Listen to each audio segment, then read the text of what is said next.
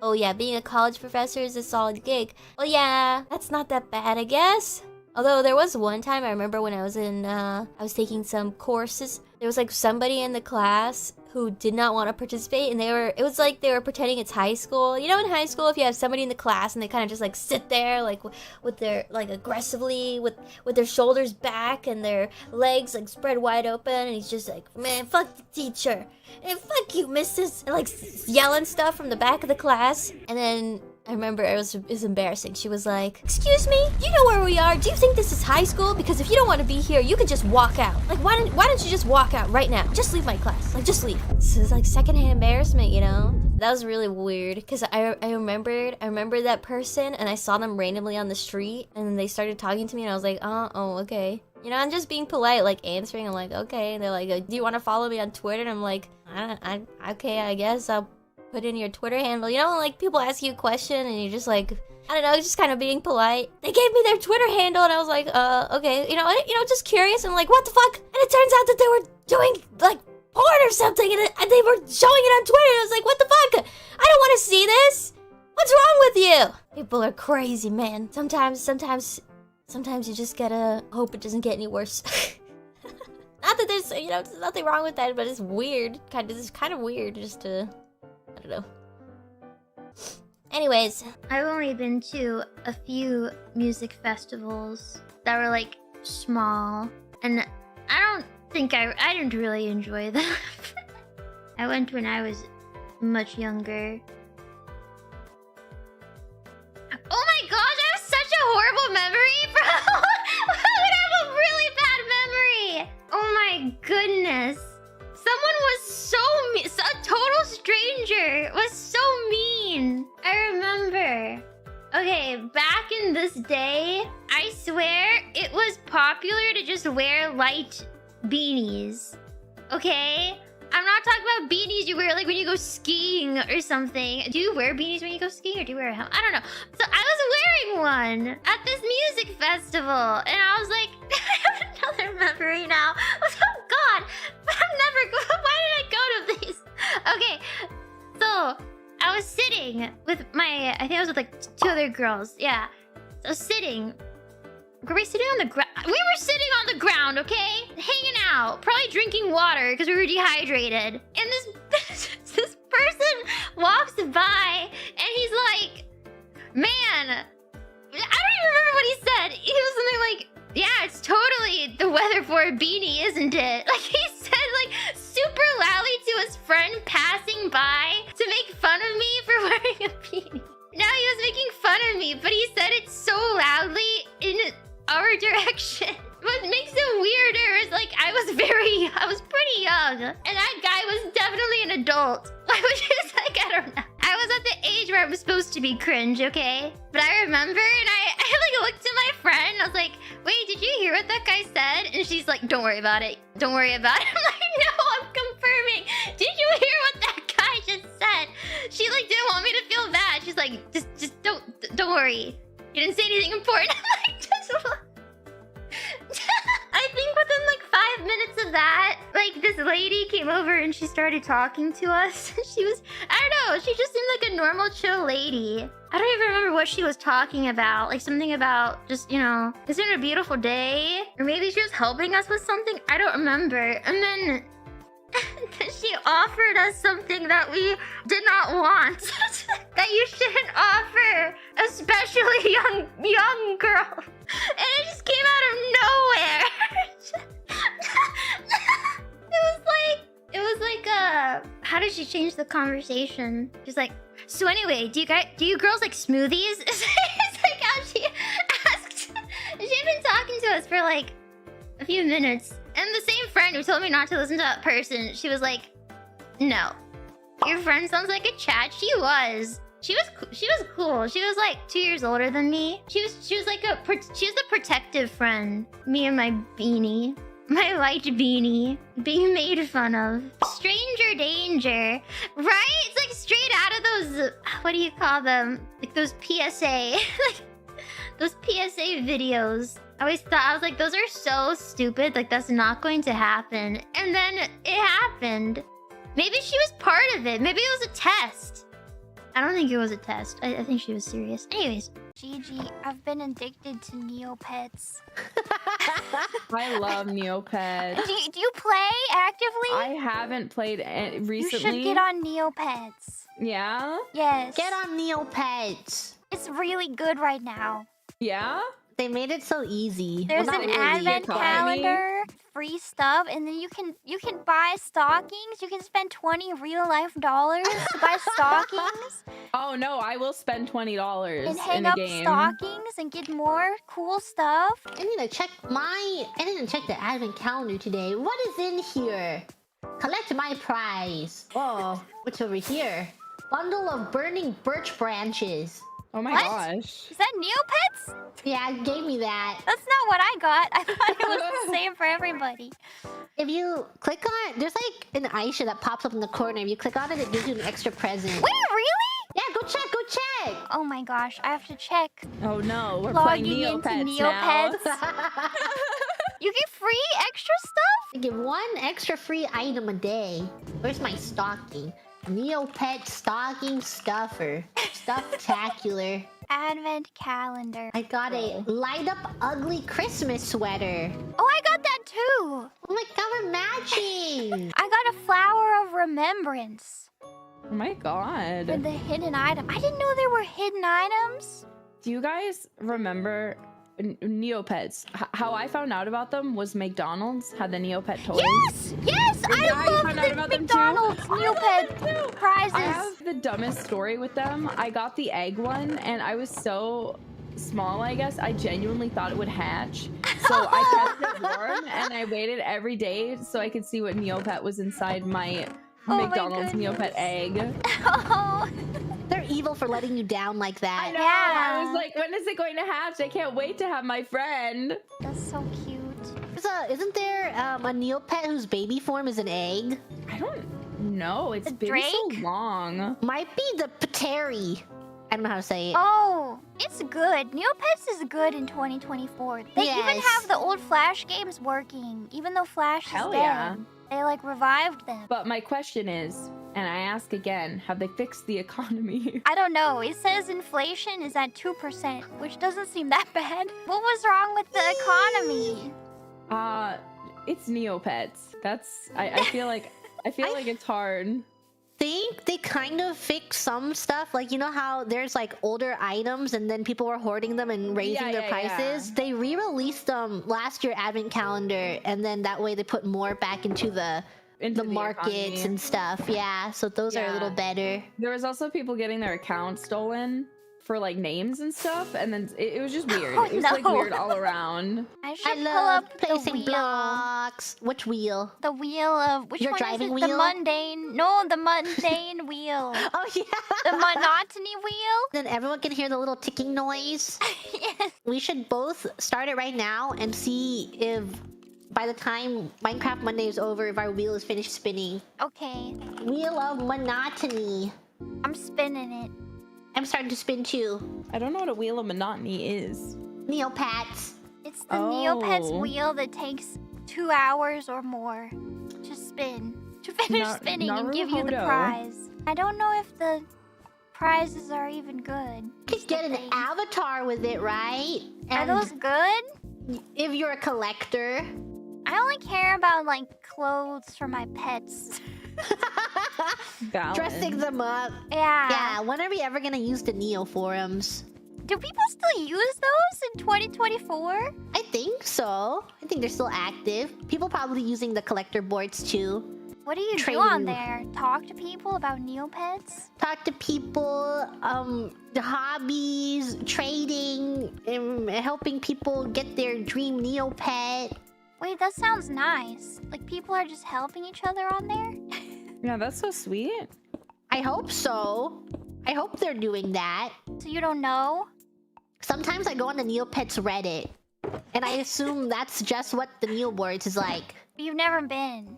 I looked once. I went on there to see, and then someone was giving away, like the Forbidden Shores map. That's Oh, really yeah. cheap. And they're like, if you're a new player, you're coming back, feel free to trade on my lots, and you will get this for free. And I was like, wow, thank you, kind random person. And did you That's do nice it? of them. I did it. And now I I've have been the looking map. for those. I've been fighting the Krakens. Maybe so. I'll check the Neo boards right now. I don't want to socialize with people though. I'm scared. I play Neopets like it's single player. Pretend like all the shops that I buy from are just NPCs with weird names. With the weird name. Yeah. That's valid though. Some people have trades up, and then I think you just like offer whatever trash in your inventory, and they just accept it. So you can pretend those are people, weird NPCs too. Yeah. I'm saving up for a paintbrush. Which one is gonna be your first one? Maybe the fairy one. Except I like the fairy paintbrush too much that I want to paint like all of my Neopets with the fairy paintbrush. It is a That's really valid, good though. paintbrush. Yeah, it feels like I should branch out though. Or you can just be themed, you know? Yeah, If and then I all of like them the is like fairy that. pets. There's a fairy pet paintbrush too. Fairy pet. The one, let me see. Pet with pet matches. What about fairy pets? Fairy pets. Wait, is there a pet? Yeah, there's pet, and No. I think... Let me make sure. A pet for your pets? Yeah, a pet for your pet. Really? Oh, I found a list. Because they're bugs, some of them look like fairies. Here's a pet. Have we gone too far? Yes. No, when we get a pet, we'll be going too far. But just a pet is fine. I got mad when Neopets told me that I had too many things in my inventory. I I didn't know there was a know. limit. Like that. I wish it wasn't so, like, you could at least pay to increase it. But I don't think you can even pay to increase it. Yeah. That's what I looked up too. I was like, is there a microtransaction that can fix this? I'm making mad money right now. They're Yeah. not. I already spent 20 bucks. What's another 10 on Have you inventory purchased space? premium yet? No, is it worth it? Do you have premium? No, I'm thinking about, because every time I open the advent calendar and they're like, if you buy premium, you get this extra item. And I'm like, Yeah, what but if the I want item is it? always bad. I'm sure Right? some of them would be nice. For me, it was like lasagna. You get like a free lasagna. The Like, I other don't day agree with was Anya. clothes. They had a shirt item the other day. Was it a cool shirt? I don't remember. Bet if you don't remember. One of these days is gonna be really cool. I don't know. What else does premium do? The free species change? Wait, really? Yeah. Like any species? Yep. Like a Psy bunny? You can have a side bunny, and it's the thing where I said if you you get a chia that is like a fruit color, you can change it to any color side bunny you want. So But- it's like a free paintbrush. Wait, free paintbrush? Like a fairy one? Yeah. Doesn't this just ruin the point of the game though? You can only do it once a year. Once a year. It's a once a year thing. Okay, so I just have to wait 3 years. Then all my Neopets will be good. Yes. I just saw the twig you sent. That's a pet? That is a pet that your pet can hold. It looks like the twig on my head. That's where they got it from. I don't approve of this. They climbed onto your head and you just ripped it off. Ouch! It's attached to my skull. You have to pull really hard, get it to come off. You didn't notice? Looks at my head. One's Looks gone. at your pet. Now holding the twig. How is a twig a pet? It's the pet's pet. That's like Are if you you're... invalidating pet Yeah, rocks? who's to say? It's just if your parents don't let you get an actual pet, you end They up with a found pet it. twig. I'm gonna gift you one right now. Oh no! How much did it cost? It's pretty cheap. How cheap is pretty cheap? 40K. What? That's the most expensive twig! And that's a pretty cheap twig. You spent 40K on that twig? Yes, to gift to you. This Oh, 40K no. twig. I don't Hold even on. have a pet to give it to. You'll get one soon enough. Actually, I think I do, but I don't know what he is, what his deal is. Well, actually, he's Like the pretty beginner? cute. His name is Don Don. Don Don? He's a red Don panda, Don. but he seems kind of menacing to me. I don't know. Give him a twig. It's I his guess- weapon. I guess he'll have a twig now. I have too many items in my inventory. Okay, get out of here. Donate. Donate. Are you donating trash? Are you one of those people donating the potato sack Yes. to the thrift shop? I just have too many items. Someone will want them. Nobody wants the moldy shoe. Someone will want Nobody these. I'm wants sure of it. Donate. Donate this one. Get rid of. Donate this and this. I'm about to go to the secondhand shop right now. See what you're donating. All the garbage I put in there. Yeah. I want to put this key ring. How about some stale water? Water can be stale. Actually, it definitely can be. If you ever like leave it in the car, you know? Yeah. I hate stale water. Stale car Yeah. water. Earlier, I was playing the Neopets games. I'm really addicted.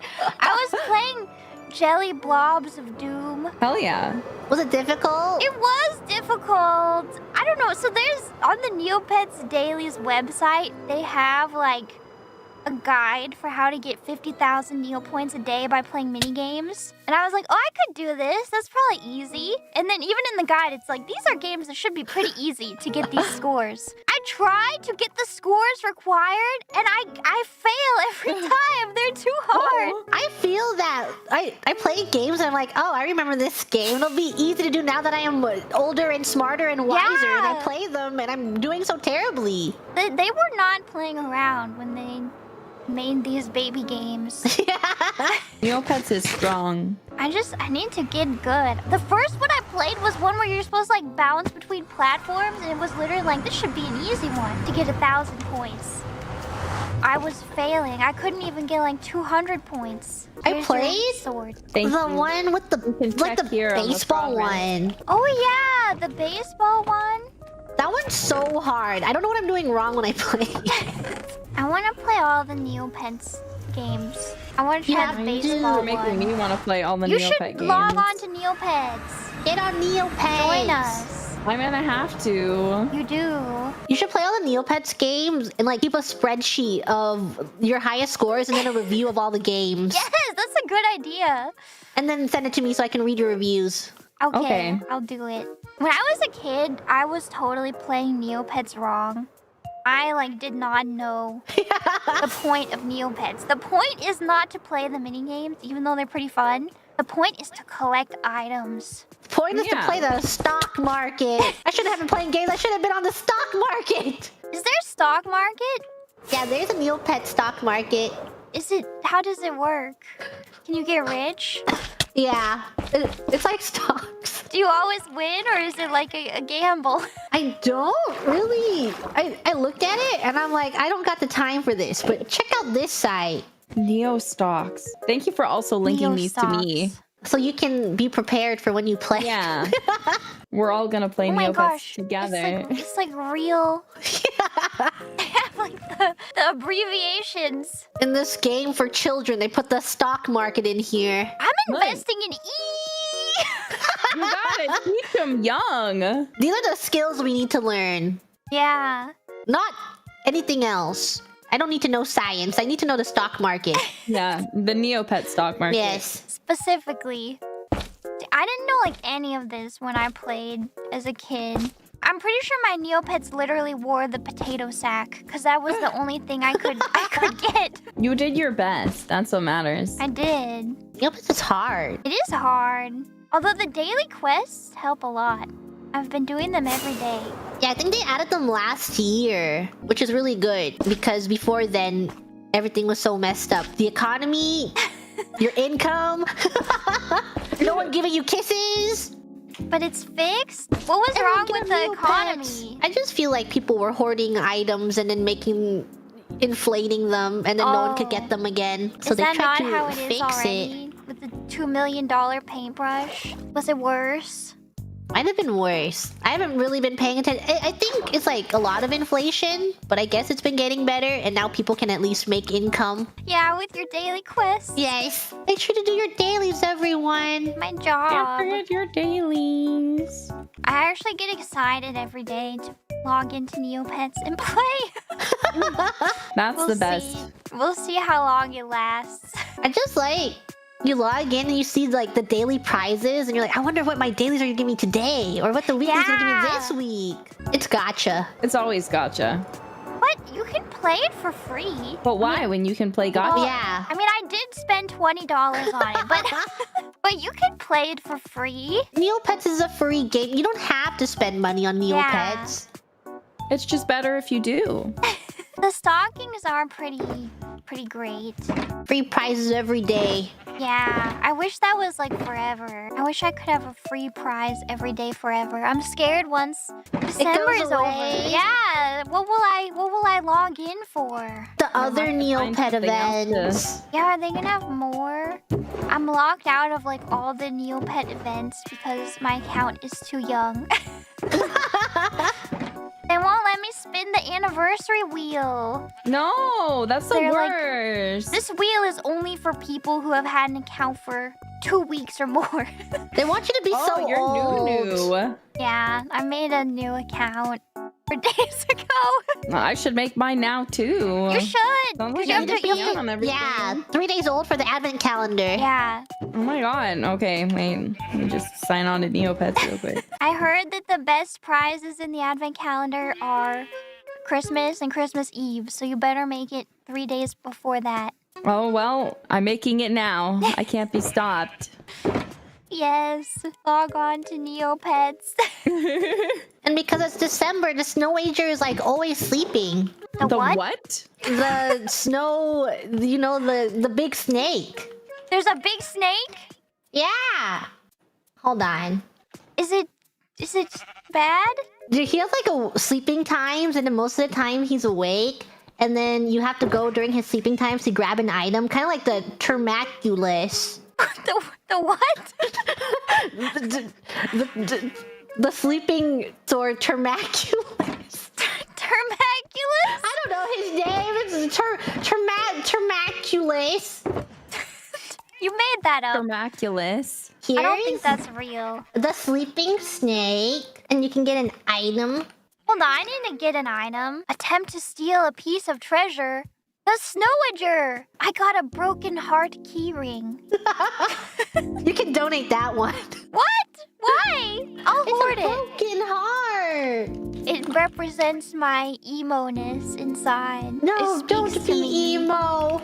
Too late. I've always been emo ever since I discovered Panic at the Disco in middle school. Same. It was over for me ever since then. This one's the Termaculus, but he only wakes up at certain hours, and if you can get pinged by the Neopets Discord for when he's awake. Oh my gosh. There's a Wait, Discord? he's sleeping. Wait, is he Yeah. supposed to be awake? He wakes up at certain hours or randomly, and then the Discord is like, everyone, Termac is awake. Go hit him. And there's a chance of getting an avatar if he eats your pet. So you should. I don't only want have him a to eat my you pet. Don't want. Well, he gives items, and also he can level up your pet and do If he doesn't cool eat stuff. them? Yeah, if he doesn't eat them, but it's a rare chance of getting them eaten, and people are trying to get him eaten for the What? avatar. This is why you like can't play Neopets alone. Cause you're just gonna be like, oh, this Termaculus guy looks cool, and then he eats your fairy pet and your fairy pet's pet twig. Not the twig too. He's chewing on it like a toothpick at the end. Please, the twig that I gifted you. I guess I better get out my pet so I can give the twig to the pet. You'll be so happy with the twig. Doesn't even know where I got that twig from. Wait, where'd you get it from? Wait, why? You didn't just like buy it from a shop? Whistles, looks around, doesn't make eye contact with you. But what's that over there? Behind you. Oh, what is that? Oh my gosh! Boobs. Oh my gosh, boobs! OMG! Yeah, don't notice the throbbing pain in your head. Don't think too hard about it. I'm sufficiently distracted. I didn't know they had paintbrushes for your pets. Because I was looking up paintbrushes and then I saw pet paintbrushes and I was like, oh, these are cheaper. For my Neopet. Yeah, but it's not. It's a paintbrush for your Pet's pet. Yeah. I They should need to get make paintbrushes for your Snail pet. Yeah, that's what I'm thinking. Is that the next step? It's kind of like chromas in League, Ooh. right? You're so right. It's like a skin for your skin. I hope they make more skins for my skin. I didn't realize that you could buy chromas with like the regular money though. Yeah, they stuck them in the... Because people have too much currency after they buy all of the champions. Yeah. But they added that. Oh, That's so nice. is it nice? Or should they just allow you to buy less money? They should give less. Then that wouldn't be a problem. No, like allow you to buy as much as you want and only as much as you want, you know? Mm-mm. The givers and the takers. Yeah. I understand. Exactly. Should we get on League of Legends and see? Yes. Let's play League of Legends right now, and then that way we can give proper feedback on how much they should be giving and how much we should be taking. I love League of Legends. I would play League. We've decorated the tree enough for one day. I have to name my Neopet, and if the name is taken, then I can't choose that name. Yes. Honestly, Isn't the that same exact crazy? thing. Yeah. Oh, you want to name your dog Spot? Nuh-uh. Too bad. Someone else has named their Spot. Pick something different. It's honestly the hardest part is naming them. I wanted to like adopt a Neopet because it makes me sad that Neopets go to the pound. But then But they have all terrible the... names. Yeah, they all have terrible names. It's like, I'm sorry, I can't adopt you because Your name sucks. your name is just so bad. I want to give you a new home and a happy life, but You're not matching the aesthetic of Yeah, my page. Yeah. I've got like a naming scheme going on here, and it just doesn't fit. Makes it too difficult. They should change that. Yeah, they should let you rename them when you adopt them. Not just rename them. They should not make names locked to certain players. Yeah, it is a pretty funny idea. It is silly. Then you feel accomplished when you do find like a decent name that hasn't been taken.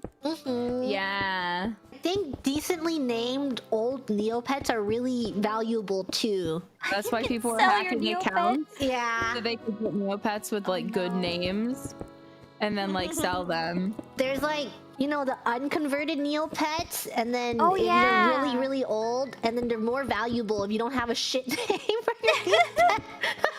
This is like darker than the Animal Crossing villager trade. Yeah. Neopets trade. Where you're only valued if you have no numbers in your name. Yeah, no underscores. I feel like the clientele of Neopets is not children. Not anymore. Not anymore. When was the last time you saw a Neopet toy anywhere? Never. Mm-hmm. I wish they had them. There should be a Neopet store. I know. I really liked like the at McDonald's. Those were the best. Yes.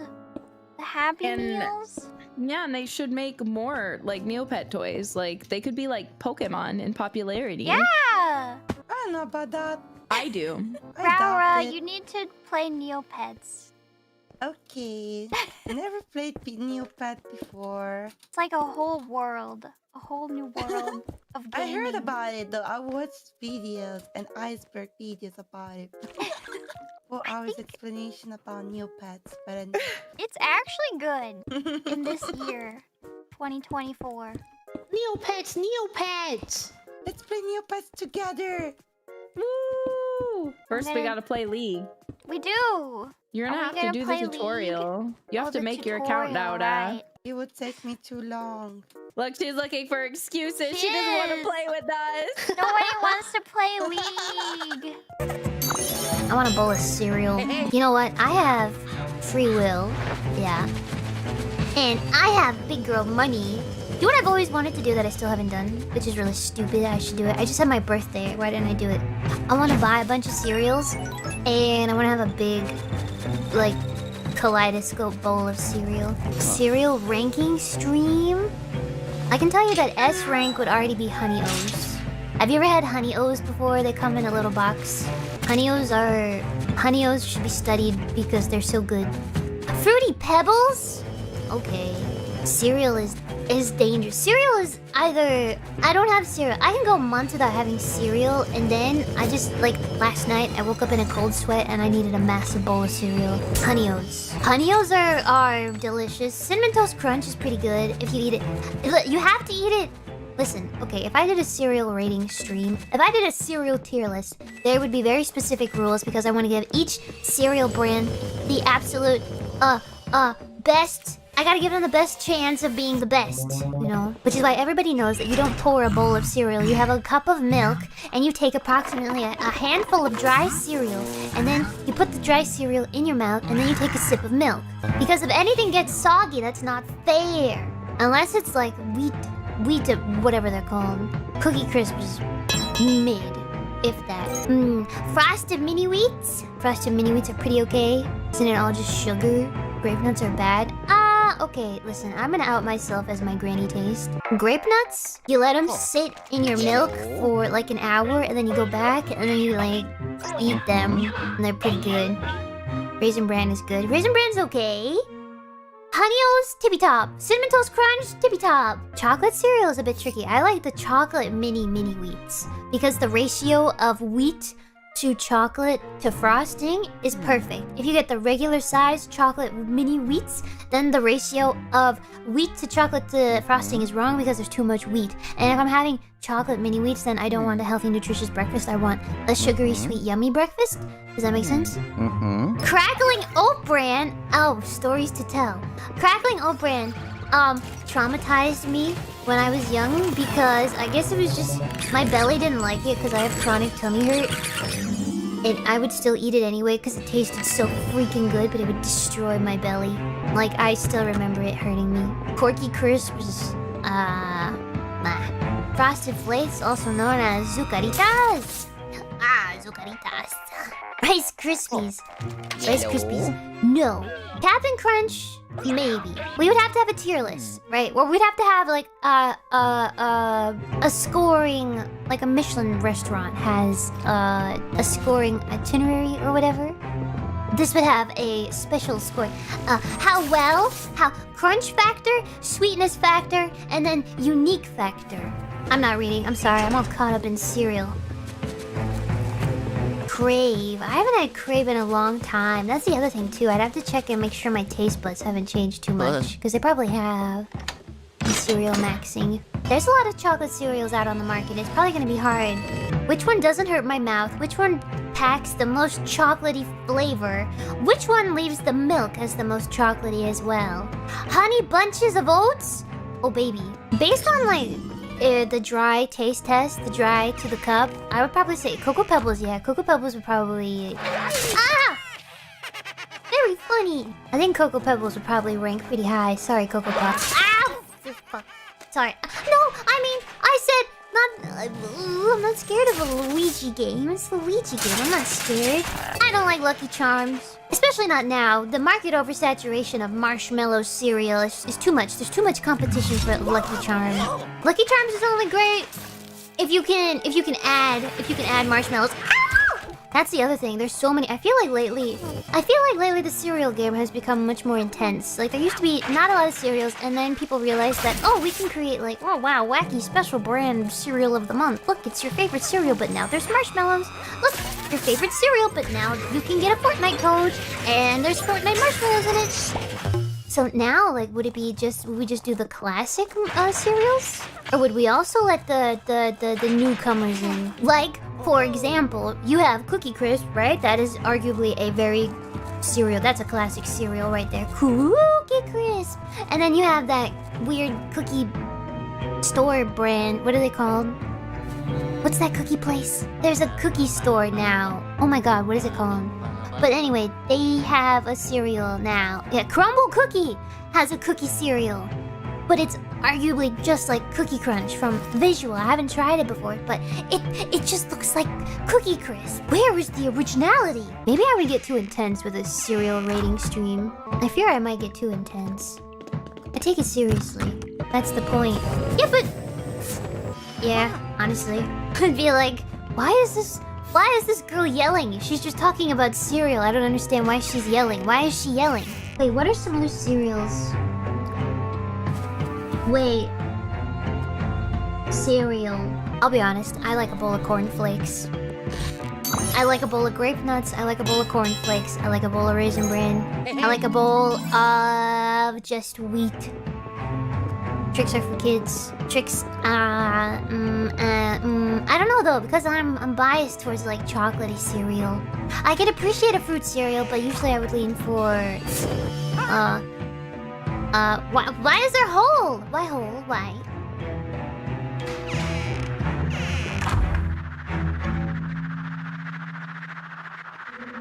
Okay, here we are. 1, 2, 3, 4, 5, 6, 7, 8. The holy quartuplet. Fruit Loops, Frosted Flakes, Cocoa Krispies, Pops, Apple Jacks. Ooh, Apple Jacks? Apple Jacks get points for being pretty unique in flavor. Count Chocula, that's old. That has been around for a while. Ow! Sorry, cereal on the break. Frosted Flakes are good. Okay, wait. How do we feel about Golden Grams? Golden Grams also have a pretty unique flavor, I would say. You don't like them? I think they're good. They're not like honey oat flavor tippy top, but they're pretty good and they're pretty unique flavor-wise. About the best cereal commercials? Oh, I remember a bunch of cereal commercials. Oh god, what jingles do I remember? Tricks are for kids. Honeycomb. I remember, I don't like honeycomb, but I remember eating honeycomb because I wanted to be cool like the kids in the honeycomb commercial. I'm starved. Where's the honeycomb? Oops, back in the van. What? Me want honeycomb! Yeah! Me love that toasted honey taste so much! Huh? 3 bears! It's me, Goldilocks! Whoa! I might have lost! What's the one now? Way to go, dude. Honeycomb cereal is part of this complete records. Don't answer it. Yeah, I was the prime target for marketing. I want to be a cool kid. I want to be cool like you. What'd you jump into? I'm playing Ouija Mansion. Oh, uh-oh. And I'm talking about cereal. A chickabee. It looks like a chickabee. It looks like a nipple. What else does it look like other than a balloon? It looks like a balloon, doesn't it? Oh my god. Wait, we have to talk about Chex. The Chex lineup is pretty impressive. Have you guys had the Chex lineup? The Chex cereal lineup? Chex cereal has... There's rice Chex, corn Chex, there's chocolate Chex, there's blueberry Chex, there's cinnamon Chex, there's some other type of honey something Chex. There's strawberry possibly? Chex is pretty good. Oh, I'm not touching that one. Never mind. No, I'm not finishing that sentence. Nope. See, we didn't have to finish that sentence. Anyway, back to cereal. Back to cereal. Back to cereal. Is there My Little Pony cereal? I'm looking at, there's weird honey bun cereal. Oops, all berries. That one's pretty, I think that one's pretty good. I think I've had that one. There's Dunkin' Donuts cereal now and Funfetti cereal. What's the worst cereal though? I wonder if I could get in trouble for that. Maybe I should just stay to like what's the best. And then the ones we don't mention we'll just assume are not very good. But of course, a favorite cereal is completely and entirely a subjective opinion. Except mine is objective because mine is correct. Girl, no, the brand risk. I'm losing the cereal sponsor. No. Kellogg's, please. Kellogg's, please. I'm a great addition to a healthy breakfast. I've got all the vitamins you'll ever need. Come now. Imagine if I had my own cereal and then you could have the Star Wars milk, which is blue, by the way. You could have blue milk with your... Hello? Yeah, that would be the rule. You have to eat the Gura cereal dry without any milk. Uba-O's. I want my cereal to be called Shark Bites. And they're red, white, and blue. They'd have to be fruit flavored because having chocolate would be weird with me. Shark Bites, red, white, and blue. It'd probably go the route of like honey. No, not Honey-O's. Fruity something, you know. The red would be fruit flavored, the white would be vanilla, and the blue would be fruit flavored. A kid's cereal? Cereal doesn't have an age limit. Actually, technically, the bigger you get, the more cereal you can eat.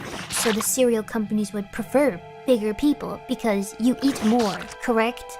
a tiny baby child can only have a serving, whereas a big adult can have multiple servings in one sitting at 2 a.m. Tricks are for kids. Somebody needs to tell them that they're hurting their... Dear Tricks, I believe you are... Hi, I'm Gura. Don't worry about it. I believe you are actively hurting your branding by branding Tricks for being only for kids, because I would like to tell you that I am not a kid, and I like Tricks a lot. And it makes me feel bad when you tell me that Tricks are only for kids, because I can eat more than a kid can eat. Anyway, can I get free cereal for life? Thank you, Gura. Free cereal for life! Chips Ahoy is also a cheap copy of Cookie Crisp. What are we doing, cereal market? The Cookie Crisp is arguably the first entered the cookie market. The cookie cereal cross market, no. Chips Ahoy cereal? What came first? What are you doing, Step Market? Chips Ahoy cookie cereal. Or would we have the So you're telling me Cookie Crisp came first, yeah?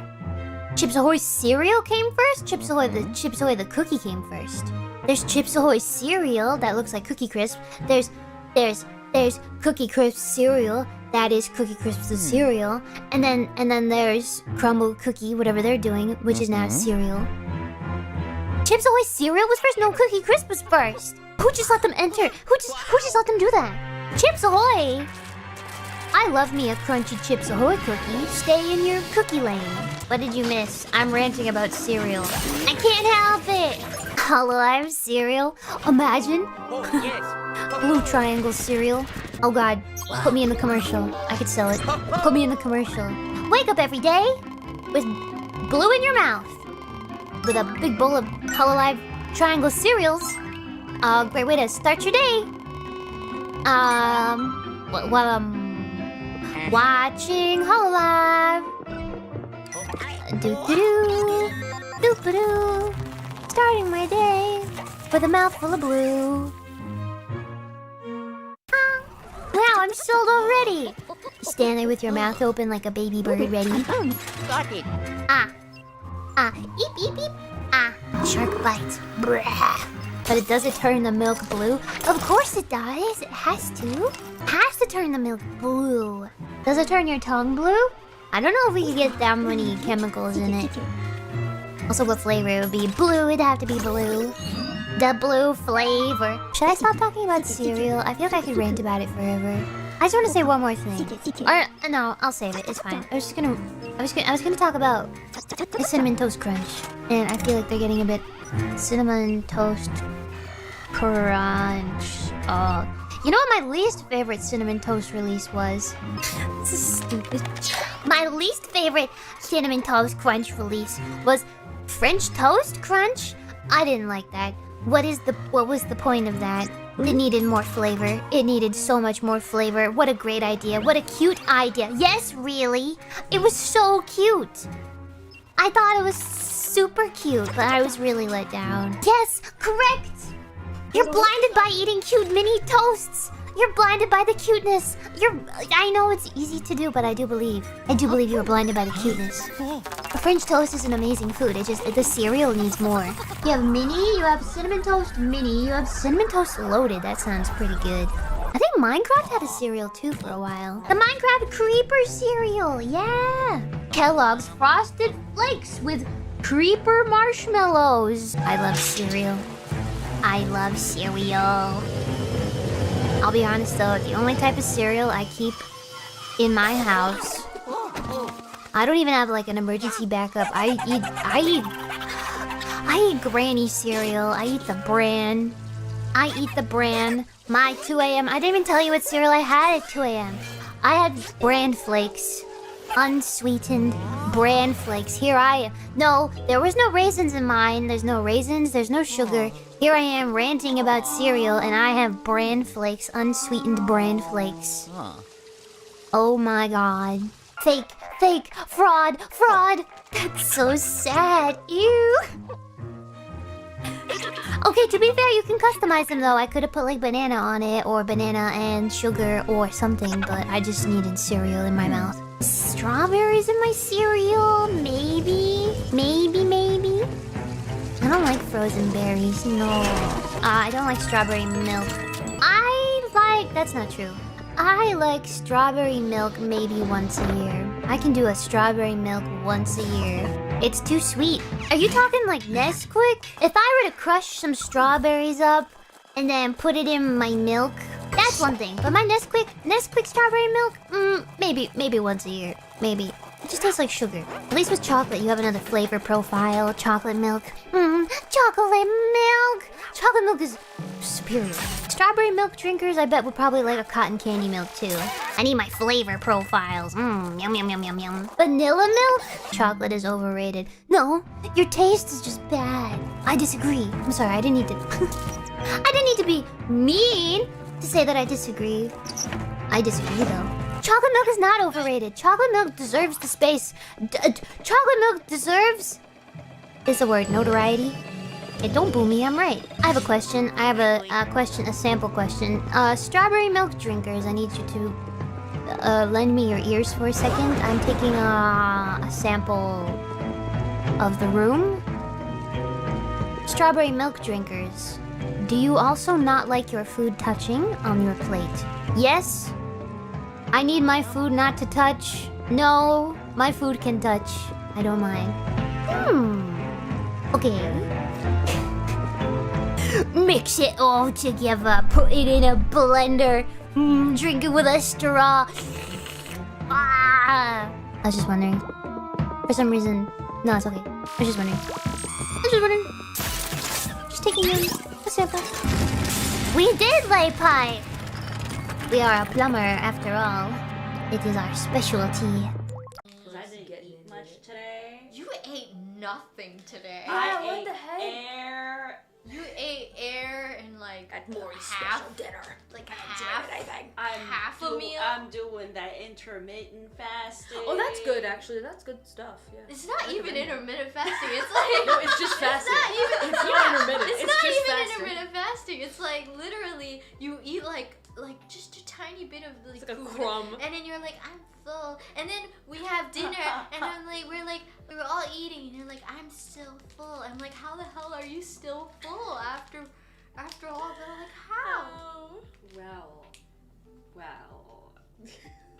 I've been taking some supplements. That is so unhealthy, okay? I know That it's is so unhealthy. You need vitamin D, right? That good old vitamin D. That is so. vitamin Let me B. just say, like, definitely, I do not recommend that long term. Like, I don't recommend. They told me not to take it in the long term. Right? Yeah, because it says like take it for maybe 6 it's weeks. basically and then like, stop. so her appetite is like. Oh my God, you're exposing me here. You mentioned it already. It's basically like the appetite. You're like, I'm not hungry. I'm like, you're supposed to be hungry. You only intake like what? I would say you only took like what?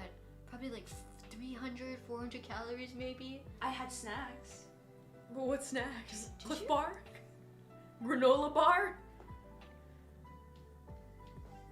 They're telling That was just secrets. like one. Yeah, I mean, that's still like a lot. No, that was just one. Like I had 3 of them. Cliff bars? Yeah, she didn't eat at all, Hey. and I'm worried. You just gotta be careful. Why are you worried? I'm not.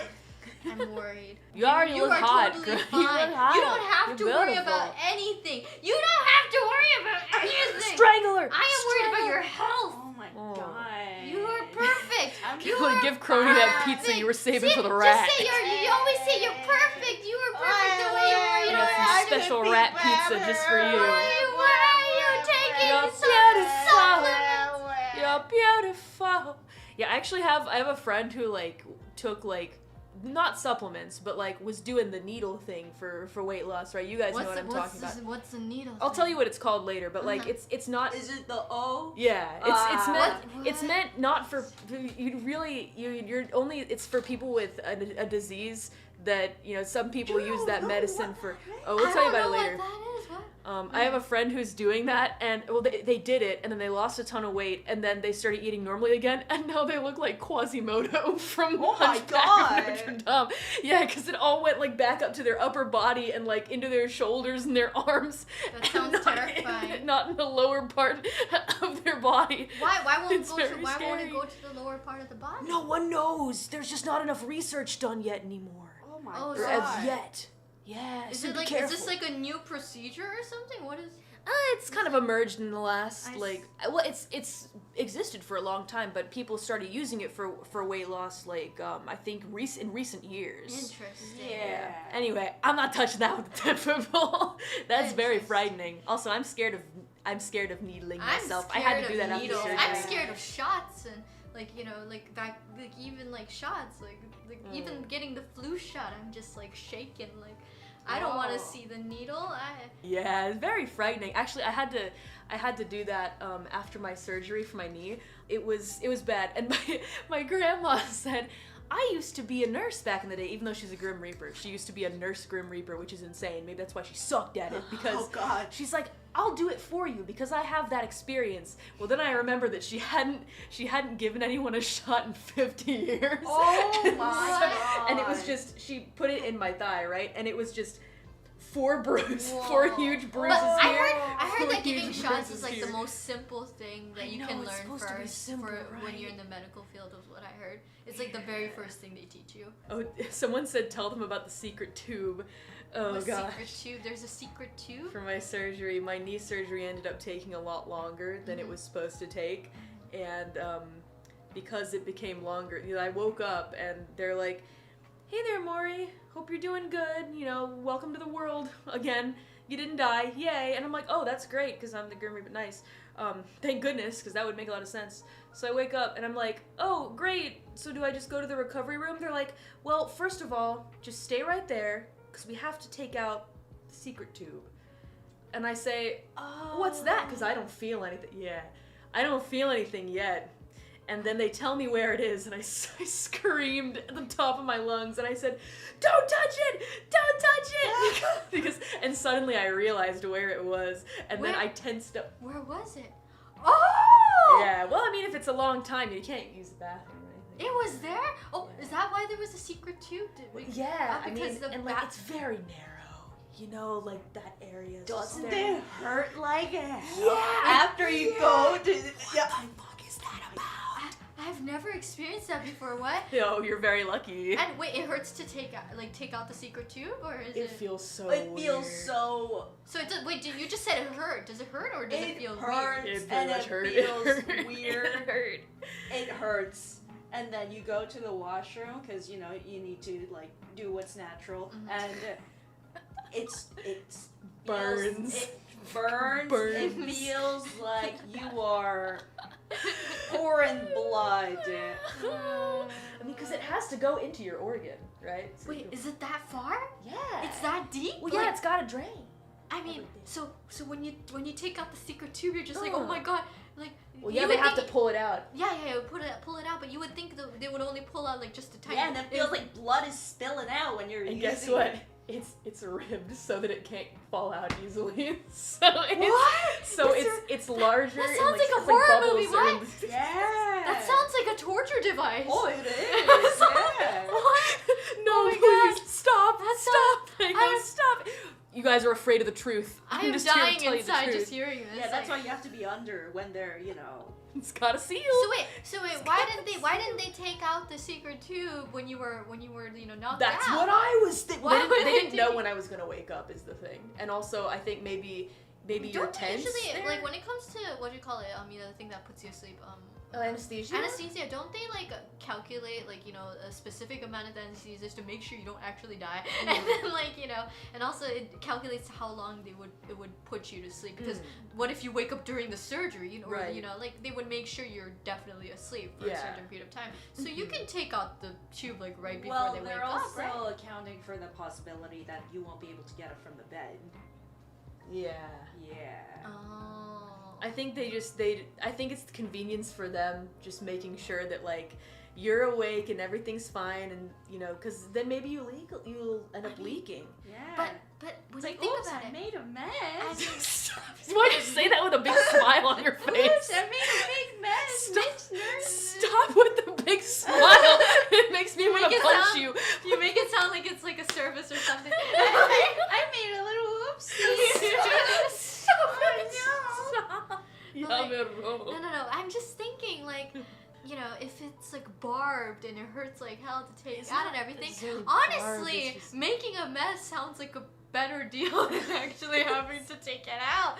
Take out the thing, right? I Like, mean, true, but they don't. You know, the nurses, they're thinking, "Suck it up, patient." I mean, You know, couldn't what they it is. just like, you know, if they're worried about a mess, then they could just take out the tube a little bit before you go to sleep, right? If something were to happen, they would just put a sheet underneath your, like, you know, your body to make sure if anything does happen, it would be like a giant pad, you know?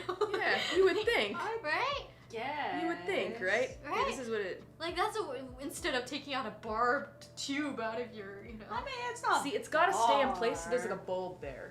Oh my god, it goes all the way there? Yeah, so it's got to. Sorry, I'm showing her a picture. So it's got to go up, and then that circle. See that? It's so it doesn't slip out. But they That's have to pull it out. Wait, so there's a circle? Yeah, Like, yeah, yeah. There's the like circle. a bead? Yeah, like a bead. It's not it's like there's a bead. And it's like a, okay, a large that's bead. That's better than a why it was so painful. Oh, But, I get but a whole it. bead coming out of Yeah. what? Yeah, it's like a large circle. Oh my god, I mean, it's rubber, but I'm glad I've never experienced It's that, but I'm balloon, yeah. scared the next time I ever have to go under anesthesia, I have to worry about the special only if tube. it's long. Only if it's a long surgery. How long were Yeah. we talking? Like, There was a complication, so mine ended up being 6.5 hours. oh, Yeah. Yeah. okay. So. Yeah, that is pretty long. Mm-hmm. Yeah, I it was a think long that's knee surgery. About like minimum 4 to 5 hours. Like you will have to. Yeah. The only surgery I've experienced was like, pretty sure it was like, you know, an hour and a half or two, I think so. Oh yeah. I if didn't that's have the to case, worry you don't about the need to. special tube. Yeah. Yeah. The special. I woke up and You I don't was, need I was it. fine. Oh yeah, like wisdom teeth and stuff like that. You won't need it. For Yeah, those you Yeah, don't- short you don't they need don't things. it. put you to sleep for wisdom teeth, right? Yeah, I got like- put to sleep. Really? Mm-hmm. For wisdom teeth? I heard they just like... But It was laughing they don't, gas they don't, only, yeah, they not don't like put intravenous. you Yeah, completely laughing gas under- and anesthesia is different, man. Anesthesia is like, you knock you out totally, like I think you're it dead, depends. kinda. Yeah. Chat is mixed, so like half of them are saying they got put to sleep, half are saying no. I think it depends on the procedure. One of my teeth needed to be cut into 5 pieces, so they're like, "Oh, you're going to sleep. Ah, yeah. We putting you to sleep." When they crush your whole tooth, right? Yeah, they had to split it. By the way, yeah, secret tube. We're talking about a nose tube, guys. It's a nose tube. That's all. Don't worry about it so much. Doesn't the anesthesia like have a weird taste?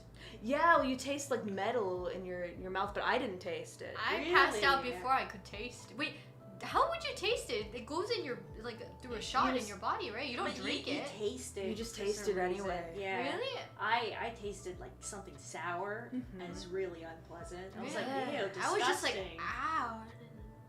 And then like, even before I could say ow, like, you'd say ah, and then it's like, And then you're asleep. yeah, that's. They would be I like, okay, was, we're yeah. gonna put the, you know, we're gonna put you to sleep. Count from 10, and I'm like 10, 9, 8, and somewhere maybe around 6 or 5, I was just like ah, and then Yeah. I was super scared of the anesthesia, which is why they didn't count down for me, because they knew that it would give me more anxiety. But I was like shaking as I was being walked to the hospital bed that they were gonna wheel me into the room with, and I was very nervous. And then the anesthesia guy. They didn't put you on like a thing to make you not nervous. Oh, he did. And you were still nervous? Well, he gave me like a pill at first that he was like. They gave me an "Question IV. They gave Yeah. me an IV that made me super happy. Well, yeah, see, I that's want the some thing. of that. Well, it very casually, slowly started working, because as we were walking, I was like, I don't want to do this. And then as I got to the bed, I was like, maybe I do want to do this, because it started working. Because what he did is he used a syringe to put it in the tube that was going into my arm while we were walking. It was crazy. I'm like, can you really do that? You can Like right spray- before? I mean, Yeah. honestly, at Before that I lay point, you down. would just be nervous for the last 1 minute. They did it to me because I was super nervous for like an hour before that. Oh so. my god, lucky. What? I mean, oh. And then they good for you. they IV'd me, and then within like 10-15 minutes, I was How just can like, they tell that you're nervous? I guess they could tell. I was very nervous. Why Did you nobody tell him give you were that to me? nervous? I mean, I could barely talk to people back then, so I just had my parents with me, and I was just like shaking, like, Very Mommy, scary. I'm gonna die. Scared. Mommy, I'm scared. I'm gonna die. She'd be like, it's fine. Oh really? I was just more like, if And I then- die, I But die. I don't even think. I think they automatically just even if I wasn't nervous, maybe they automatically were gonna put me on that anyways. I don't know. How very Yeah. kind of them to do that. Yeah. Maybe it was. That's pretty It should have. base. It must have been covered under insurance. So. You would hope, right? Yeah. No, I don't think. I think it would definitely be covered in insurance. Yeah, that's cool though. I mean, it was covered, right? Yeah, it was. That's cool. It's covered It because was. sometimes some things are not covered, Oh my God. especially That's if why you're a person who doesn't live my in parents America. always ask, like, before they do anything in doctors or dentists, is this covered in insurance? Smart.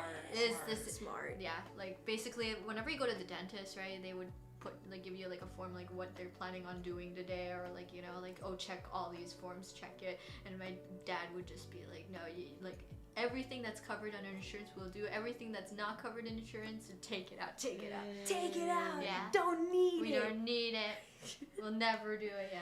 Oh, okay, so yesterday, on the way home, I think this dude was flirting with me. What? He was Japanese, though. So, okay, what I'll happened? kill him. No, I mean, I don't know what the frick was happening. What happened was I was just walking home from, like, the station, right? And some guy walked up next to me. He did that little hand wave, you know? Like the little Final Fantasy cactus thing. Yeah. Like, konnichiwa. And then I looked at him, and I thought he was talking to someone at the opposite side, like, of me. Yeah. So I did the stupid thing where, like, I looked to the right. It was like, there's no one here. Is he talking to me? And it was like, oh, kyo wa atsui desu ne. And then I was like, hi. Because, like, I don't know what the heck was happening. Maybe he was, like, lost in Japan. And then he was like, uchi kaeru. And I was like, hi. Oh. Why would you say yes? I don't know what I was supposed to say. Anyway, I ducked into a family mart, and he was like, tabaru. And I said, hi. And then that was it. That's the end of the conversation. I was just, like, kind of confused. Like, I thought, is there a girl next to me? And I'm just, like, in between them. Yeah, he's talking to his girlfriend, but he's just like, yeah, this foreigner is fine. I don't know if he realized I was gaijin this. Probably would have. I just kept like, hi. I mean, you're cute. You're cute, and your makeup's always on point. So. Oh, my was not wearing it. Yeah, look. Oh yes, I love my dripping mascara. Yeah, you're dripping mascara, dripping all over the place. Yeah. For those who don't know, it's basically he said it's hot today, isn't it? And then are you going home? And then you're going in there to eat. Was my understanding. He wanted you so bad. I was just saying hi. I'm killing him with my brain, whoever that man is. Say goodbye, random Japanese man. You can't flirt with Shiori. That's crazy. I know. I'm glad no one talks to me. Oh, really? I mean, like random people in public. Oh, I was so surprised. It reminds me of that one time though. That one dude who went up to me and was like, "Are you cosplaying? What is this?" And then you were right there. You turned around. You were flabbergasted. You're thinking, Shiori, why would you reply to him? And to be fair, he was speaking in English though. Yeah, I was like, I felt like it. Your clothes are very cool. Whom are you cosplaying? It was really hot that day. I should not have worn it.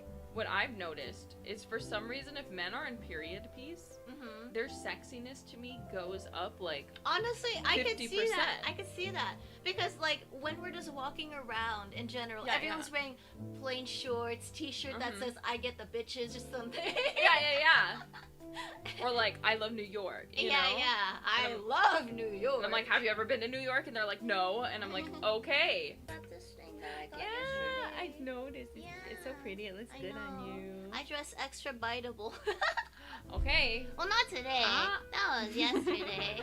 I wonder if that's why the guy showed up. I can't imagine though. There's a bunch of other girls there. Yeah, it's funny because he was kind of like he wasn't dressed up. I'd approach you too. Oh, really? Yeah, you're cute. Oh, thank you. You were cute yesterday too. I would approach you too. Yeah. Uchikairu. Uchikairu. Atashi no uchikairu. Tabetai desu ka? Tabetai desu ka? I had a weird experience like that too. What? I think I told you though when it happened. I was walking home and I thought I dropped something because this guy was walking past me and just went oh, and so I like looked back. And he's like, I forget what he said, but he asked me to like go get a drink with him, and I was like, oh, Nani? And then he like did like the motion because like it didn't connect in my brain what he was asking, but I did hear like no move, you know, no like he just did like a shot I just motion. thought it'd be funny if he did this. And I was like, oh yeah, and then just kept walking And you know, I had to admit, I am pretty impressed with them Yeah. trying. I'm actually not creeped out. I'm honestly like very impressed that they tried. Me too. Because a lot of people do just get scared. Yeah, like- 'cause people get scared of being called a creep or something. But I have to admit, like, I give you props for trying, my bro. That Right. is something really rare. Too bad I am gaijin desu. Exactly. So you don't stand anything. I don't understand you. You don't understand me. Yeah. But like with the right girl, I do think- I bet it could work out. Well, I think here people who do that are maybe Are probably not as innocent. Yeah, I don't. see. I don't think they're innocently asking. Never that. mind. I take back what I said. I put too much faith in humanity. I mean, I wish they're like, cute foreigner. I think that's the girl of my dreams. I just thought it'd be like you go eat and then they like you chat, you know, and then it's like a start of an anime romance arc or something. No. Are they just trying to take people home? No way. Yeah. Not everyone, right? Is it that easy? Yeah. Oh no. Yeah. I mean, hopefully Well, not. I still give them Oh, no, props they're- for effort. They're quoting. There's this comedian on Instagram. Yeah. And they make fun of a specific aspect of like I think it's called Hongdae, and it's like a place in Korea where apparently the guys just like will ask you out if you're a foreigner in like really funny ways. Oh. And But they're is it just for memes? No. Yes, his are just for memes. But so Okay. one thing he comes and goes, "Are you open-minded?" It's so funny. I see. So he'll imitate like Korean men like being like dreamy and being like, "Oh, hi, how are you doing? Like, oh, thank you. Like, you're so sweet." And then just be like the Hongdae, "Are you open-minded?" It's so funny. Oh, I love Korean humor. But yeah, anyway, sorry. You're fine. That's what it makes me think of though. So they're just trying. Are they just trying to get laid?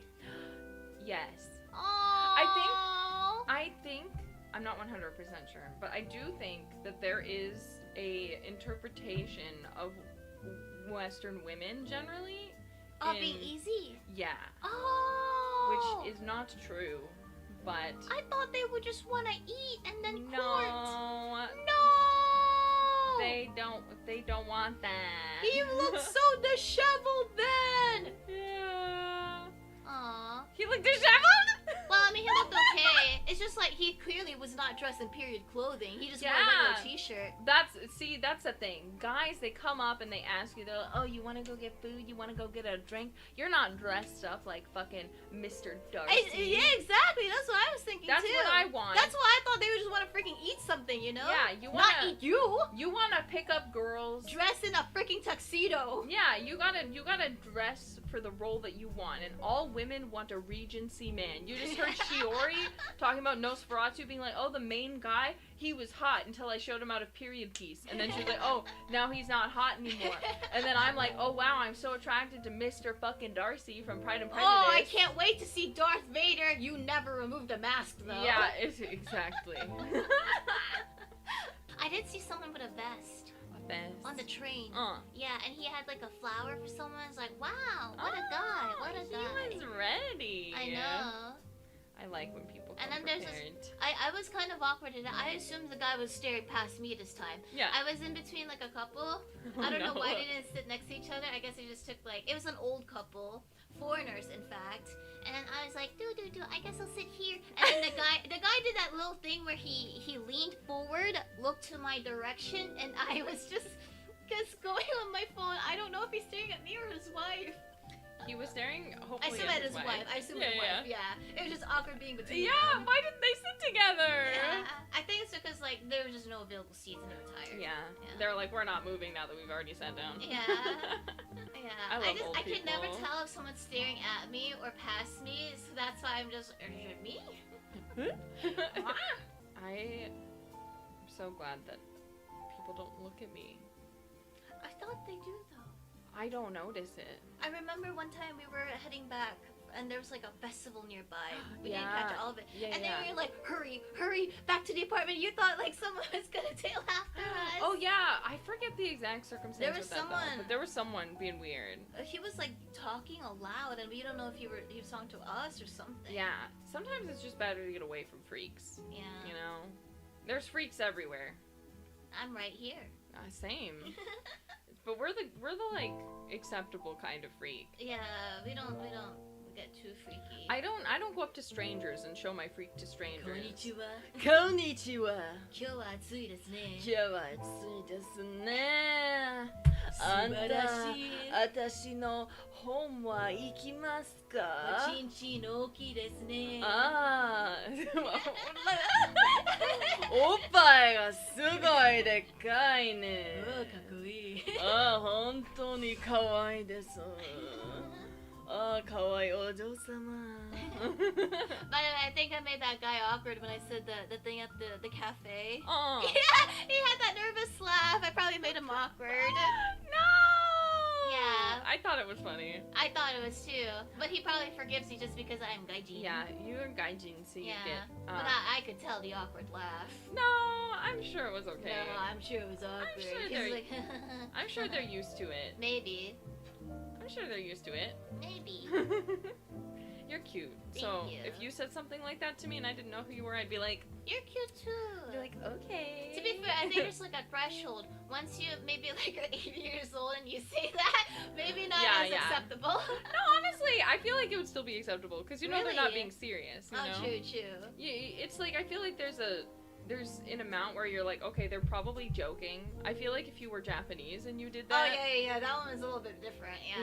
Yeah, and people definitely do that. Yeah. So you're fine. Everyone's just like, what the hell are they talking I about? was testing my Nihongo. Yeah, it's important to test your Nihongo in Japan. Yeah.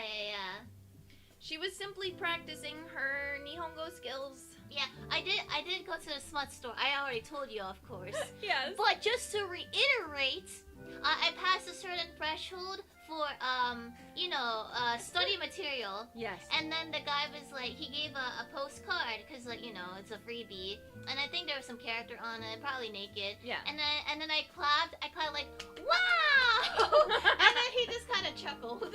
It's okay. I think I told you this. Yeah.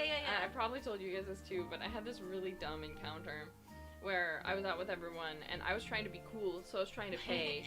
Okay? And so I was like rushing to find money, and in my wallet I found a $50 bill, which was way more than was needed. And when I found it, because it was before anyone else got their money, so I went, subarashi. Just like that. And then I put it down, and the guy who took my money laughed. Like, he was very tickled by that. And then when he handed me back my change, he just went, subarashi. And then everyone was laughing at me. It's good. You're the subarashi woman now. Yeah, I'm the... Because you're subarashi. Subarashi. I am the amazing... what are you, DEOs? What do you Yeah, call it? I'm the Demon Executive Officer. I see. What's that? An ancient seed? Held against your ear, you hear tiny whisperings within? What? What can I do with an ancient seed? What is it saying? Ancient seed, speak to me. I'm ancient. Just like you are. Oh, okay. Do you have any wise wisdom, ancient seed? No. Just because I'm old doesn't mean I'm knowledgeable. Actually, it's a misconception that often gets put on my kind. But I don't actually have that much knowledge, and it puts a lot of pressure on me. I just want to live my life. I don't want to have the responsibility of having to be an icon, an idol, or like someone that people look up to and seek wisdom and knowledge from. I just want to be myself. I just want to be who I am without having to rely on my age, on my ancientness. I get that, ancient seed. I understand. I kind of relate to that. At least I have an excuse because I wasn't like super conscious for a long time. But I can understand why that stresses you out. Thank you for understanding. You seem to be like-minded. Maybe we should hang out sometimes. Oh, ancient seed. I mean, I appreciate it, but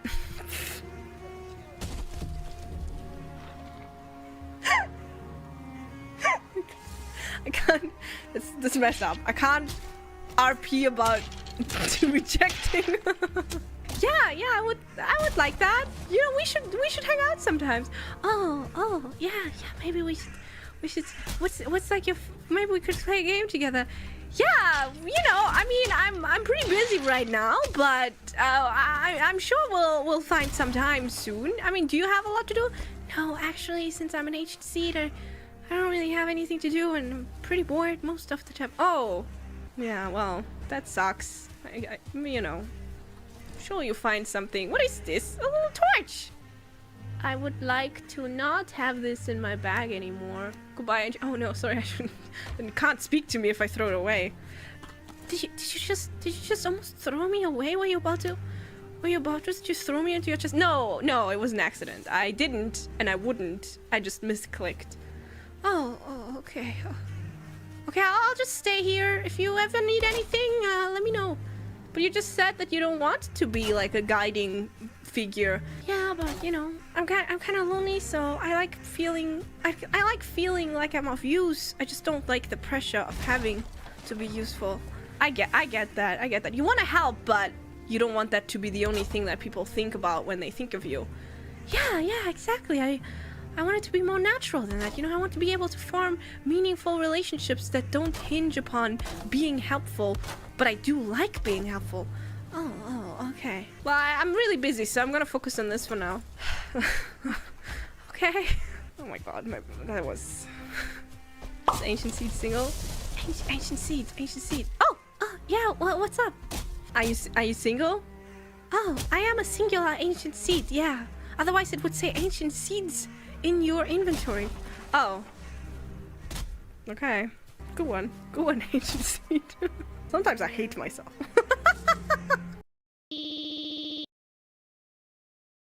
Haven't done this in a while, but especially pre-debut when we were preparing and stuff, there was a lot of, you know, just you gotta work on stuff. And yeah, the opening animation, you know, the one where I'm sitting and sipping tea, that one took me way too long. Because I've rigged before, but like live 2D rigging, and I've animated before, but I've never done something like that where it's like just a still image, at least not to that scale and with that detail. And I was like, you know what, I want that. I'll do it myself. I want to do it myself. I don't know why, but oftentimes I have this like, if I can somehow maybe do it myself, I want to do it myself. It's stupid.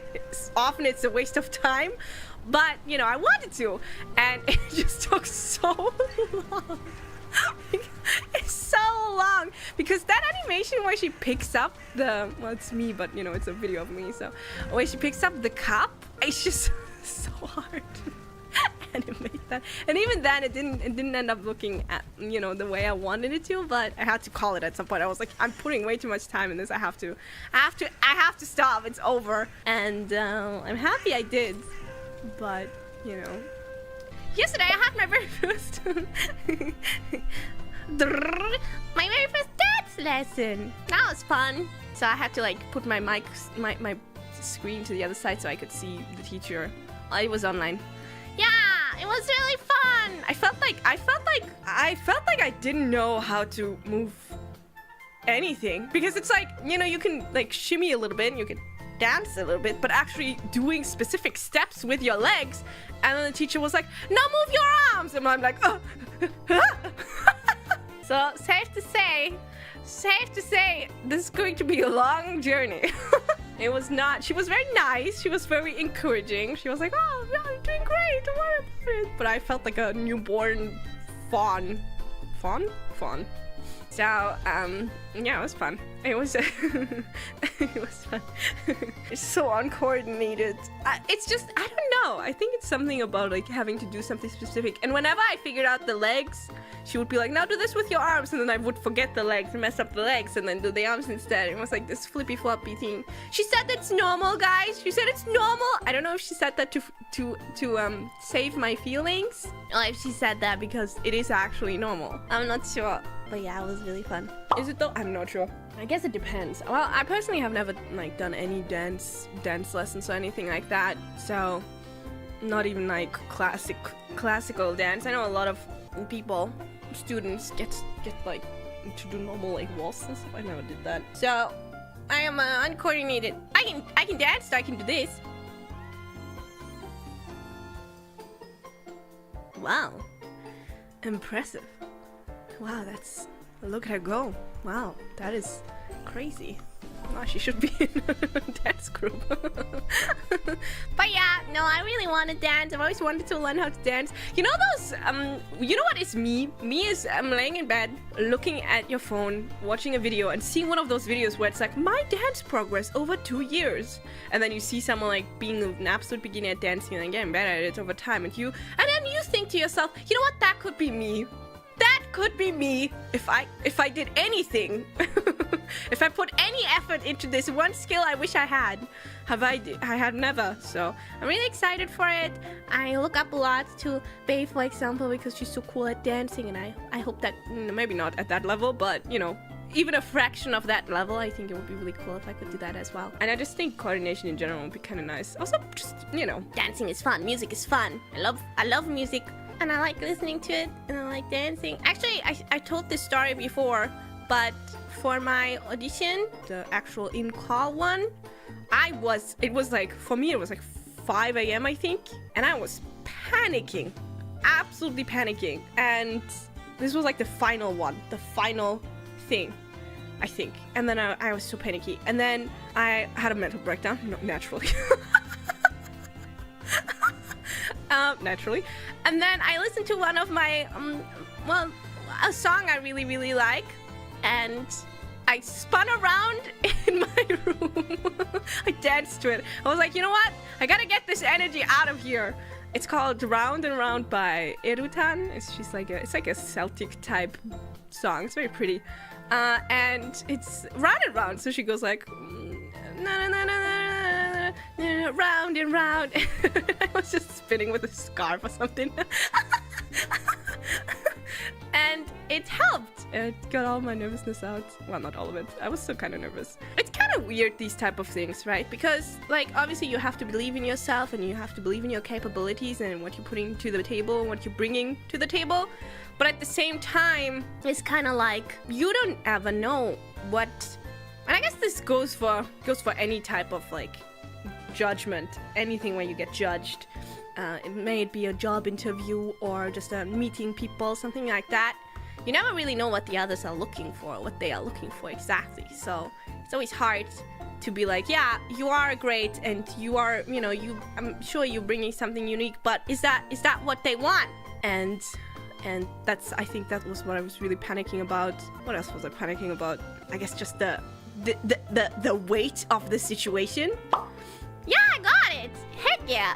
So I'm really happy, obviously, but I was very nervous, yeah. I feel like in the beginning I wasn't nervous.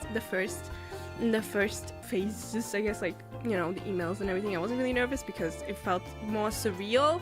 But then when it was getting to the end, I was like, dang. What the?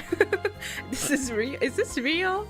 Is this the real life? So in the beginning, well, also I do really believe in my talking abilities, so I was not as nervous about any of the talking. Cause man, don't worry, talking that I can do.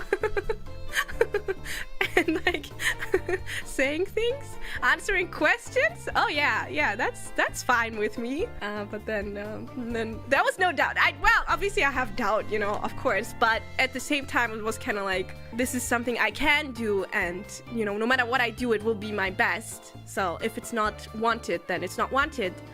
But you know, talking. But then afterwards, when it was actually like creative stuff, that's more where I was like, ooh. And I was nervous. I did stutter a bit and stuff, but I'm happy that they looked past that and still. But yeah, no matter what, I'm happy that I got to spin and then I got to win. I'm happy. I'm really happy to be here, and I'm happy that we're getting some cool highs, cute cool highs, and we'll see how everything goes. Yeah. Maybe one day I'll reminisce more and talk about it more, but overall it was just obviously nerve-wracking, but also just, you know, just a great opportunity that I was able to be nerve-wracked and then spin in my room and then win. Spin to win! Where did the fire go? Oh, it finished it.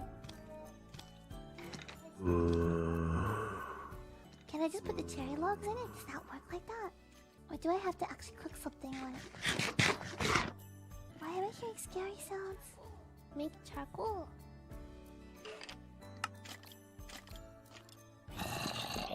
Huh? Wait. Huh? Did all my wood disappear? Wait.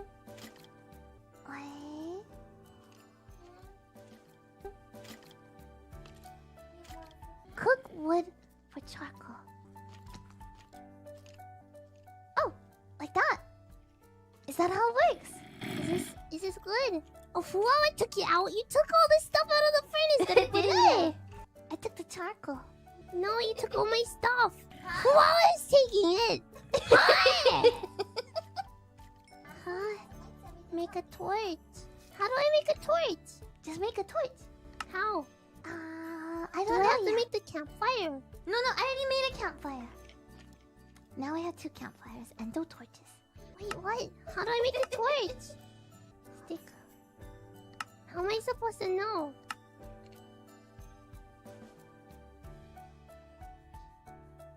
Huh? I'm gonna make... Huh? The stone pickaxe. Oh, yeah. You can search. Huh? Huh? Charcoal on top? Why does it matter? Why does it matter? That makes no sense. That doesn't make sense. Torch. I'm gonna make the stone pickaxe. Oh, I can't. Why can't I? I need sticks. Should I make some more sticks? Make some more sticks. Got more sticks. Put a stick under the coal. A stick under the coal. Like this. In the crafting grid. Oh. Don't laugh, Robin. Oh, Moko-chan, Moko-chan, look. Okay, see? I did this before. That's why the Robins are laughing at me. But you take the charcoal, the ones that are stealing from you. And you take the sticks and you put them like this in this square. And then it makes the torches. Yeah, the Ruffians showed me already. What? I thought I was first to find out. No. Can I have some more charcoal, Moko-chan? You took it all. Hi. Is it daytime? I think it's daytime. Oh. Yeah! Okay. I'm gonna put the campfire. Wait! Ah!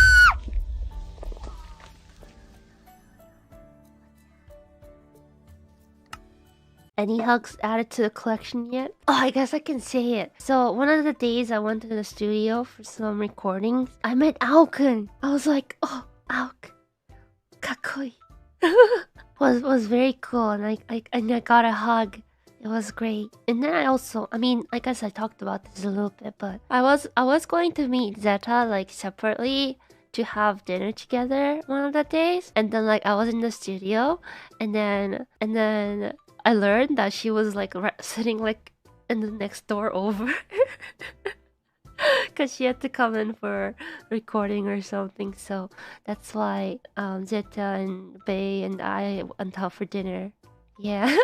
I don't know why, but like I keep running into Bae a lot. Like the other day, I think we had different like dance lessons, but then we ran into each other and we're just like, you. And then we're like, gohan ni iku? And I was like, onaka soita, gohan ni iku. Yeah. It was really fun. Oh yeah, and then before we went for dinner, we went to go kill some time at the crane games. And there was this really, really cute, I don't know if I have it here. Oh, I do. I can't really show you, but there was like a Bond from Spy Family. It's like a little nightlight, and I really wanted to get it right. So we were trying to get it, and Bae was really good. Like she helped me a little bit, and then she like almost got it, and then I got the final little bump until we actually got it. It was great. It was kind of weird, cause like we could have we couldn't ask the staff to assist us because it literally had a tag that said like, this prize, we cannot assist you, we can only return it to its original position. And I was like, so sad, because one of the times, it was like one of those ones with like the 2 sticks, and you kind of have to push it to one of the sides until it's like the gap is big enough for it to fall down, right? And then like one of the times, the claw actually literally picked up the entire box, and I've never seen those 2-prong ones pick up the entire box. And it dropped it off at the very front of the case, and we literally couldn't get it to move. And the only option was to put it back to the original position, and I was so sad. So sad. But yeah, I got it. It's very cute. Maybe I can take a picture of it when I get home. Mina-san. Yeah, and I guess the person... No, it's okay. Sorry. Why are you apologizing? Why do you keep apologizing? Stop apologizing! There's nothing to apologize! I'm sorry for apologizing! And this is coming from a Canadian! Stop apologizing! Do Canadians apologize a lot? Is that a thing they do? Kind of. They're just super nice. So like, compared to Americans, I guess they do apologize a bit more, but I can see that. But they're not exactly nice, is the thing. Oh, I see. Yeah, the big stereotype is that they're super nice, right? But I'm sure you've met some mean Canadians, yeah? Oh yeah, of course. They exist. But the general feeling I got when I was in Canada was nice people. Especially compared to America. But what I heard is that it's not necessarily that they're nicer, it's that they're very good at being more passive-aggressive, like being passively angry about things that annoy them. Annoying customer or something like that. Yeah. My people. Yeah. And apparently all the quote-unquote mean Canadians gather in the same place. There's like one specific area where they all gather. But you know, the world's full of people. No matter where you are, not everybody's gonna be nice. This is true. It's only natural. Yeah. Man. Yeah. I love my people. Yeah? Yeah, they're so like I think they might have gotten it from I guess the UK. Like we have a similar sense of humor. I can see that. There's the humor sense for sure. I want to go back though, because what I remember more than anything was that when I was walking around with you and we were like enjoying the weather, for whatever reason, the weather that day was just the best weather I'd ever experienced in my entire existence. Like, I was walking around and I thought, this has to be what heaven is like. No way. Perfect. And the birds were singing and the grass was green. And the wind was blowing so softly. Bro, did we die? Like, I don't remember this. Maybe we did. I mean, I would know though, wouldn't I? So maybe not. Damn. Man, that was the best. I'll never forget it. And I thought to myself, I have to go back. I must find a way back. Well, now I know how to drive, so I can drive you to places. Ooh, what's the Canadian wilderness like? Terrible. Oh, okay, so you wouldn't want to go there. Like, how... Okay, what level of wilderness are we talking about? You know, a place to camp and, like, you know, do some s'mores. If it's camping, it's fine. Yeah, camping's good. Like, that is beautiful. But no other, like, you know, deep wilderness stuff, like deep hiking in the mountains and stuff. None of that. Just, you know, I kind of always thought about camping up there. Because, you know, the weather's nice. Yeah. I bet you guys have bears, right? Yeah. I have a bone to pick with bears. I'm not the biggest bear fan, you see. Why? What did the bears ever do to you? Well, when I was riding through the mountains on my steed, I was kind of doing some missions, and you know, I was looking for some, you know, a little cash to support my family. I was riding through, and one of them attacked me on my horse. Oh my and knocked me god! off the horse. Yeah, and it attacked me and it killed me. But next time I was ready with the knife. And then as I kept going through the wilderness, I think at a certain point I lost my horse. So it was just me with like a knife running through the wilderness, you know, trying to find the next town. And then another bear appeared. And then I managed to kill it that time. And then another one appeared again. So I guess what I'm trying to say is I just really don't like bears. They're very strong, and if you don't, slow down time and use Deadeye to try and beat them up, they might come and get you. You gotta try and shoot them in the face with Deadeye. Have you ever played Red Dead Redemption 2? No. You should play Red Dead Redemption 2. Is this from Red Dead Redemption 2? Yes, it's from Red Dead Redemption 2. Oh, okay. The whole time, Kronie's audible silence, like, what I was just like, oh, you were on your steed. Okay, like maybe she meant a car or something. And so I was just listening, and then like a bear attacked. I was thinking, wow, that's horrible. And then you started running through the woods. Yeah, and then you started running through the woods with a knife, and then met another bear. And then I was like, okay. Imagine if I actually did this, though. I mean, I could. You would be on the news. Oh yeah. Yeah, I would be. My legacy solidified for all time. Like, if you mention that story, people are gonna know you. Oh yeah. So I walked into a house and there was a bear over a dead body, and I beat it up. I skinned it with a knife, but then I left the house, and then it got my horse, and then it chased me, and then another bear appeared. I guess it does sound like a crazy story. Why are there so many bears in one place? Yeah.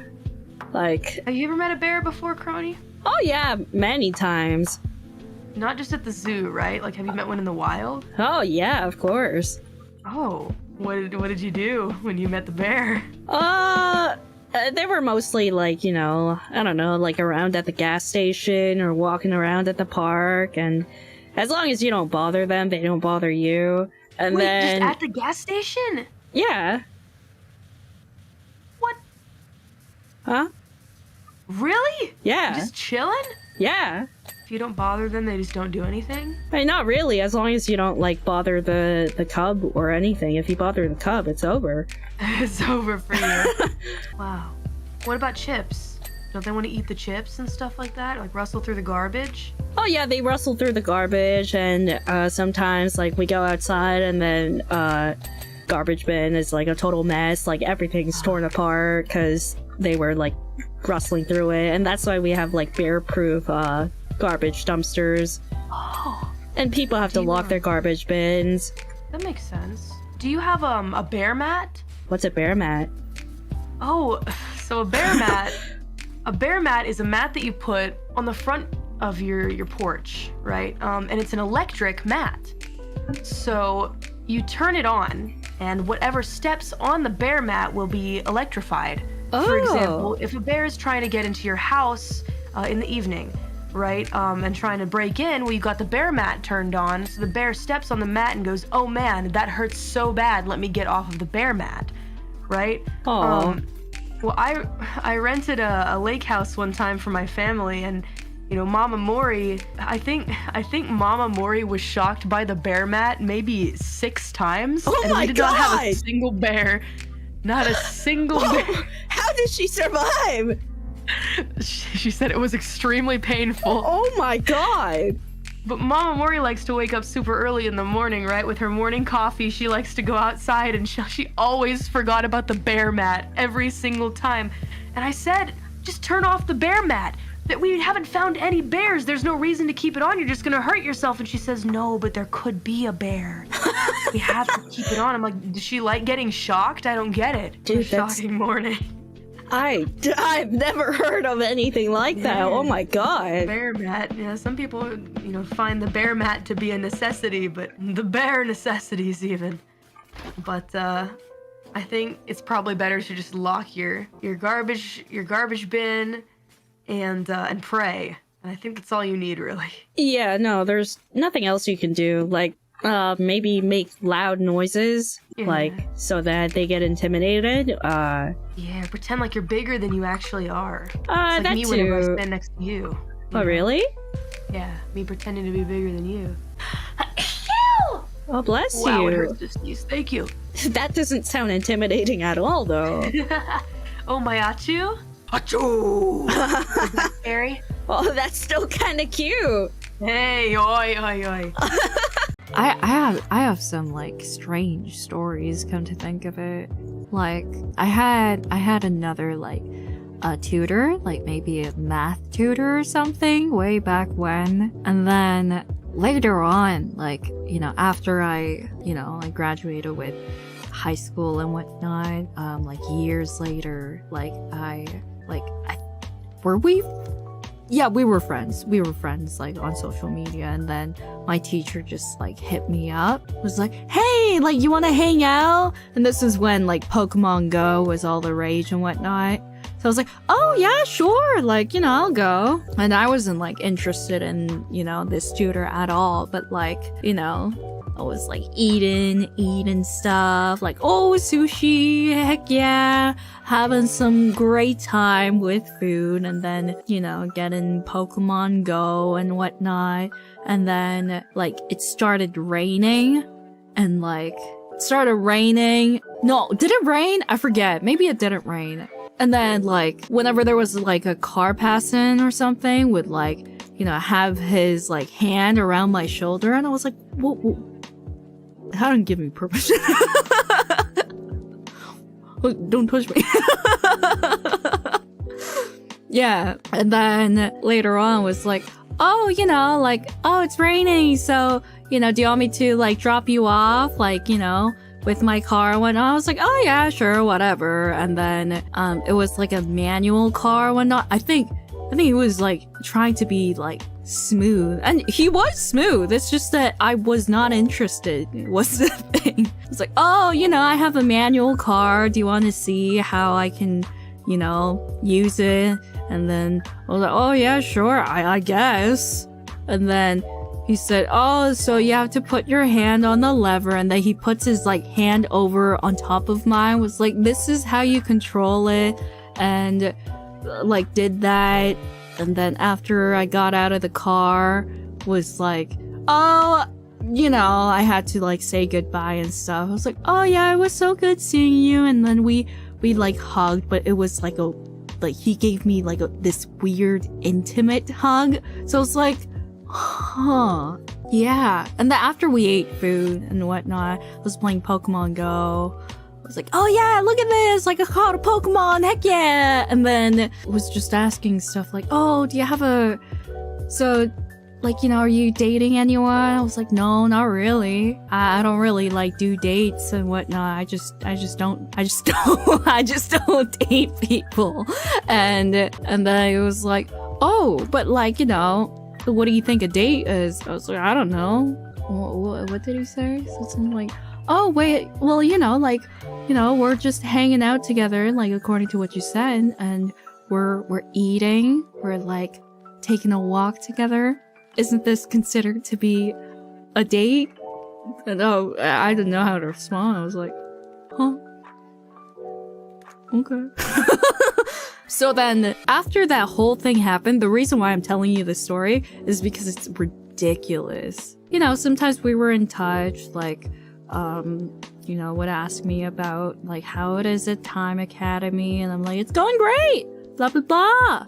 And then, I went on a vacation to Cancun, like, way back when, with Sally and, you know, another friend of hers and whatnot, and it's like, oh yeah, you know, I'm spending time at like Cancun and whatnot. And he said something like, oh, like, are you in a bikini? Like, can I see? I said, keep your fantasies 2D. Because he was into anime and whatnot, so I was like, keep your fantasies in 2D. I don't have any pictures. I'm not gonna show you. But like, after that happened, okay, here comes the highlight though.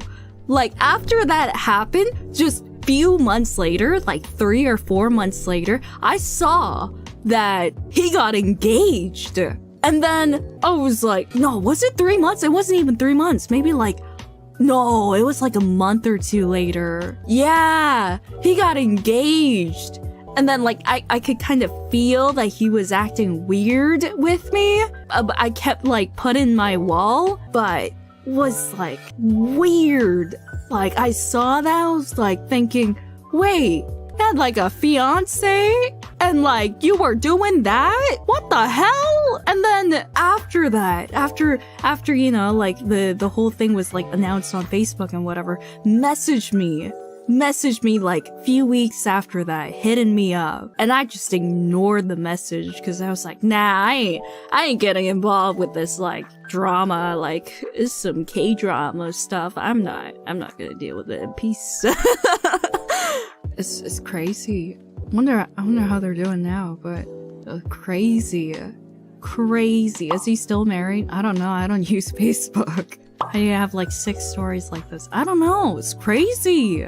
Organized stream your life is so anime, right? Dude, that was like, I was thinking to myself, like, oh, like this guy thinks he's smooth. Interesting. But I was really not just into it. I was really not into him. Did you suspect anything before that day? No, not at all. They think they're the main character, right? It's crazy. Well, he's moved on probably. Well, yeah, he better move on. He's freaking married. And like the thing is, he seemed like such a nice guy was the thing. Like, you know, nice, like looks like your average church boy or something. Crazy. How? Why would you do that? So crazy. Okay, anyway. Never trust appearances. Yeah, probably. They were like a tutor. Yeah. Time to become a tutor. Yo. Yikes. Dude, that is a very dangerous thing to say, buddy. Bro, chill. Don't do that.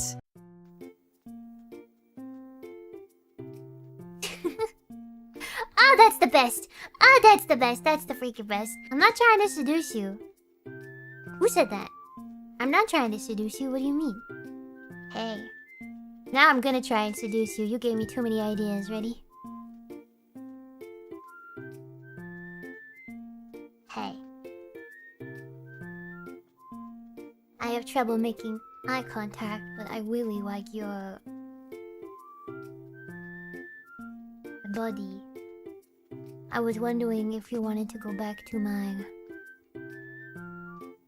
womb, and we could play Patan together. Just you and I.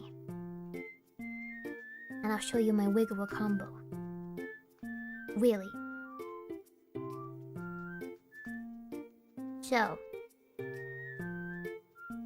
what do you say? Did you see the new Minecraft movie trailer? What did you think of the new Minecraft movie trailer? Did you see they were starring Jack Black and Jason Momoa? Do you want 2 tickets to go see the Minecraft movie with me? I'll buy you popcorn. I am Steve. What did we think of the Minecraft movie trailer? Tame Pickle! It was jarring. It almost felt like, it was jarring. Yeah, it was kind of weird, I'm not gonna lie. It was pretty strange. I do like all of the creative fan-made stuff, though, that it has spawned very quickly. A lot of Minecraft animators are taking to reanimating it as in the Minecraft YouTube video style, which is cool. I think the sheep was scary looking, and I don't know how they're going to market that to children. But I'm not a marketing professional, so what do I know? But I also love Minecraft. I know I'm not the intended audience of the Minecraft movie, but that doesn't invalidate my opinion as a Minecraft enjoyer. I'm not gonna buy. How are you gonna market that? It's so scary looking. Unless you turn him into some kind of squeezable slime creature. I thought Minecraft sheep were supposed to be like cute and a little derpy, but like soft and approachable. Yeah, why is the creeper hairy? The creeper is literally hairy. When he sneaks up behind Jason Momoa, he's hairy. It's not hair, it's grass. Oh, it's grass? Wait, is that accurate? Is that like canon? Lore accurate? Is that lore accurate? It didn't look like grass though. He looked hairy. Fuzzy. Fibrous, exactly. Fibrous. It's moss? It didn't look like moss, it literally looked like hair. I would imagine creeper covered in grass would be like grassy looking. It didn't look grassy to me. I kinda wanted to lick him. Hello, creeper. May I pardon you?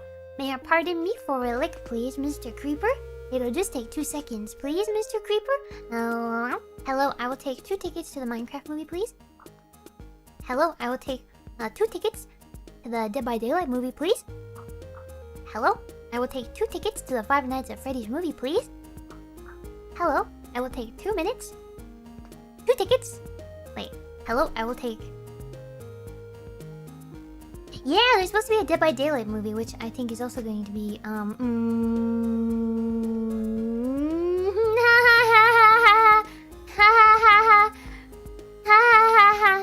We watch it because why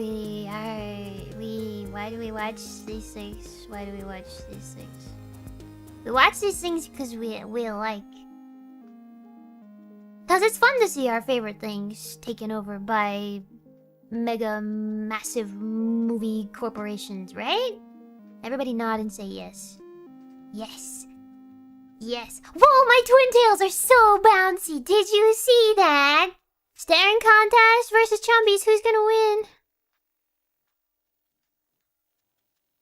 Me.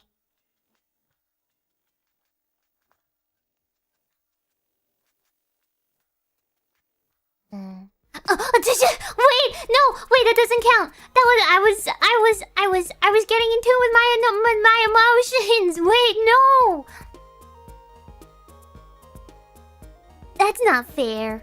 That's not fair. I didn't even blink. I wasn't even blinking. You lose. Wow, guess I have to go to the gym now. I have to work out more. Only my eyelids though. I'm only gonna work on my eyelids. I'm gonna tie dental floss to each of my eyelashes. And I'm just gonna blink repeatedly. I'm gonna train. And then I'll challenge you again. Yeah, I gotta do some repetitions. Blink repetitions? That's so embarrassing. How can I invite you all here and then lose in front of you? Wow. Wow. Your eyes are still too far apart. I think you like it. I think you like it. If you're still here saying that, I think you like it. What if you... I think you like me. Oh, gotcha. I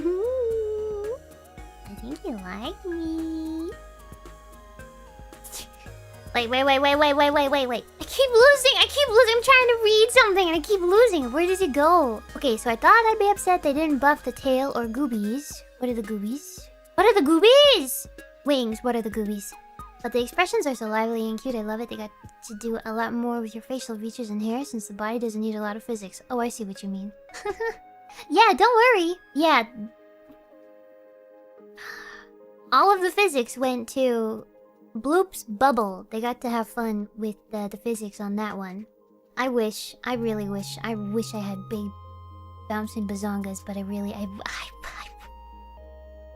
I think I'd be a bit distracting because I just want to watch them. I just want to watch them all the time. I am no better than a man. I would just want to watch them all the time. Boing, boing, boing, boing, boing, boing, boing, boing, boing. It's not even in like a weird way. I am just mesmerized by something I don't have. The grass is greener. You have a chocolate milkshake. I want your chocolate milkshake. I have a vanilla milkshake. I don't want my vanilla milkshake. I want your chocolate milkshake. But that is life. C'est la vie. And then, some of you out there might be saying, well, at least you have a milkshake. I want a milkshake. I don't even have a milkshake. Vanilla is better. See? And then some people will say, well, vanilla milkshake is the superior milkshake. But I personally think that the chocolate milkshake, well, actually it depends on the day. I will not have bottom tea. Wait, 3.0. I don't know what we could do with 3.0 now. We're already on 2.0. What would 3.0 have? 3.0, I come to your house. 3.0, I come to your house, I knock on your door, and I bring the stream to you. I say, hey! Doof, doof, doof. What's up? I bust through your window. HololiveEN tech, baby! I bust into your house. I go to your fridge, and I take out all of the condiments. I break into your room. You're trying to watch the Gura stream. You're like, where the heck is Gura? This is the 3.0. Where is she? Bust into your room, and I spray you down with all of your condiments that I found in your fridge. I say, hey, what's up? What's up, chumbo? Hey, hey, hey. It's 3.0, baby! 3.0, baby. But you're safe for now. For now, you are safe. Gura, you're already in my house. I have friends with you plush, and I'm opening my Figma right now. That's right. I'm an action figure now, guys. I'm like He-Man or G.I. Joe. You can pose me. You can do completely innocent things and pose me in various things. And oh, you can do like cool stop motions too. I'm a cool bendable figurine now. Extra flexible, but I am flexible. I've been training my flexibility. Did you know that? I told the members I've been training. Well, I might have just spoiled it. I've been training. I've been up in the mountains. I've been trading my flexibility for things. But I won't go any further than that because it'll greatly spoil something. So Girl, cowboy hat accessory win. Why you want me in a cowboy hat, baby? No says don't look under my bed. Why? What's under your bed? You guys keep scary things under your bed, or like normal people things under your bed? Like me, I'm completely normal. I like to keep big dust bunnies under my bed. Big dust bunnies, some snack wrappers, some underwear. That's what's under my bed. Yeah, big dust bunnies, because all of your dead skin cells like to flake off, and then they somehow make it through the mattress like a big filtration system. So actually, maybe the skin flakes that make it to the bottom of your floor underneath the bed are so pure, they're in their purest body flake form, you can actually eat them if you wanted to. Or it's the rejects that the bed bugs or whatever creatures... They're not bed bugs, that sounds bad. What are the creatures that eat the human skin? The human skin cells. There's like these little dust mites. Skin mites? Maybe that's what they didn't want to eat. So maybe the skin flakes at the bottom are something you shouldn't eat because it's the rejects. They chose not to eat it. The dust mites decided that's not going in my body, so maybe you shouldn't eat it either. Dust bunnies. Lice. Lice are scary. Lice or fleas? If you had to choose one to have, would you choose lice or fleas? Both are awful, although I don't think you have to... You have to flea bomb, right? If you have fleas. I've never had fleas. I've never had lice. Neither? That's a good choice, but that wasn't one. That was not one of the options, so you cannot say neither. Sorry. Lice are less mobile. Yeah, but what's grosser? I feel like if somebody says, "Ew, ew, you have lice," or "Ew, you have fleas," I feel like lice is gonna make people. Lice is gonna deter people more. Wait, if you have lice, can you just shave your head and get rid of the lice? Because they won't have anywhere to lay their eggs, or will your head just be moving? Lice, you have to like get rid of your stuff, right? Lice, you just shave everything, go bald. Go 100% bald, and the lice will leave. I don't know. I don't know. I'm a sea creature. We don't have to worry about any of that. Did you know that? Did you know that sea creatures don't have to worry about any kind of bugs? No bed bugs, no lice, no fleas. It's the perks of being a sea creature. Sharks are the best. Sharks are the superior animals. I'm not biased. Barnacles? Oh, true. We have... Okay. Maybe barnacles. Sand fleas. Stop poking holes in my stuff. Stop. You're not allowed to be that smart. I'm just kidding. Yes, you are. Worms. Sharks have worms. Sharks don't have worms. Shrimps are not parasites. Shrimps are cute, edible, little funny guys. Dolphins and whales can get lice. That's because dolphins and whales are not a shark. Dolphins and whales are... Whales are cool. Whales get a pass. Dolphins suck. Are there any dolphins here right now? Dear dolphins. My name's Gura. You stink. What are you gonna do about it? My eyes are crooked. My eyes are crooked! Wait, come close. They're crooked. Aww. No, they're not. Okay, maybe I'm gaslighting myself. We are so back. Unless you're a dolphin, then you're not allowed. Get out. Wait, hold on though. There's a difference between a dolphin and a dolphin girl. If you're a dolphin-girl, that might be different. I'd have to talk to you first. Dolphin? Dolphin girl? Hold on. Now I'm listening. Now I'm ready to listen. Now I'm really ready to hear you out. I'm willing to take part in the conversation. Although every time now I think of dolphins, I think of that song. That can be your symphony. That's weird. That's a little weird. I don't know about that one. Machino dolphin. Hora dolphin. You wanna be part of my symphony? Can I say that, or are the dolphins gonna get mad at me? You can't talk about that. You can't poo-poo on dolphins and then do the symphony thing. You can't do that. Not allowed. Forbidden. Nitrous, thank you very much for the pinky. I need to confess this. I have a crush on you. Thank you. Sadly, I am married to the jailbirds, and now I have a cat.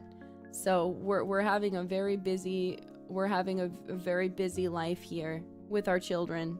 So you can be a part of you can be a jailbird, but I'm not. I can't. I'm sorry. Married, you say? Oh, sorry. Actually, we're not married. You guys are my babies also. Yeah, get in line, bro. Excuse me? Also, don't ask me. I don't know. Are you guys my pets? You're my pets, right? But we're also like married, but I also take care of you. I don't know. I don't have answers. Don't ask me questions. I have bronchitis. I'm sick. You think that I have answers to absolutely anything? There's a cat on my desk eating wet food. I don't know anything. I don't know anything at all, okay? Don't ask me anything ever. See, you guys are making me cough. Little darling, come here. We get custody. No, because I have 99% custody, and then every single jailbird who is subscribed to my channel has a split of the last 1%. Just a split of it. Every single one of you. So you alone do not have 1% of little darling's custody, okay? It's my hope to get you in a jolly mood. So if I could ask, how old were you when you figured out that the I Saw Mommy Kissing Santa Claus was about dad dressed as Santa Claus the whole time?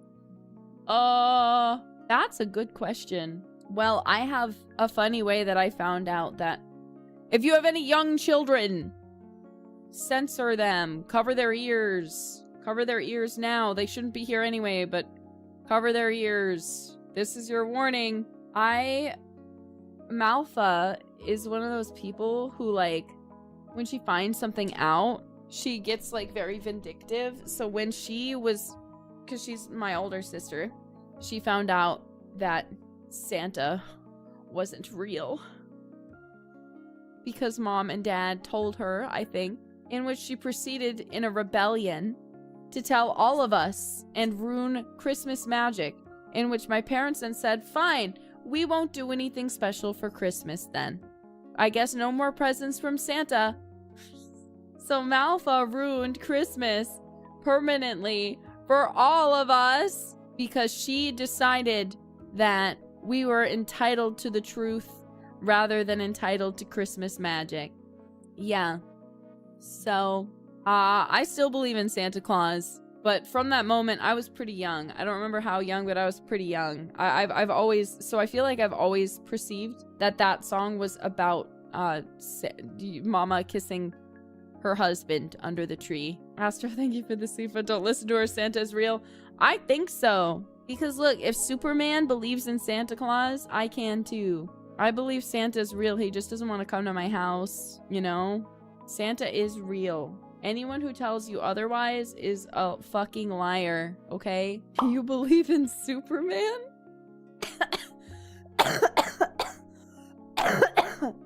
You're killing me. See, Christmas magic, now that I'm an adult, it kind of sucks. Because I realize I have to make that myself. But I really don't want to. I don't want to, though. I just want to wake up and have my house be decorated by, like, elves. Like, Christmas elves. And then have, like, sugar cookies and warm milk every day. But, like, not ones that I had to make. Ones that just, like, appeared. And then, like, have presents. Like, I buy the presents, but then they magically wrap themselves. And I understand that that's not how it works, okay? I understand. But I can't help but want it anyway. I have a cat. Wanted to ask if is my cat your child too, if little darling is a jailbird? Yes. All animals that you have, I have 50% custody over. So you guys only have 1% split between every jailbird, and every pet you have, I have 50% custody over. This is a scam. No, it's not. 50? That's outrageous. I'm sorry. If I ever see you and you have your pet, that's half of my pet. I'm going to pet them and kiss them all over their face. Yeah. Co-parenting my bird? Okay, wait. Cats and dogs. And maybe like ferrets and stuff, but sorry, I hate birds. I'm scared of them. I hate parrots. Don't bring them near me. I'm scared of them. I'm scared of them, okay? Parrots are fucking terrifying. Cockatiels. I don't even know what other parrots there are, but they're scary. Guys, I feel like we've talked about this. My mom used to keep birds. She used to keep birds, okay? And none of them ever liked me. There was a bird. There was a bird, and I don't even remember his name. I hated him. We got him when he was just a new hatchling, okay? And he was the worst ever, okay? He was a jerk. He was a jerk, okay? And so I lived in the basement. I was a basement dweller.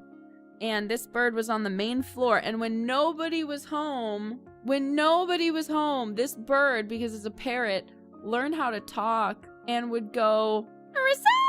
But would sound exactly like my parents when they would call for me. So I would know that I was home alone. And I'd be terrified. And I'd be like, is there a fucking skinwalker? What the fuck is going on? And I would go upstairs. And after a while, I caught on because every time I'd walk up the stairs, obviously no one would be there. And this fucking bird would go. He'd fucking laugh at me. He'd laugh. He was bullying me. He was mean. So anyway, he wouldn't let me hold him. He knew I was terrified of him. So when I would come to feed him, there's like a little slot. So basically like there's a big cage and then you like open up a portion, you just put the food bowl in. He would wait right by it, and then I would open it up and he would pop out. So one time I was on my way to school, this bird pops out of the cage. I cannot pick this bird up. He scares me. So I just kind of look at him and I say, well, I gotta go to work or school. So and he was chasing me. He chased me away from the cage. Anyways, I'm kind of scared of birds, is my point. Okay? Daku asked if it was a green parrot. Yes. Jailbirds, you're built different. I like you. What kind of parrot was my bird? It started with an E. Eclectus. He was an eclectus parrot. He was bright green, and he was very colorful. The females are like red and blue, but he's like green and red. And what happened is, my mom got him because she was like, oh, he'll live for like 70 years. He'll live for like 70 years, so when all of you have moved out and I'm all alone, I'll still have a friend. And then she realized she'd had birds before, so she knew this, but it had just like been a few years since she had had birds. Then she remembered they're a bitch to take care of. You have to like clean their cages. Their cages are giant. You have to take them outside and like properly clean them. So what she did is she was smart. She found another person who was clearly looking for a mate for her female parrot. So she lent him over to be watched while we were on a trip, and lo and behold, suddenly he's bonded to the female, and if you separate them, he'll die of a broken heart. So then she's like, oh, for shame, we have to get rid of the bird. Oh no, we have to get rid of him. Yeah, so she's smart. 200 IQ move. But my brother, see, here's the thing. Every single animal we've ever gotten has been best friends with Malthus II. Like BFFs. Like that's his homie, you know? The bird, he would take him out constantly. Like on his shoulder. Like this guy looked like a pirate. He would just like go outside with the parrot on his shoulder, you know? And the parrot loved him. The parrot fucking hated me. Parrot loved my brother. I don't know. He also wasn't scared. And I'm sure that helped. But yeah, so. I'm really worried about Callie, man. Her voice. Like, she got permanent damage. Hopefully it can be mended. Because this is her job, like, singing and all that. But I can't fucking believe... I have to scold her. Like, she has this voice issue, this throat voice whatever issue.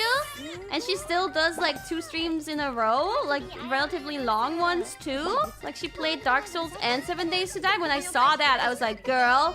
I literally wanted to scold her, but okay, like if I'm sure she wouldn't risk it if it was really dependent on that. If that would really have an influence on it, I would hope that I will assume that she knows what she's doing. I hope so. I don't know, like I just want her to take care of herself. There was no need for her to do 2 streams. Says me, who's doing 2 streams, but I don't have broken voice glands or whatever it is right now.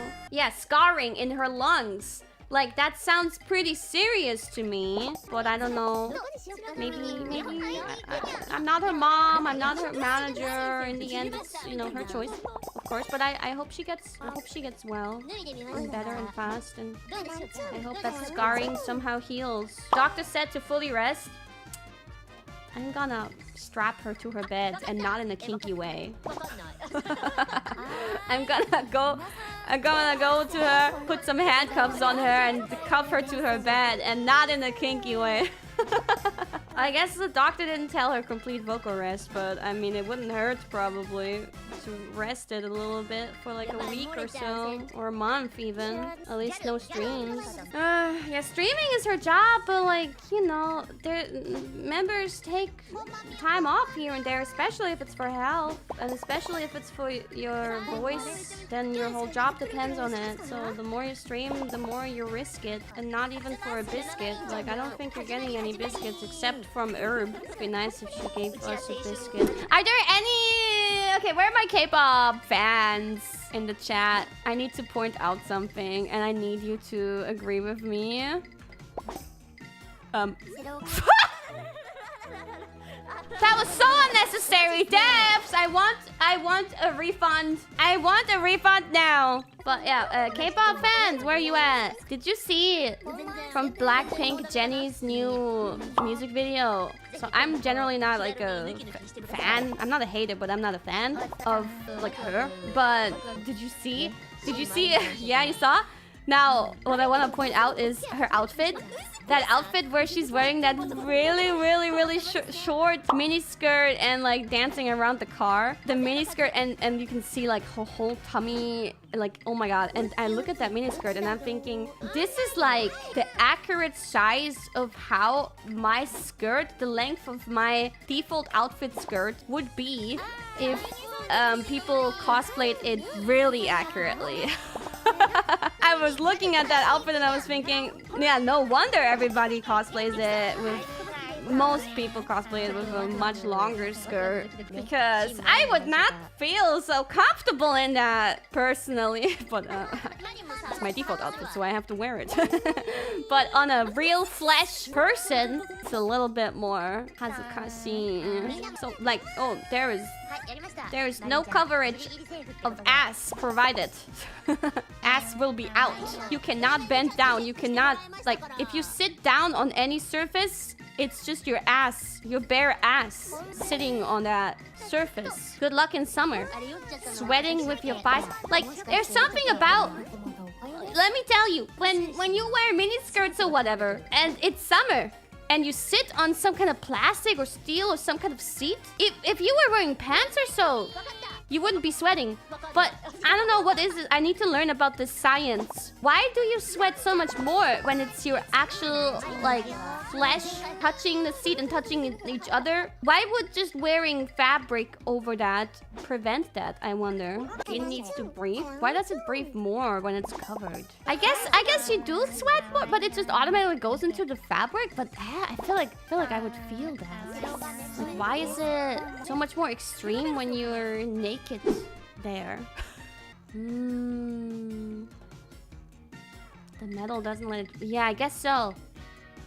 It's really uncomfortable sweating on... I feel bad, of course, also for people who would sit there after me, and I always feel nervous when I'm supposed to get up, and then I wonder, will it look wet when I get up? So when I get up, I like slowly scooch, trying to drag if there's potential wetness there. I like to like try to like, I don't just get up. I like try to move around to like maybe bring it with me, or like, you know what I mean? I don't know how to explain. Like, I mean, I'm not sitting there completely naked. There's a certain amount of fabric somewhere there, right? So I try to, with that fabric, maybe wipe it away if there's something there. I can't see it, but I assume there's something there. Yeah, so anyway, do you enjoy these annual sweat? It's not even summer right now. Thank God, actually. I've been watching the survival channel recently. So this guy, he goes to places. Usually what he will bring is like just his camera stuff and maybe his canoe. If he goes to a place where there's a lot of rivers and stuff, and like a machete, maybe sometimes a tent, but sometimes no tent. Sometimes really amazing, like he will build a whole shelter from scratch.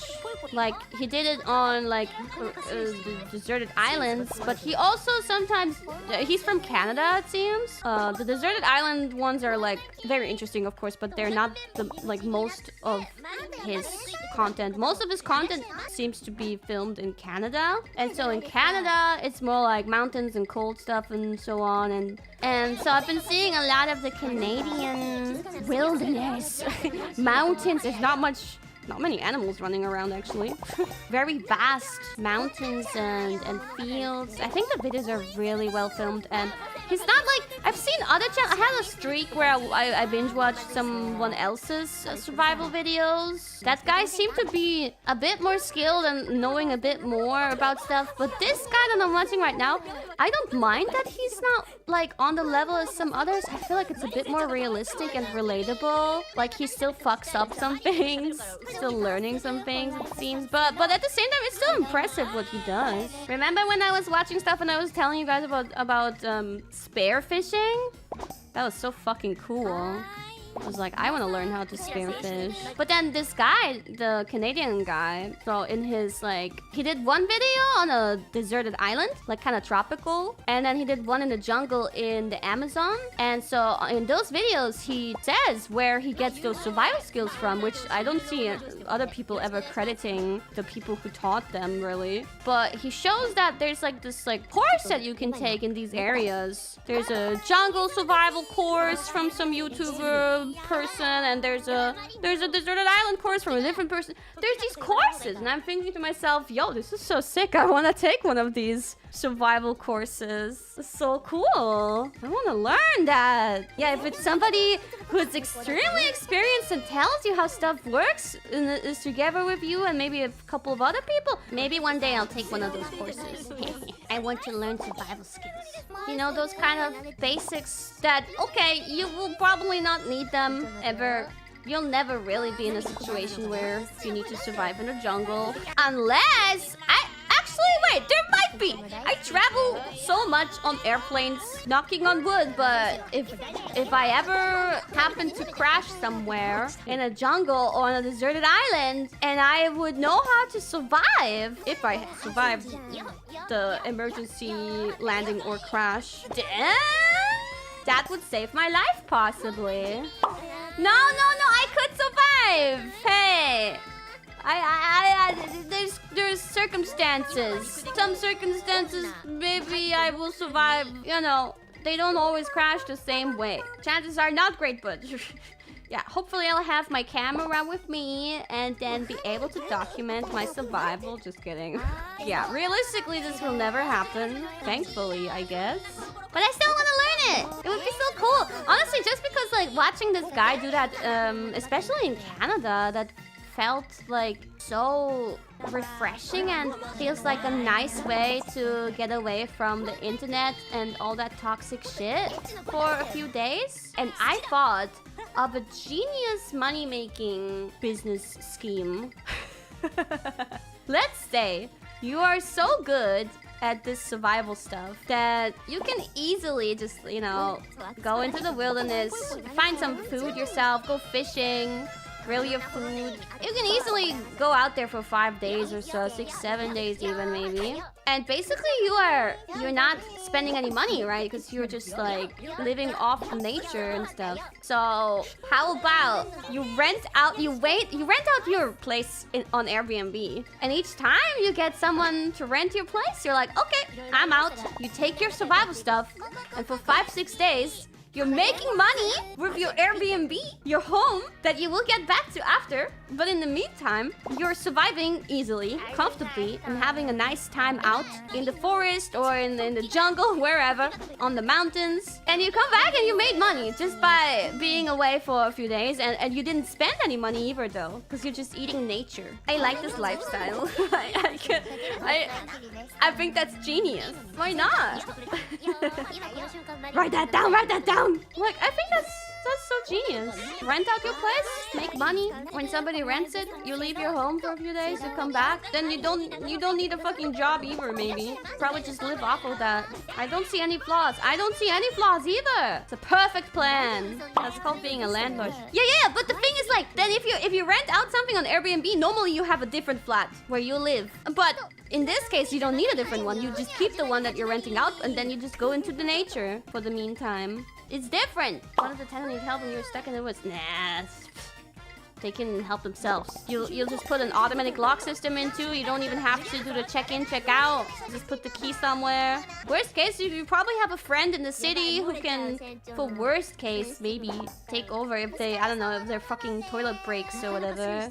Or you just send a technician, but don't have to do anything. You can give them a contact number for a technician. Normally nothing happens. No, because it's difficult to live in the wilderness for your whole life, and you still want some home to go back to. But every once in a while, going into the wilderness is nice. I hope you're feeling better today. I am feeling a lot better than yesterday. Yesterday, I was just feeling weird, and now today, I feel normal. So, phew, thank goodness. What would I do if I actually got sick? Die?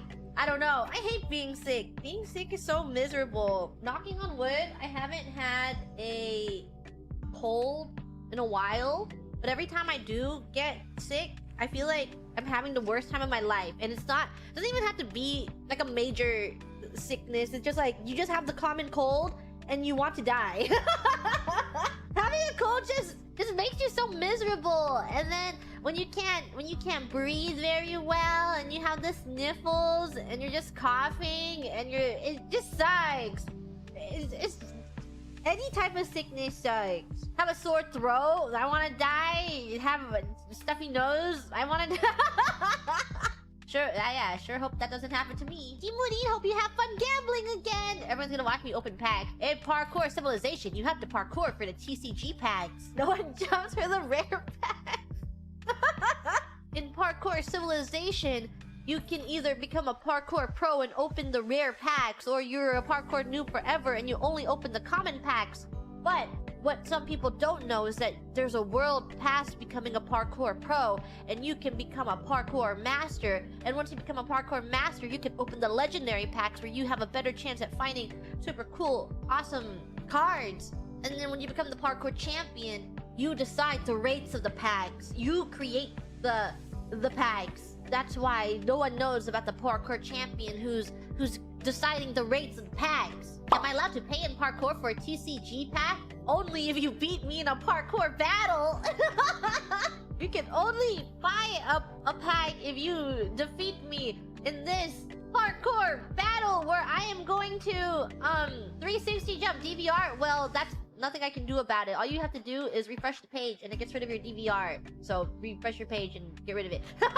Always jump for beef, Gigi, never chicken. Always do the jump or you're gonna be a parkour noob forever. I'm no good at parkour, so please accept this gotcha money. Please don't challenge me to a parkour battle. If you're not careful, I'm about to hit you with a move that might do 10 hearts, so watch yourself.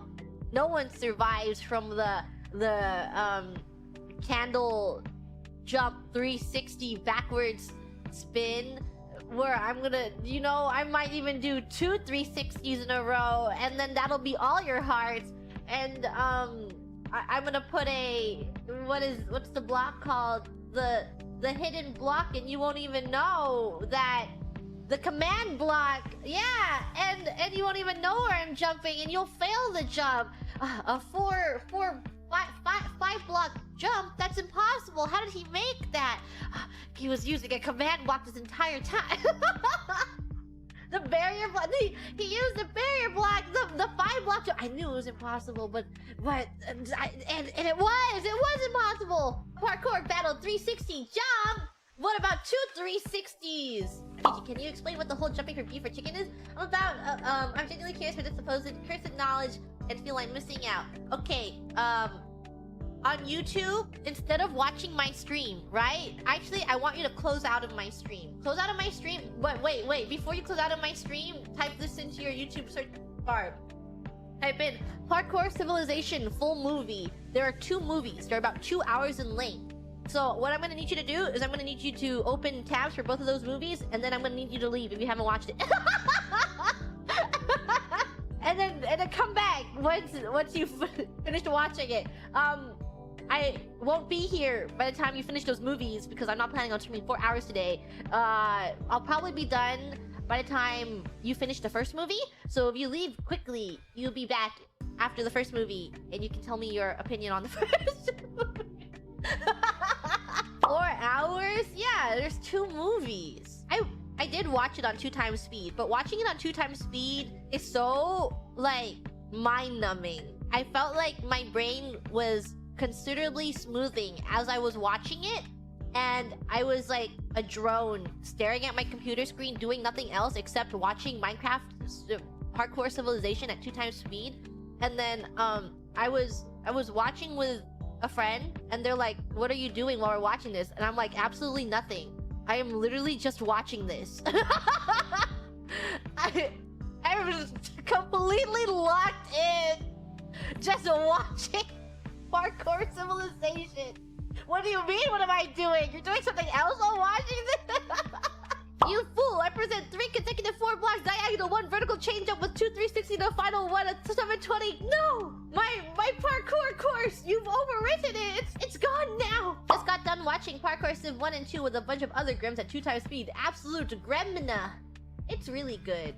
Well, what I realized about Parkour Civilization is my exposure to Parkour Civilization was a TikTok. And I thought the TikTok was an edit of, it was, cause the way it's edited, I guess, it's just how the video is. And then, I was watching it, I was like, wow, someone put a lot of effort into this shitpost TikTok video. Well, it was a TikTok video on Twitter. I found it, and I watched it. And then I watched Parkour Civilization, and it's like that. It's literally the same thing as the TikTok I watched. I was like, oh, this is literally just a TikTok, unedited. But I thought it was a complete shitpost. And while watching it, I was like, wow, this is such a silly thing for someone to ironically make.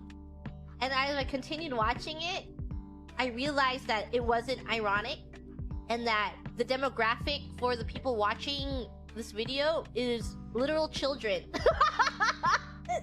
It's like when you're watching something and you're applauding it for its irony, but then you realize that it's not ironic, and you've been watching this thing for the complete 4 hours, and you're like, this was made for a different reason, and I'm here watching it because of my preconception, my preconceived ideals and stuff. But they literally made this for children. It's good though. It's like a shonen anime in like, imagine someone made Hunger Games for 8-year-olds in Minecraft and parkour. I think that is the effect of Parkour Civilization on the world. Yeah, it's good though. It's silly. Don't take it seriously. It's a good time.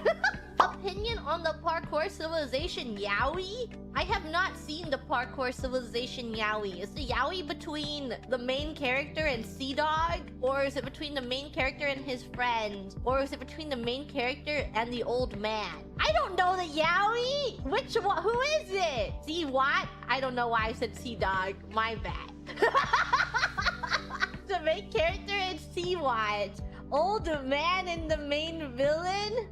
I can see the yaoi. I can imagine it in my head, my mind's eye. In every shonen, there is a yaoi ship. So there had to be one in Parkour Civilization. Gigi, please, I can't parkour. My legs are too short and stubby. I suppose, as Eater 666, you are going to parkour jail. If you do not make these jumps, you will die for real. But at least you have fish down there. It'll be really yummy for you. I'm gonna continue watching Gigi stream while both Parkour Civ movies on 2x speed for max efficiency. Finally, my 3 monitors come in handy. That sounds like a terrible time.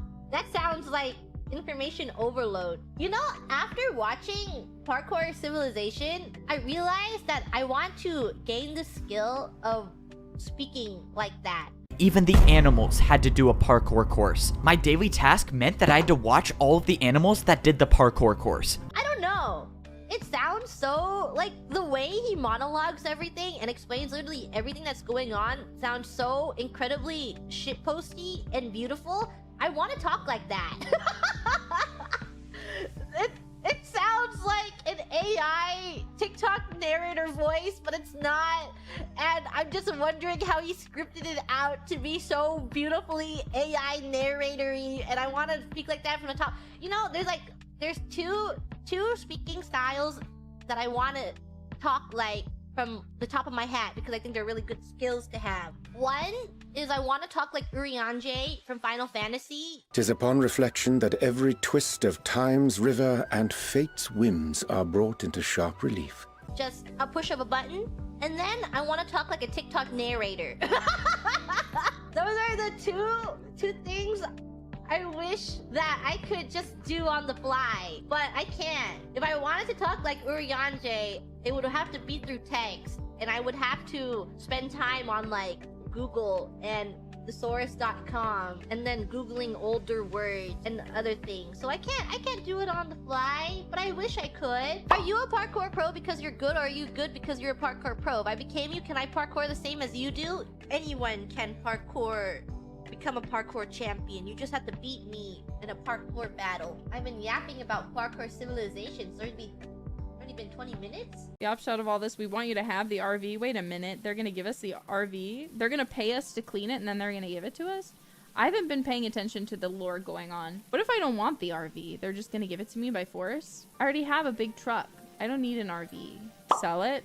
You make a good point. I hate pickup trucks. I do too. That's mostly because I feel like people who drive them drive really slow, but like in the left lane.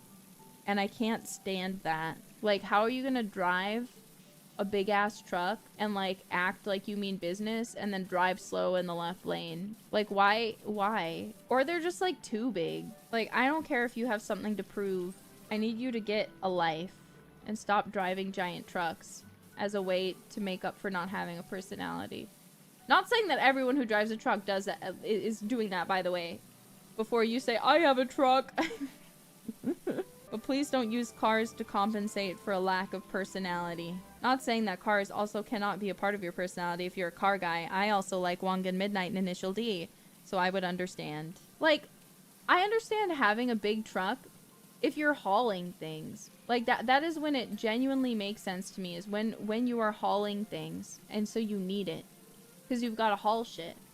Then that makes sense. But so many people don't haul anything. They just have a big truck. And I'm like, what are you moving in there? What are you moving in there, sir? And it's nothing. It's never anything. Just get a minivan. I like fishing. Okay, do you need a truck to fish? What does that have to do with fishing? Yes, no you don't, because I used to go fishing in a minivan. Served just fine to move the big fish. I mean, yeah, if you don't want to have them in your car, I guess that would make sense, but like, just bring something along with it. Like, bring a little thing to carry it outside of the car. To move your boat? I'm pretty sure there are other cars that will be able to handle the load of moving your boat. Wait, what? You can afford a boat in this economy? Excuse me? I don't want to talk to you anymore, Jailbird. We are now falling into rich people problems. You can afford a boat. So you need a big truck so you can haul your boat so you can go fishing. Unbelievable. I'm just messing with you in case it wasn't obvious for anyone. I'm super busy lately, guys. You have no idea. Now I have singing lessons and personal training, that takes a lot of time from my schedule, not gonna lie. Getting difficult to find time for myself. Probably should like slow down my stream just because I need some time for my homework as well sometimes. How's your gym progress? It's doing good! I haven't missed a single lesson so far. I'm behaving. My trainer says that I'm doing good and she's very proud of me. She actually sent me a message this morning saying, "Are you hitting your 10,000 steps today?" I'm like, "Yes, I am!" Actually, it's a lie because I got 6,000 steps. I need to go walk after my stream. Yeah, she's like very tough with me, which is good because that's what I want. When I was talking to her, the first lesson, I was like, please be pushy. Please be like, under the line I was about to say, like, please be rough in a way where I just need like, I need someone who actually tells me like to do things and scolds me if I don't do things more than, "Oh, you're doing good. Yeah, you're doing so fine. Oh my god, look at you. Oh my god, you're so cute and you're really so nice. Look at you go." Like, no. I hate this kind of interaction. I hate fake praise. I told her, be a pain for me. And she said, okay. He's very nice, actually. I really like my trainer. She also like talks often. Like, guys, she didn't knew what was Hatsune Miku. Because I was like, we were talking about like, I don't know, we were talking about singers and everything. She was asking me, "What's your playlist?" I'm like, "I'm listening to Hatsune Miku." And she's like, "Who?" I'm like, "What do you mean who? You live here. What do you mean who? You are the first person here who doesn't know what Hatsune Miku is. She lives here since 10 years, guys. She's here since 10 years. She doesn't know Hatsune Miku. Like, who? What? How? I mean, I believe like at least I'm like it's good for me. So I'm never gonna dox myself. But guys, I swear, like she didn't knew who Hatsune Miku was. I was shocked. And then after that, she went to one of her colleagues saying, "Hey, do you know Miku? Do you know Hatsune Miku?" And she's like, "Yeah." Of course I know. And I looked at her. I was like, "Of course she knows. Everybody knows who is Hatsune Miku. How you don't know?" Oh my god, it's crazy. I swear, it's for me. It's insane that she doesn't know who Hatsune Miku is after 10 years of living here. Like, it's everywhere. She is everywhere. Like, guys, if you come to the Far East, you know that as soon as you leave the airport, you're gonna see Hatsune Miku. It's everywhere. How did you know? So she's also a foreigner. She's a foreigner, but she lives here since 10 years. Like, she is perfectly, blended in the society. She that's her life here. What is she? I had a fun interaction, at least. Yeah. I was really not expecting her to that. She literally said, "I have never seen her. I never heard of it." I'm like, what do you... How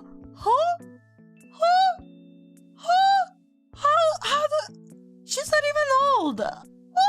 I'm crazy. This guy is crazy. For me, it's like not knowing, I don't know, Pikachu, like everybody knows who is Pikachu. How don't you know who is Pikachu? Like, even my grandma knows, and she doesn't even consume media. Like, I guess she touches more grass than me, but still, I have no idea, guys. Don't ask me. It was crazy. It was so fun though. Can you believe it? My personal trainer doesn't know who Hatsune Miku is. Guys, it's insane. It's genuinely insane. Grandma is a Pokemon fan? My grandma is not a Pokemon fan, but she knows who is Pikachu just because it's too popular to not know, right? It's like one of those things where it just know. Don't talk to me, guys. If you don't know Hatsune Miku, don't talk to me ever again. Yeah, in my head, it was like at least At least I'm never dox myself. Like, she doesn't know who Migu is. Imagine if she knows whole life. She doesn't know. She doesn't know. She doesn't know anything. Because, you know, like, when you have a personal trainer, you kinda conversate during the training, you know, like she talks about herself, I talk about me, and it's like we talk about each other, and I'm like, and then at some point she's like, so what are you doing in your life, what, and sometimes I'm like, yesterday I stayed up all day, or yesterday I had to work all day, or, you know, sometimes I was like, I didn't do that because of this reason, didn't do this because of that reason. So what's your job? What do you do? I'm like,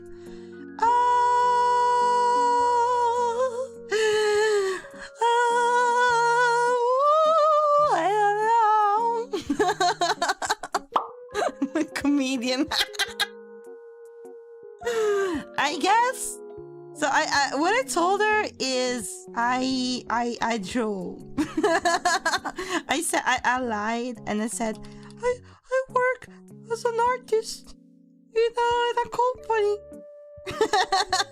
And she's like, and she was like, so what?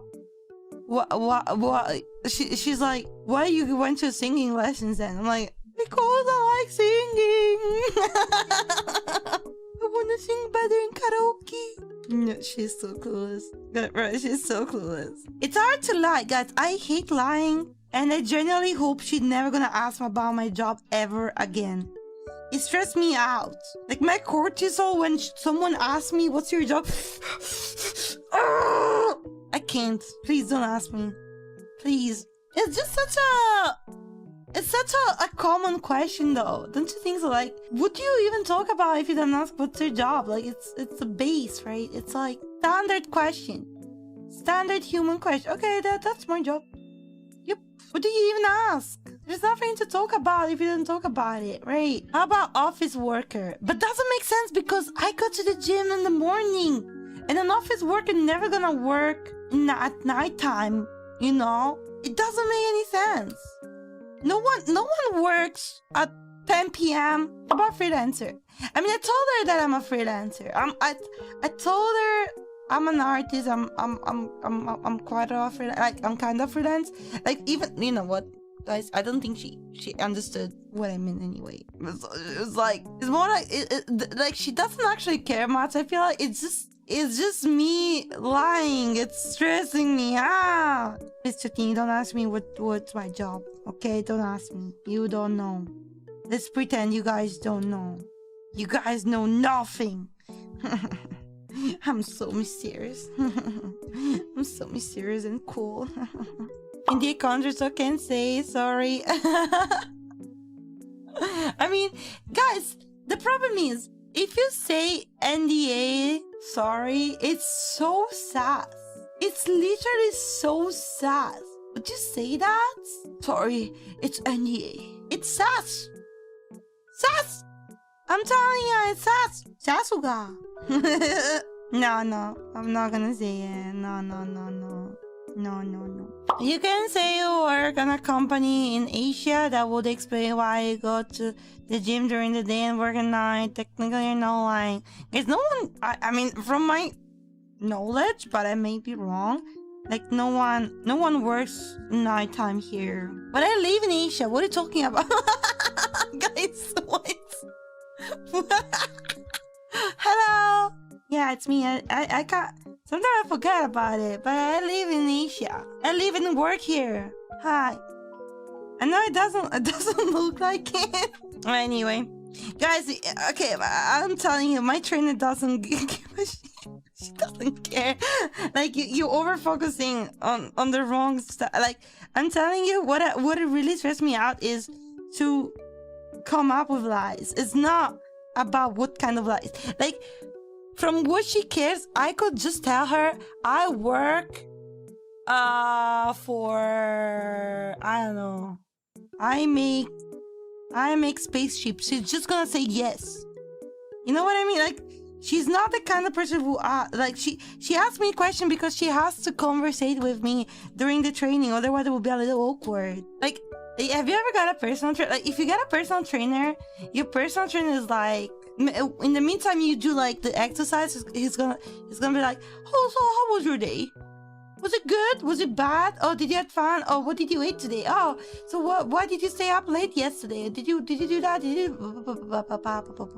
Like, you just gotta answer. They're not gonna. They actually don't want to know exactly what you do. It's more like small talk. Yeah.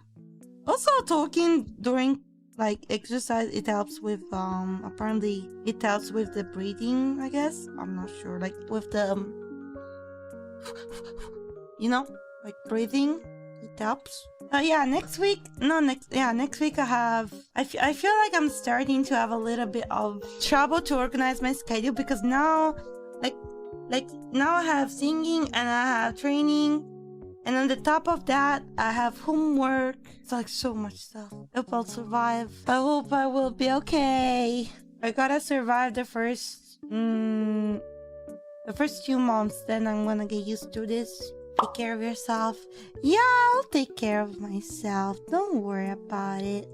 Don't you worry. I'm okay. To be honest, I love being busy, you know. It's much better than just staying home and doing nothing. And when I'm at home and doing nothing, I have my brain worms. So no. I feel like that's the worst moment of the day, when I just stay in my room doing nothing, or staying all alone. Get distracted, get some friends to go out with, do something with other people, socialize. Even if you're introverted, I am very introverted, but you gotta try your best, you know? Try your best to socialize and get out of your comfort zone, and because otherwise your brain cells are gonna betray you. I'm very introverted, I told you. I'm realizing how introverted I am, especially during this year, because I never really had many people to talk with in general, or to play games with, or, you know, like my social activities were limited to, like, I have to go to this birthday party, or maybe once in a while I gotta go back to my home country and I have to say hi to my, you know, friends. That's all my social life I had. Now I am surrounded by so many beautiful girls I want to interact with, and then I realized I need to put myself out there and talk to people and trying to be nice, you know what I mean? Now I have many senpais I need and I want to talk to, and I don't want to be like in my little zone and just like zone out and just like exist. I wanna be part of this. I don't wanna waste this opportunity because I'm a stupid and I don't know how to talk, and I'm like overthink. Guys, I'm a big overthinker. I hate myself sometimes. I genuinely hate myself. I'm a huge overthinker. Like, I do one thing and then my brain's like, oh no, what did they do? What did they say? Oh no, they hit me down. Yeah, I need help. Get some help. Give me some help, Chatini, please. I think that's normal. I don't think so. It's okay. Let's say I don't think it's normal per se. I think it's common. I think it's really relatable. As a frontline service provider and often working on projects, I always claim that I don't need recognition, but it's a really good feeling for someone to tell you that your efforts are appreciated. Yes, of course. You don't do it for the recognition, but when you are recognized, it's very nice. That's why it's a nice gesture to say thank you. It always does not harm anyone to say thank you if someone does something, you know? Just be like, thank you, excuse me.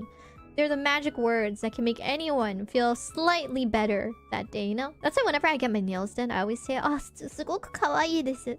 Like, you don't just say, whenever they ask you, like, oh, can you double check one last time if everything is okay with your nails? Be like, すごく可愛いです. Because I feel like that would, you know, make their day. And I also genuinely think it's really cute. It's a nice feeling. Nobody feels bad being praised. Reminds me of when I was praising. Me and my full family used to... There was this one waiter that we all really liked at a certain restaurant that we often went to. We thought that he did not know how to speak Japanese, so we kept praising the dude like crazy every single time he passed by our table. We were like, oh, it's our favorite dude! every single time in Japanese until we found out that he could also speak Japanese. And one day he came by to our table being like, oh, actually I speak Japanese.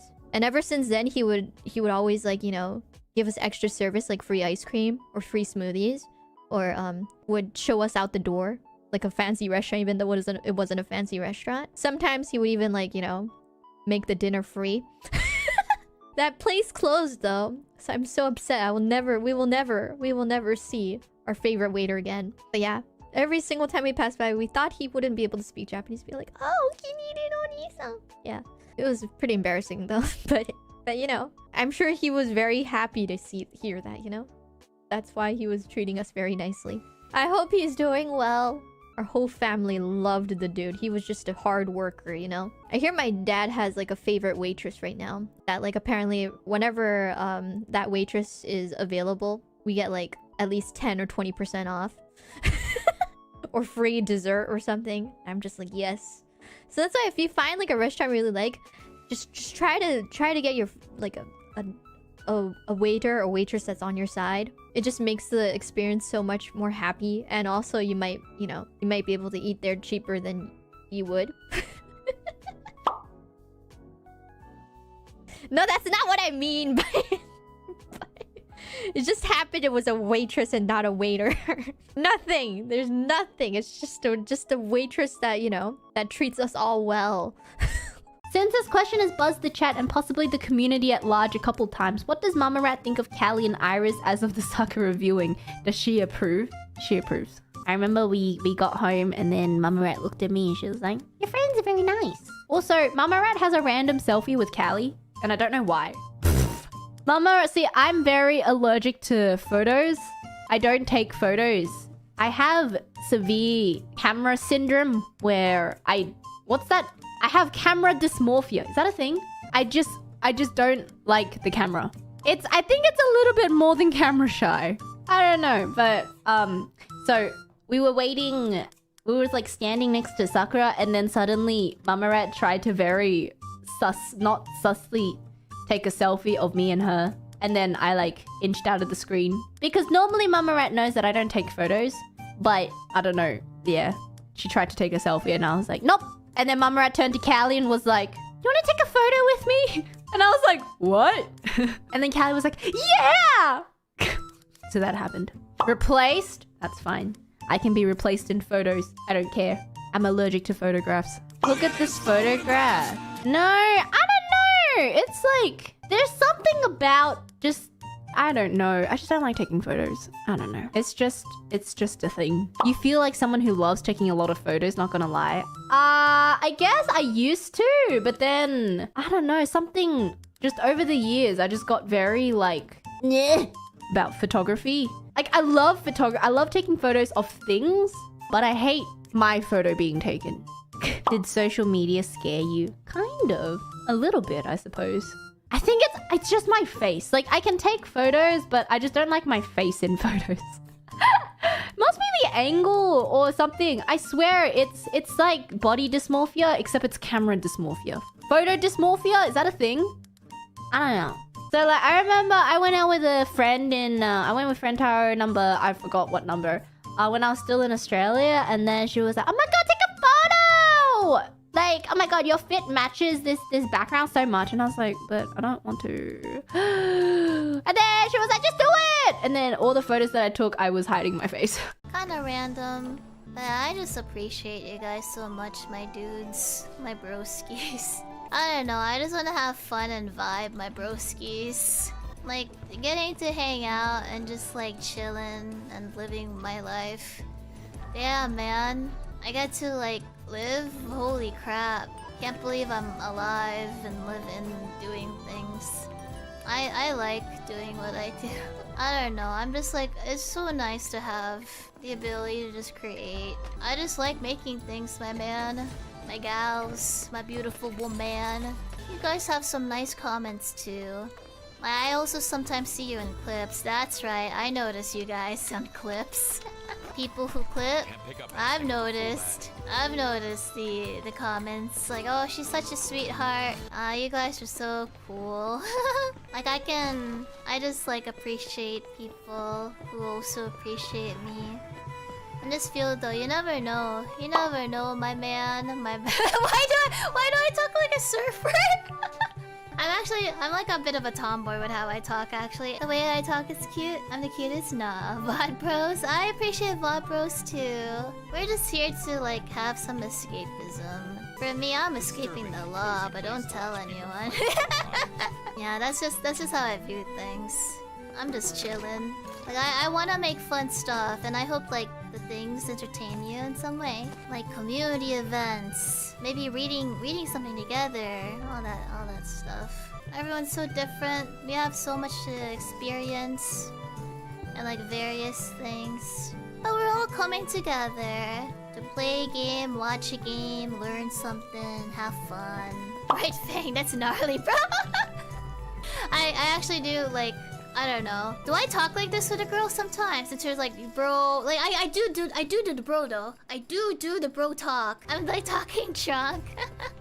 I've never gotten drunk. I think I've gotten flushed before, but that's it. I actually talk like this. Really, rarely. Oh. I guess I talk like this with everyone then. Dudes, girls, it don't matter, bro. Actually, I feel so silly because I actually do type in bro when I text. That's like. I guess it's just how I am. Like, bro, what's wrong with you? Like, man, what's this? Like, you're not gonna see some of the other girls do that. It's just not their linguistics. Sick idol moves, dude. I know, bro. I guess that's what happens when you grow up around, like I guess just video games, let's play communities. The vibe. She says bro a lot too. Kronii gets it. Just like how I get her Wonderland talk. You like the atmosphere? Oh, that's good. I do wish I could still do more, to be honest. I probably push myself in some, like, regards. Man, this must be what it feels like to be a janitor. I respect you guys so much. Oh, you guys are such good bros. As you know what they say, bros before hoes. And you guys are like the broest of the bros. Bro kind. The best friend? 3 AM at the dishes? I'm sorry. I would never convince you of that.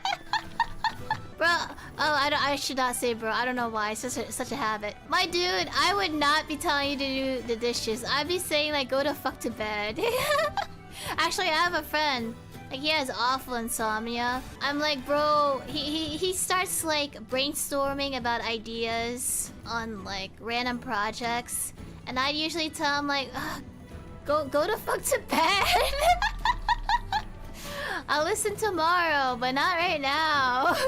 And then I have some other friends, like, this is a time zone thing, so I don't blame it. But like, she starts sending me pictures too. If you ever watch this, my friend, I'm so sorry. It's okay, you're cool though. I just won't reply at all. I'm just like, I'm gone.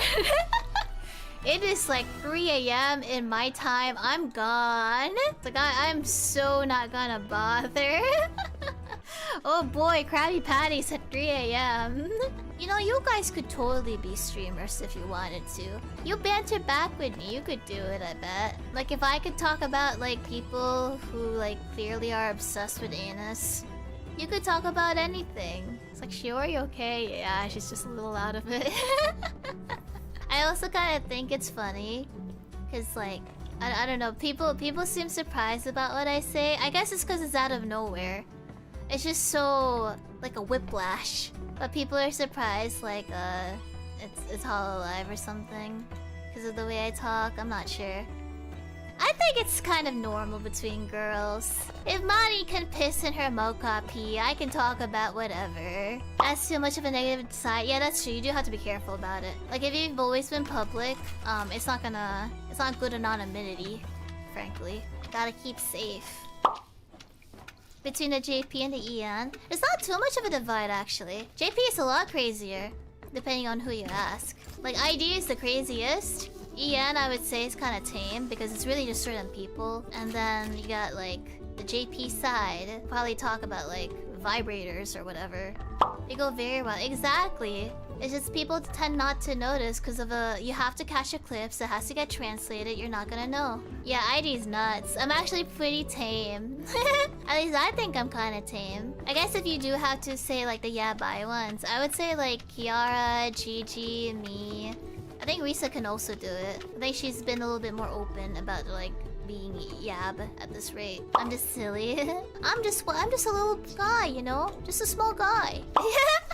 Well, it's true though. I mean, she's also the most well-known. She's in demand. On another note, it's kind of interesting. Like, some people are very open with their ages. At least for like some. I don't know about everyone.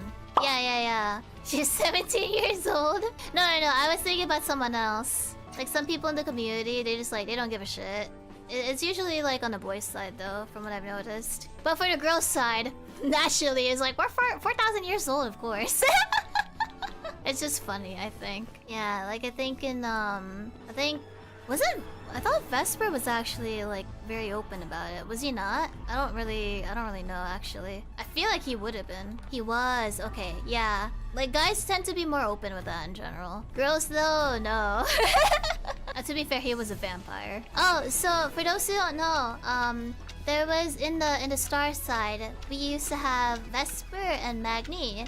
I never really got to know them though. And they were like the two talents. And I believe Vesper, it was like people compare us and like they joke that I'll be like the daughter or something. So that's where it's like coming from.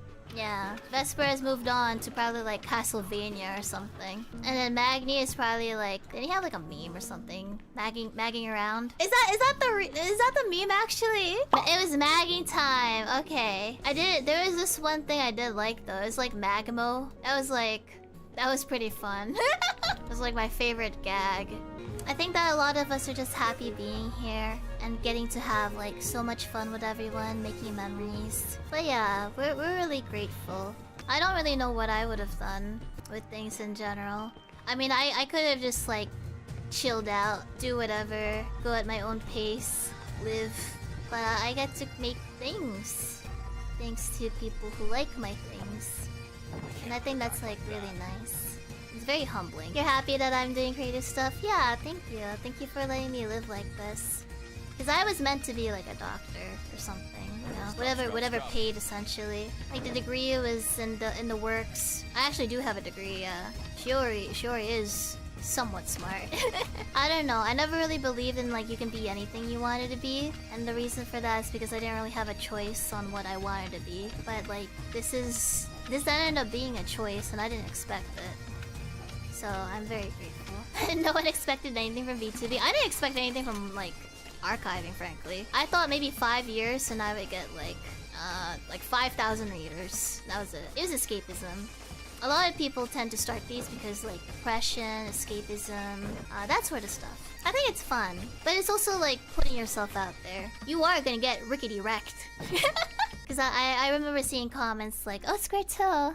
Thanks, bro. Thank you, Dudeski. Why so scared for the first which archiving mission?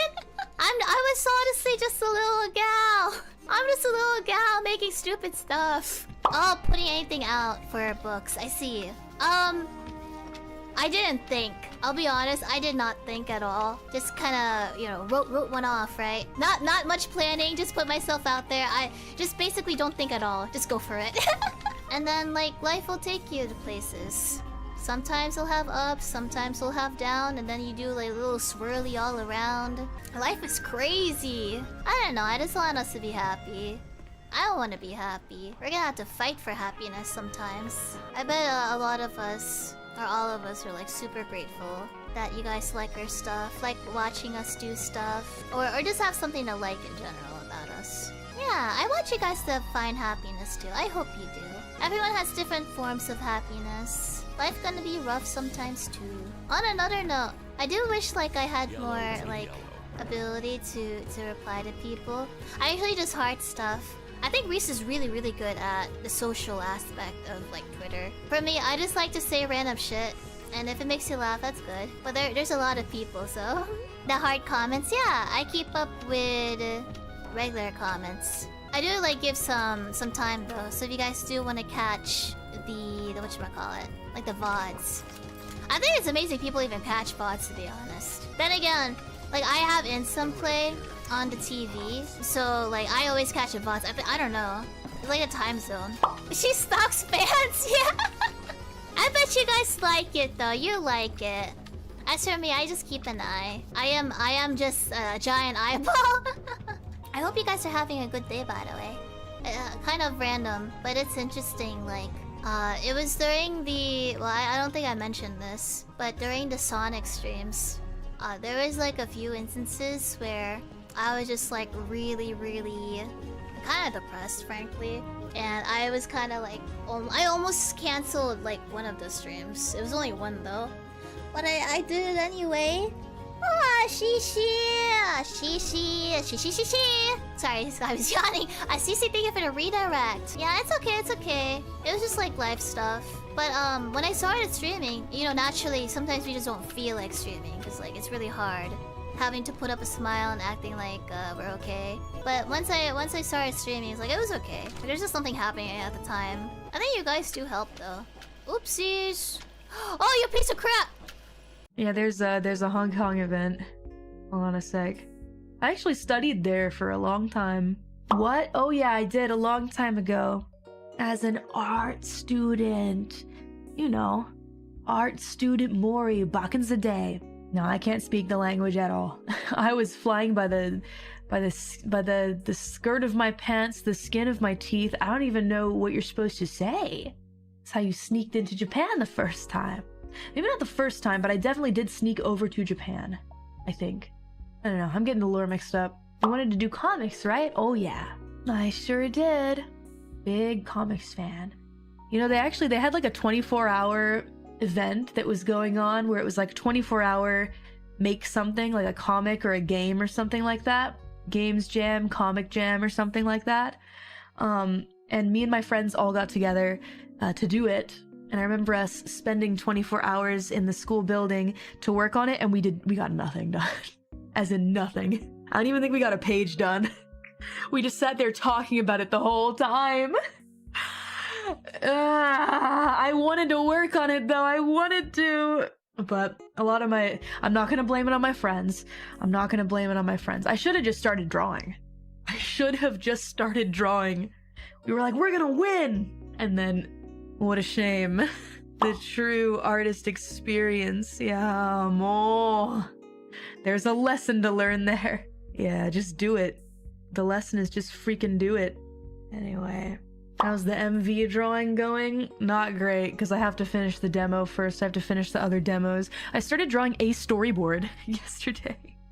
I was like, well, if I don't have internet, I'm gonna draw storyboards. And then I open my my painting tool, and I get the storyboards all set up, and I draw like 5 lines, and I'm like, yep, that's about it for today. 1 out of ?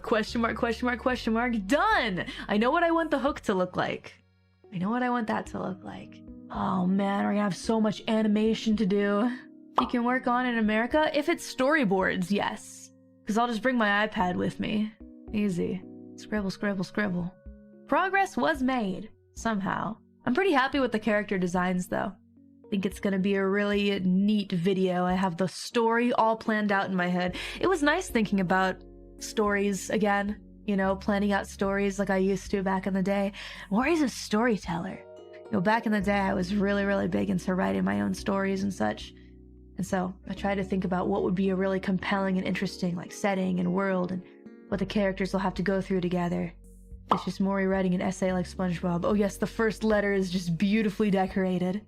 I want to read your stories, Mori. Well, the best I can do now is TTRPGs, and it looks like we're gonna do one. We're gonna have one set up. I have to check everybody's schedules, but I gotta check everyone's schedules. But I think, yeah, we're gonna have a Christmas Cowboys session. I can't say who's gonna join yet because I haven't checked their schedules, and people might drop out if there's no time. I'm just trying to connect with the youth, you know? There's nothing wrong with connecting with the youth. Are you telling me that you don't know who the Rizzler is? Because I don't know. I don't know who the fuck that is either.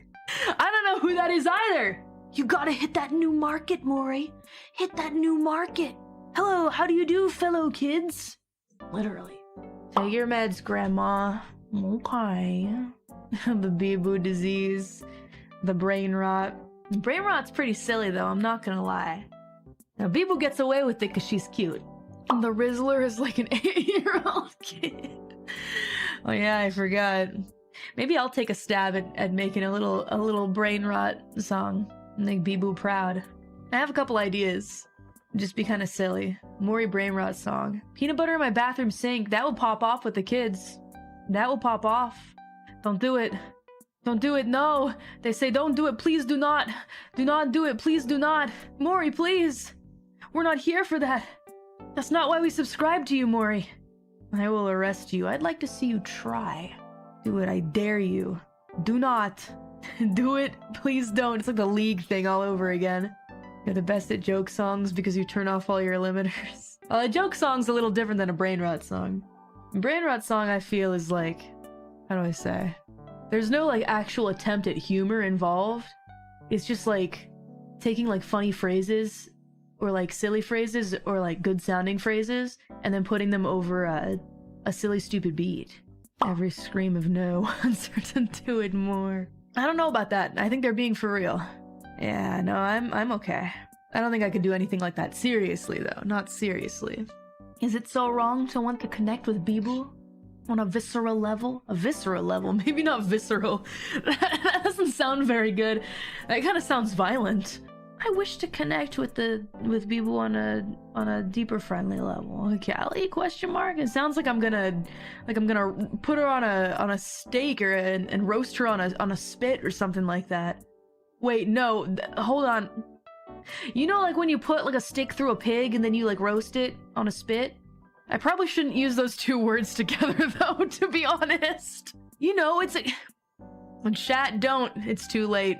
It gets worse! It gets worse! Dad knew what she said. Well, there are words that I've heard before and people say yabai, but I don't necessarily know what they mean. I just know it's bad. You're making it worse. Well, okay, hold on a second though. I'm talking about cooking something. Okay? Or is it... Hold on. You roast it on a... Let's just say stick. Let's just say a shish kebab stick. And then you roast... You roast the pig. No, I'm talking about roasting... No. That's not what I'm talking about. Alright. They've already taken it and done something with it. You were talking about spitters and quitters recently. Poor innocent girl. Well, hold on. I didn't understand until you told me, okay? Look, I don't have... My eyes are still so twitchy. Will that ever get fixed? Now, especially talking about this kind of stuff with my eye twitching like that, I just look like a crazy, insane person. Just ask Nerissa about these things. Oh, wait, hold on a sec. Are you calling Nerissa a pervert? It's not very nice. There's no way. Yes, she is though. Yes. Well... No, we're calling her a hussy. Stop. Not the hussy thing. That was messed up. That was my character calling her a hussy. Not me. You gotta know the difference. I mean, she's proud of it. Yeah, I guess so. I guess if you're a proud pervert, it's fine. If you're an embarrassed pervert like me, it's just sad. Wait, I'm not a pervert though. Never mind. Forget I said that. I'm not a pervert. Look at me. Does this look like the face of a pervert? Does that look like a pervert's face? Not really. Yes, a bit. Some deadbeats have to think about it. Be responsible of your words, lady. I'm trying. I wouldn't know I'm innocent, you say? I'm right there with you. The shame keeps you humble. It's fine. True enough. Mori being careful to not open her mouth up too much in case of tongue. Time for tongue. Hold up, but see, look, if I just open my mouth really big, it doesn't come out. I really do have to put it out for it to realize what's going on. There you go. There's an example. Bleh. Time for tongue. Wow, you can do that since when? Since 3.0. This is my favorite me to use. I wish they did this for every single one. I feel so fluid, even though I get a bit choppy sometimes here and there, but... Are you excited for the New Year's drinking event? Isn't that crazy? That I got invited to that? Huh? But why? It made me laugh. You're like, what kind of sake do you want to drink? Let us know, we'll get it for you. I'm like, yeah, anything is fine? Let me think. So I gave my requests, and I also requested a ton of sushi. Like a whole lot of it. I don't really know what we're gonna do. It seems like It seems to be a kind of event where, like, we have to do something funny if we want to get another bottle of drinks, and then see who can, like, drink the most. I wonder who it'll be. Who's gonna drink who under the table? I'm pretty strong, not gonna lie. It also depends on the alcohol that you're drinking. I personally, I went the super weeby way. I asked for a bunch of nihonshu, and sushi, and zenzai, and matcha. Matcha for after the drinking. Matcha is a green tea. If you've never heard of a matcha latte, they have, Mori. They know what that is. Bring a bunch of Valhalla drinks. Look up the recipes. Make some Valhalla drinks for everyone. How long will it take for Callie to bust out the Yi Hongo? Great question. Great question. Maybe we should just rip the band-aid off and come out the gate. Come out the gate with the Yi Hongo.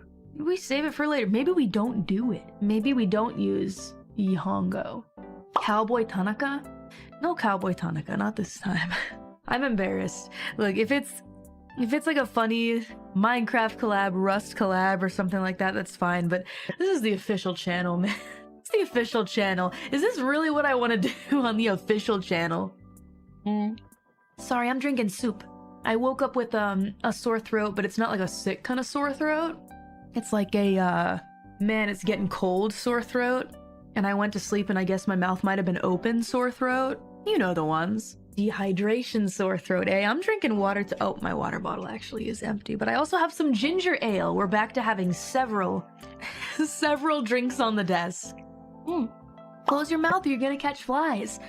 What was that one statistic? The one that goes, like every... Or whatever... What was it? Once... Wait, no, not once in your life. In your life, you are bound to eat 100 spiders in the night. No, 3 spiders a year. Oh, no, just kidding. Chat knows. That's a myth. LOL. Something to scare kids in the schoolyard. That's a fake stat, Mori. Hey, look, you can't help what you wind up believing when the kids in the schoolyard tell you a stat like that. NYC is so stinky. I had so many of you guys like warning me about like how New York is gonna be so bad and everything. It was honestly delightful. The only stinkiness that I have perceived as a very sensitive individual to these kind of things, as I am very straight edge, is a lot of fucking weed smell. And I did see on Times Square walking around, I did see one person overdosing on heroin. So that's maybe like, you know, that was a little bit shocking, but I was kind of proud how I immediately recognized that that person wasn't drunk, but very much overdosing on shit. So everybody, don't take drugs. Be straight edge like me. Yeah, that's concerning. But besides that, like, lots of weed. I'm sure it's, like, legal. Is it legal in New York? I'm sure it's legal there. But, I really hate the smell so much. It's legal in New York? Okay. See, but I hate it. I hate it so much. So disgusting. But anyway, sorry to anybody in the chat who likes to use weed, have fun. I even used the underground transportation method, and it was clean and not concerning, even though Ame warned me that I shouldn't step too closely to the yellow line because sometimes people push others over just for fun into the tracks, and then you might die. So don't step too close. But yeah, I went into the subway. I didn't have like an insane amount of sightseeing time, but I knew that I wouldn't, so I was actually the only one, more or less. Besides Ame, only me and Ame kind of extended our stays a little bit, so that was fun. Me and Ame had quite a bit of extra time together. So there on one of the days we did sightseeing with Callie, Ame, FUWAMOCO, Kiara. Interesting combination. I was surprised that Ame would join our group. I think she just likes me too much. I wasn't sure if she liked me, but she spent so much time with me this time, so I felt like, you know. Where do I start? I have pictures and I actually have videos too. Videos? Nani? Ta-ta-ta-tan! And with this group, We went to... First of all, we went to this beautiful park that I think is quite famous. It's so big! I really wanted to walk through it, like a lot of it. We spent quite a bit of time here. It's really beautiful. Like this was a beautiful view. There's this huge lake. Yeah, you need a lot of time to see the whole thing, right? But we saw quite a bit of it, I would say. And Ame was like helping. Like Ame was legit our tour guide. She was leading us through the whole thing, and she showed us things that otherwise we probably would have not found. And she did tell me, this is okay to say, she did grow up in some parts of New York. So that's how she was so knowledgeable. She told me, actually not on this day, but she told me so many crazy stories about New York that like also like connections, like not necessarily something that she experienced, but maybe family members experienced. And the whole time she's telling these stories, I'm like, what the fuck? Yeah, so typical Ame. It's so crazy. Her stories are so crazy, and that was like honestly better than any tour guide I could have hired. But yeah, she led us pretty confidently through Central Park. So we walked through the park for a while, and there's like a lot of like wide, big spaces, and there's people like picnicking and hanging out. And anywhere you look, there's squirrels. There's freaking squirrels everywhere. So do you want to see a squirrel video? Because we saw squirrels everywhere, but at some point, we stopped in front of like a fence because we saw a cute squirrel on a tree. And then I was like, oh my god, so cute! And then Ame picked up a nut and was seducing the squirrel to come over.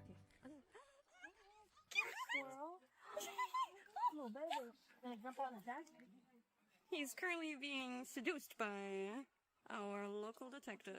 He checked it. He didn't like it. I don't need your acorns. Your acorns got human scent on them. Yeah. So Callie, I have to say, like, there was like this moment where, okay, we're all back, right? And we're like waiting to go to the after party, and Callie realizes something behind the scenes and notifies us that there's a problem with our after party venue. And in that moment, I knew. I talked to her about it later, but I knew. I know her pretty well by now. She always, you know, wants to organize things for us, and then so often things will go like wrong for her. Doesn't matter if it's like when it's a stream that she planned and either a solo or a collaboration, and then things just don't go right, or something IRL, you know, like things always seem to kind of go wrong. She's very cursed in that sense. So I knew that the moment she wrote that, like, please wait, like, something's wrong with our venue, I knew that she was probably, like, really stressed and having a breakdown or something, or felt really bad about it. And I was just like, later on, I was like, Callie, I know how you must have felt in that moment. Don't worry about it, okay? Things turned out really great, and I'm sure you felt really bad when it happened. And I know you, Callie. Just kind of trying to cheer her up because she... I feel bad. Like, how does she end up in these situations all the time? But she shouldn't feel too bad about it. Like, the fact that she always tries to put things together for us. You know, she really tries to please everybody, but things will go wrong sometimes, and that's okay. But we're really, I think, all grateful that somebody put something together in the first place, because we were all like so occupied with our minds, and it's actually incredible that she can do it because she's already like one of the busiest people among us, and the fact that she still takes time to do stuff like that is amazing. We ended up on one of many New York's beautiful rooftops, and it was so beautiful.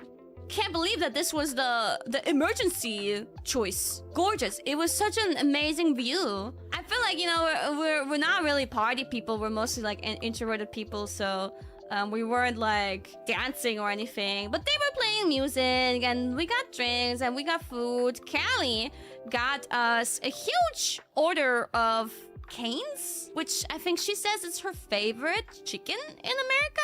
The thing is, like, she ordered so much more food than we needed, because like we were mostly just like talents and a few managers, and she thought that there would be so much more like staff also coming.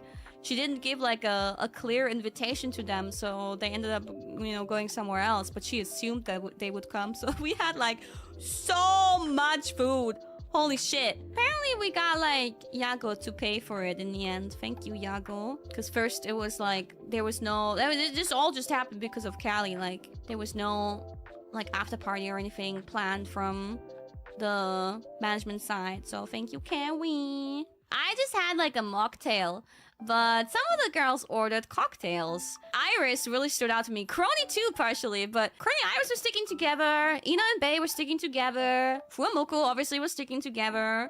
Callie was just kind of everywhere. Yeah, Anemachi and Suisei obviously were sticking together. I was like kind of like sticking with Ame. But I noticed that IRyS was... I don't think I ever saw her drunk before. She gets like so talkative, of course, but like she's so smiley. She just won't stop smiling. She's smiling so much when she's drunk. It's so cute. Like she just couldn't stop smiling with an open mouth too. Like she was just so and then she uses her hands way more too. Like her arms and her hands were flailing around. She was so excited to join conversations. Then, so, you know, at the venue, like, you know, I got a massage from Kronii, right? And that was really nice. She's so good. And I really needed a massage. At the after party, somehow she decides to massage me again. I was like, eh? Again? Really? What? And she's like, yeah, lie down there. Because we had like sofas. Sofas. So she's like really serious about it. Because she did say before, like when she first massaged me, she was like, oh, this is really bad. Like, you should lay down for this, actually. So I laid down this time. She was already kind of like, you know, she had alcohol in her body, so maybe it came from that. She was just like in the mood. So I lay down and I'm just like I feel kind of she massages me and I'm like happy and it goes on for a while, quite long. She really like gets into it, you know. And then after Kronii, don't watch this.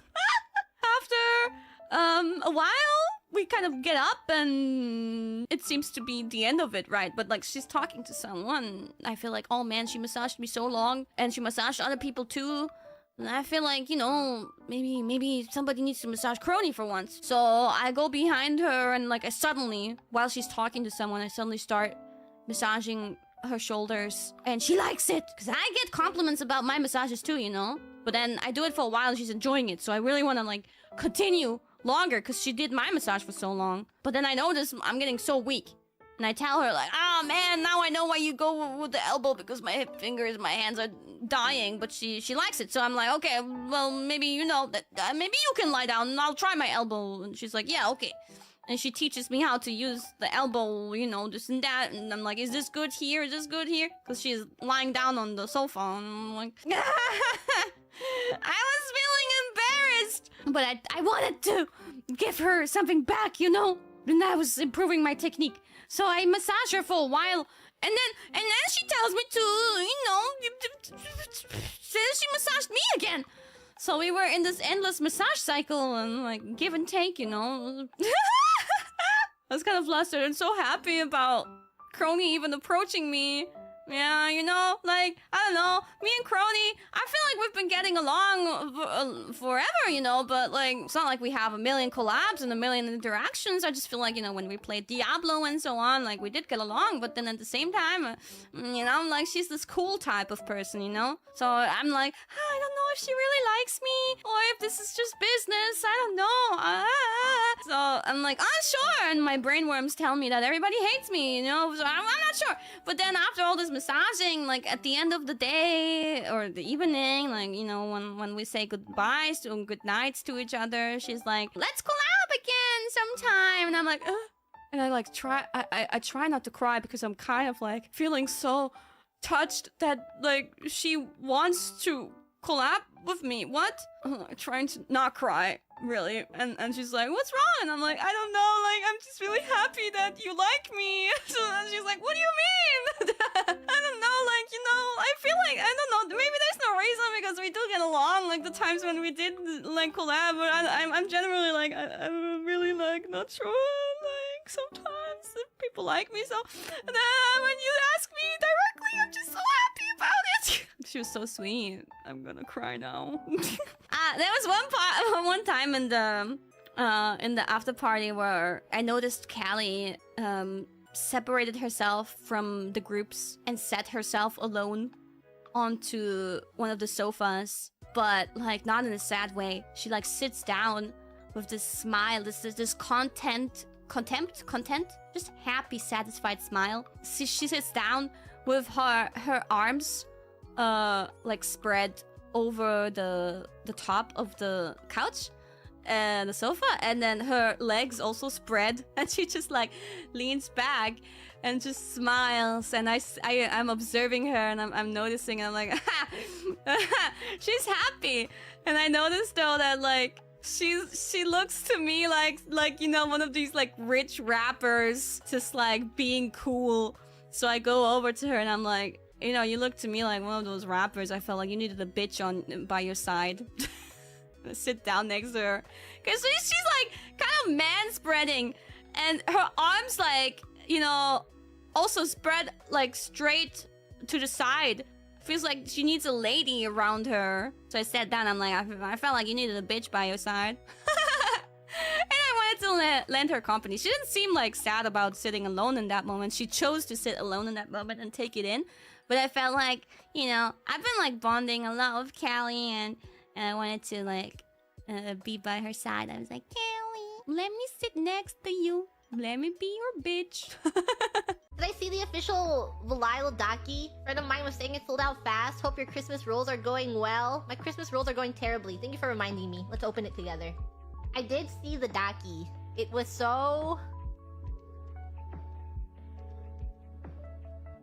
There is one word that I haven't... You know, I have self-restraint. It doesn't look like that, but I could be saying so many things, so many horrors could come out of my mouth, but I hold back to not say them. And there's one word that I remember, or like I distinctly know one word that I have not said on stream yet, because I'm like, maybe I shouldn't say it on stream, but I think it all the time.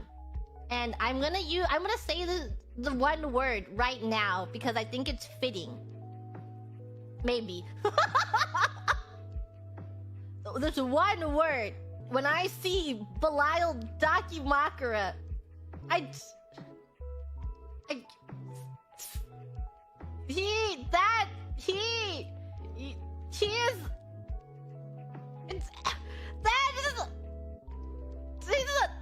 she's a slut! Why does he look like that? I can't believe it! Why is he posed like that? Just so crazy. Why is he posed like that? Completely. I think you're like, wow, only that word? I think it all the time. It's my descriptor for so many things. I think it in my head, I just don't say it out loud, where I see like a cute little bottom with a tiny waist, and I'm like, what do you have a tiny waist for? So I just never say it, but I always think it. But I think it's fitting for to say towards the Dakimakura if you haven't seen it. Also, his pants are so low. He really is just wildin' out there. Any thoughts on lewd art? I think my rule of thumb is don't put anything explicitly not safe for work in the tag, but I like some tasteful posings. I will never turn down some tastefully drawn, beautifully drawn, you know. But just don't put anything too spicy in the tag, because you know it's like there's nothing against it, right? It's like you do whatever you want, but you never want to open a tag. This applies to any tag. And you could also be like, wow, I love not safe for work things. But it's like you go into a tag expecting something, and then instead, like the first thing you see is, I suppose, a pussy, right? And it feels like you get jump scared by it. And you're like, I didn't want to see that. I don't have another word for it, because that is, I feel like that happens sometimes where you literally get jump scared by it and you're like, I didn't want to, I wasn't prepared to really, I did not want to see that. I see. I'll say that, but I won't say the other one. But it's so, I think me saying that is more accepted because it's in context. There's no other word for it. What is it? It has to have impact, because that's how it feels when you see the jump scare. You're going into just a normal art tag going, I can't wait to see cute art today, and then BAM! Detailed art!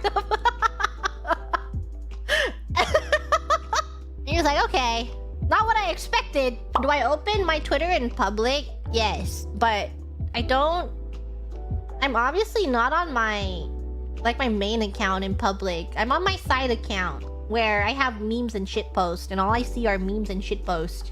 And I will say, if you have a Twitter that follows a lot of VTubers, they're always posting some spicy things.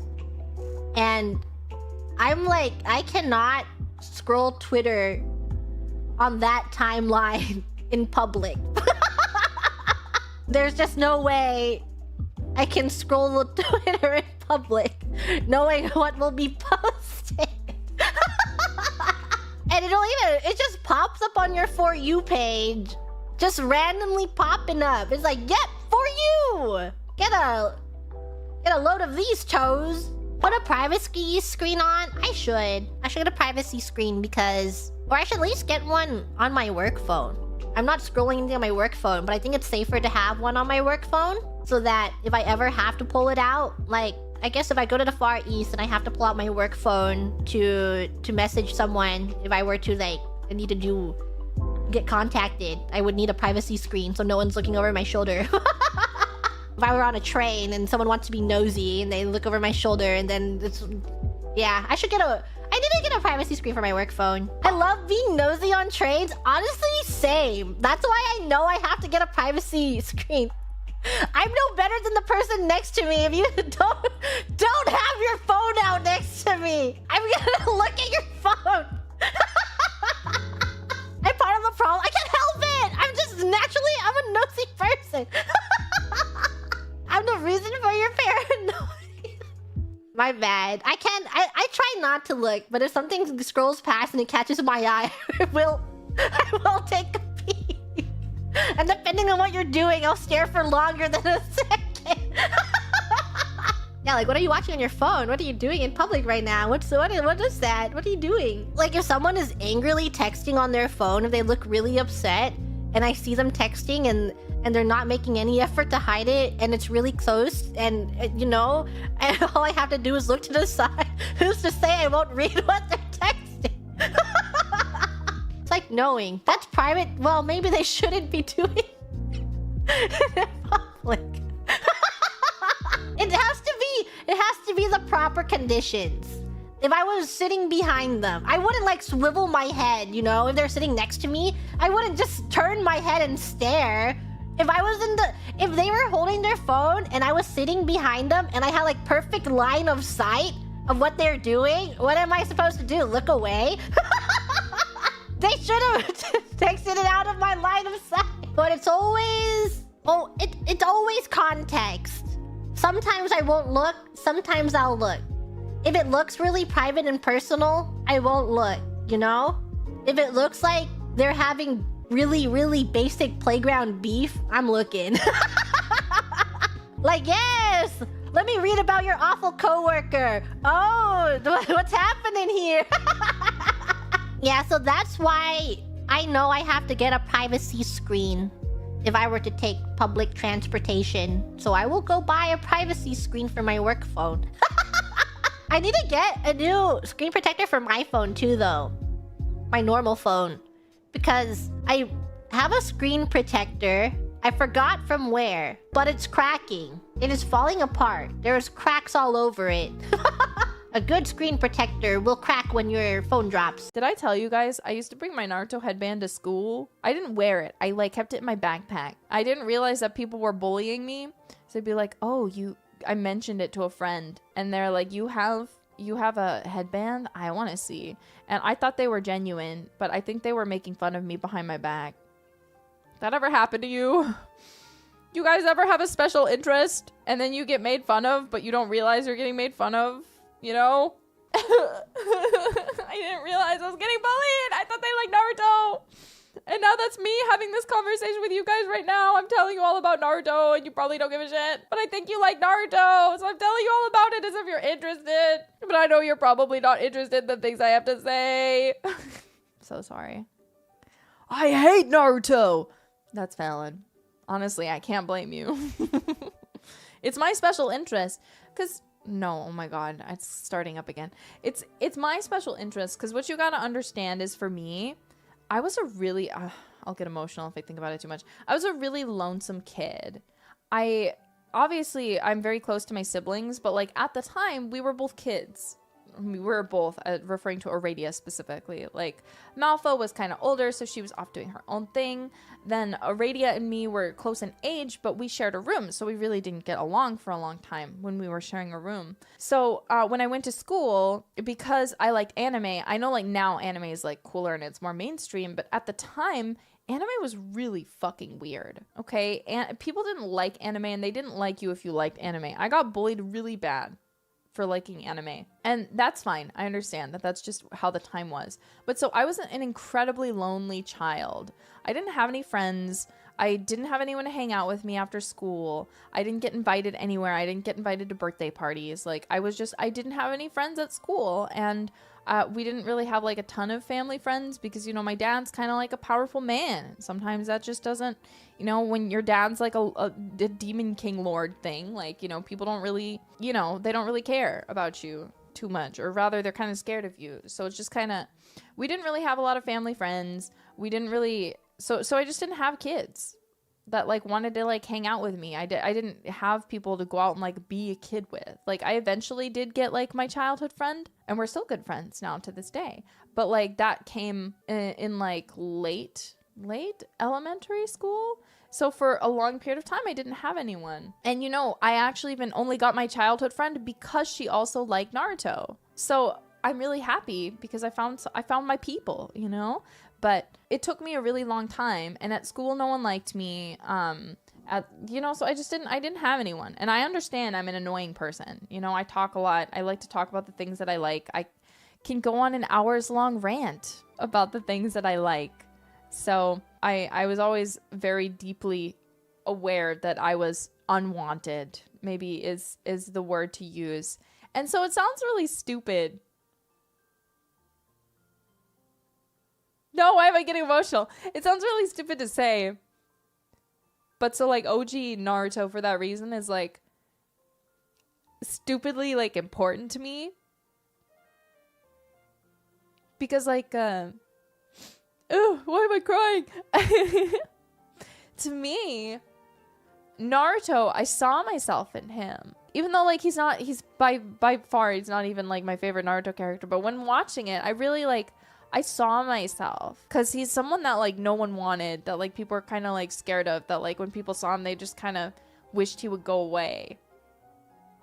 And so for a long time I felt like that.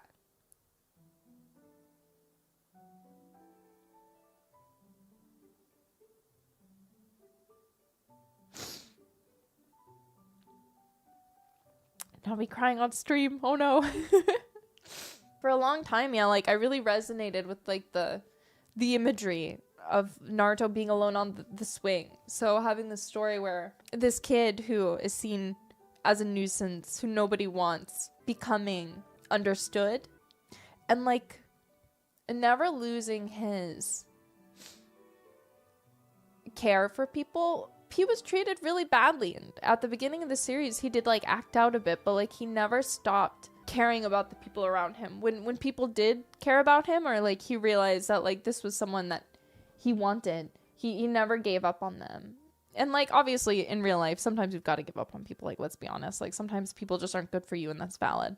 But there was just this important lesson for me that like the things that were important to me, there was just a lot of things in Naruto that I really appreciated.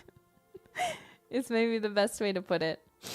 Yeah, his relationship with Sasuke is something unhealthy, but it's whatever, because it's that's not the point of the show. You see Naruto go from this kid who has no one, and so therefore when he does find someone, he never pushes them away and he doesn't give up on them.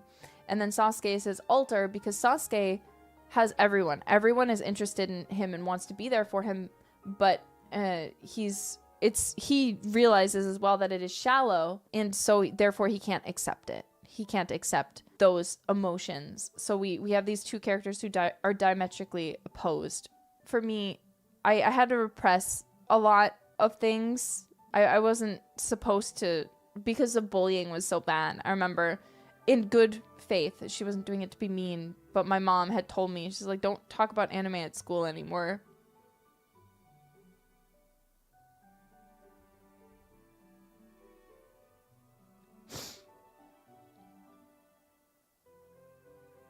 Like, don't talk about the things that you like.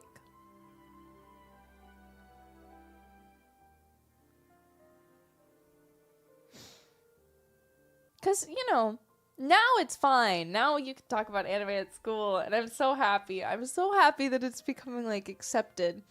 And so it was a different time, but yeah, it was to the point where just talking about the thing that I loved and being passionate about it was not something that would get me treated nicely at all.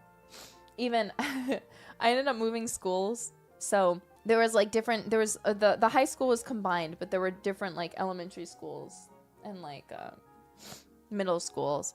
So when I went to, I was bullied really bad in elementary school, so when I went to high school, or not high school, middle school, we had to move schools. So I didn't know anyone suddenly, and nobody knew me. So I suddenly was able to make friends because I didn't talk about any of the things that I liked. I eventually did meet other people who like anime, so I would talk about anime with them. But generally, I just, you know. And then I was actually really embarrassed, and I was worried when I went to high school because it was combined again. And everyone from my old school, I thought maybe they just would have forgotten, but they all remembered me. And I remember because I'd always be like, were you this girl? Were you like this really cringy girl who liked anime? Was that like you? And I was like, oh, yeah, that was me. So it was really difficult. So anyways, this is my sad flute music backstory.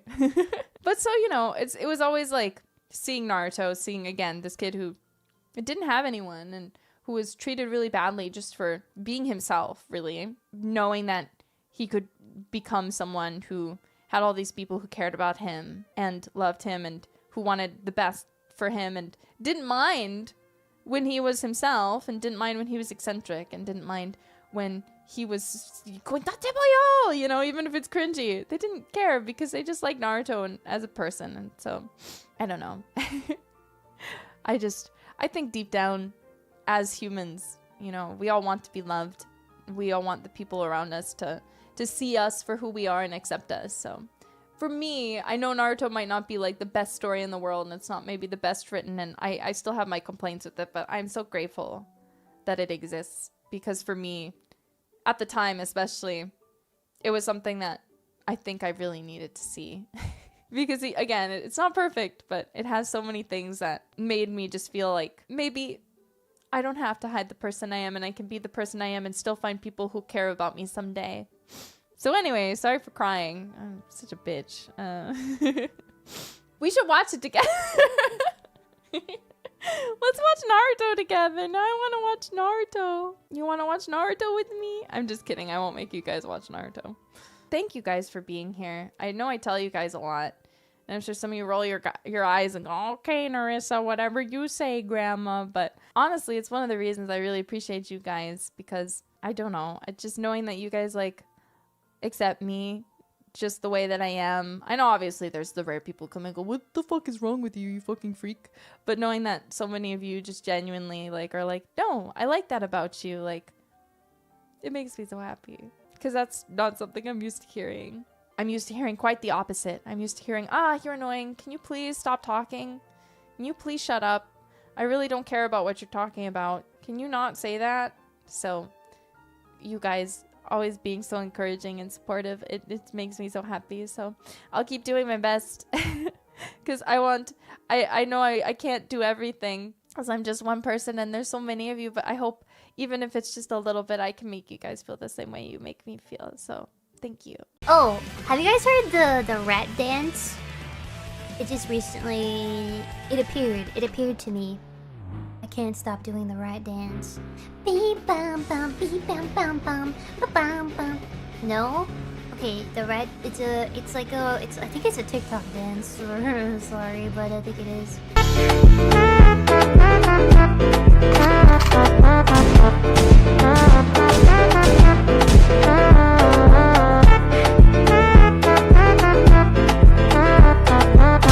It's a rat dance. It's super easy. It's super easy to learn. Everybody can do it. Super easy. No, it's not that rat song.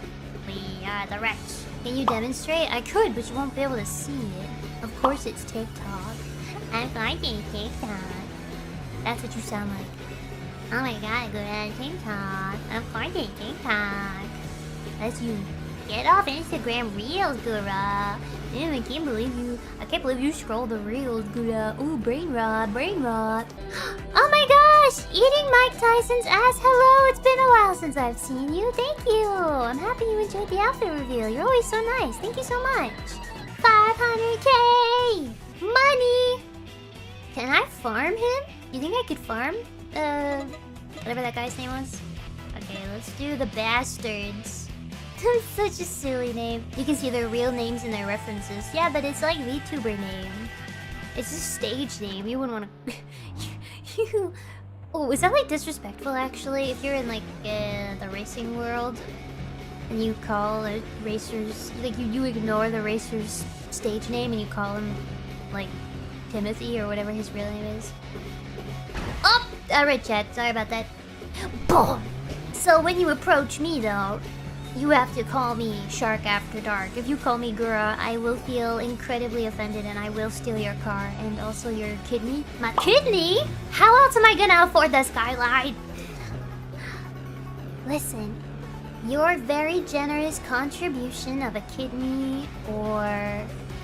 What else do you not need? I'm sure there's other parts. It's gonna go towards my skyline. Your lungs? You only need one of those? Your appendix? That's right, you don't need your appendix. You probably don't need your, like an artery or something? You can have your tonsils? Only if you make tonsil stones. I wanna roll those around in my stone roller. My rock polisher. I like rocks. You know what else I really like? I really love fossil hunting.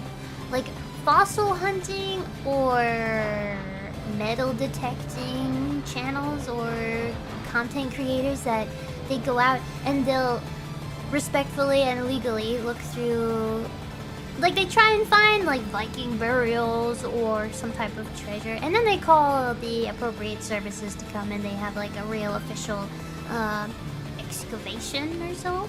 But I love those. There's like this lady who just walks around in a river and she finds the coolest stuff. But then also because social media in the year 2025, I really just don't know what to believe anymore, so who knows if it's even real. And magnet fishing is also cool. But it scares me, the guys that pull up like grenades.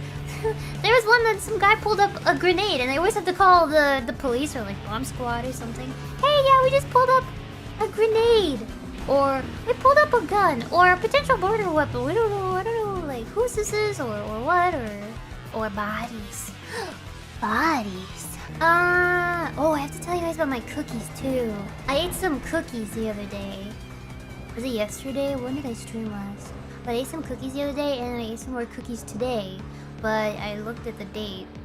You're gonna get upset with me when I tell you how old they were. You guys know those like little snack packs of like what your mom would put in your lunchbox kind of thing.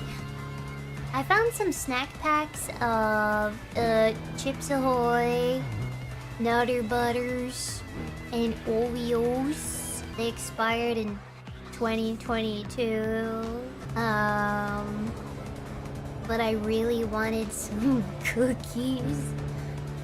So I opened them. They were in the very back of my snack cabinet. I was cleaning out the snack cabinet and I saw, oh, cookies! Did they taste good? I will tell you, I ranked them. The best tasting was the Oreos. The Oreos tasted a little stale, but they still tasted like Oreos. They were crunchy. They were, you know, Oreo. Chocolatey, creamy, nothing weird. Second place, the Nutter Butters. They were peanut buttery, but they were very stale and they had a hint of wood chips. A hint? Oh, cool! It's the ST one. They were a bit stale. They tasted a bit wood chippy. But the Chips Ahoy were broken into pieces, completely stale, and they tasted like licking the floor of a wood shop. But I ate all of them, so do not fret. None of it went to waste. Yes, but they tasted. Yeah, the Chips Ahoy were pretty bad. They were like, yeah, wood, straight up cedar log with chunks of chocolate in them. And even worse, the Chips Ahoy, they have. Do you know they sit in that paper sleeve to keep them from jostling around? The paper sleeve had like yellow markings on it. Some type, I think it was like cookie grease or something had leaked out of it. Nah, you live like this? Yes. Well, they're perfectly good. And I figured they're fine because they're dry. Yeah. At least the Nutter Butter still tasted like peanut butter. What the F is a Nutter Butter? I'm Canadian. Oh, okay. It's a cookie. They're shaped like a big comical peanut. It's cookie on top, like a thin cookie, and then there's peanut butter in between, and then there's cookie on the bottom. It's like a Elmer fudge cookie, but it's got peanut butter instead. They're so good. With a glass of milk. Mmm. Canadian. Oh, my apologies. I'm kidding. Actually, no, my apologies, because this game isn't out in Canada yet. Sorry, bro. Can I speak Canadian?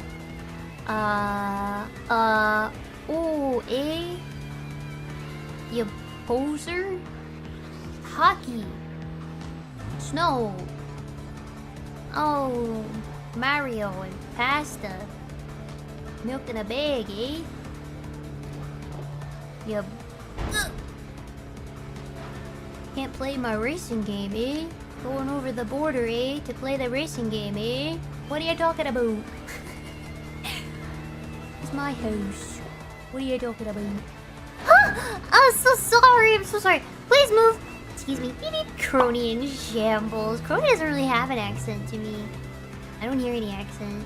That I understand that. I have a bit of a very rarely, ever so rarely I get like a twang of an accent. I feel like I have a bit of a, like, dare I say, like Boston or New England slips through every now and then.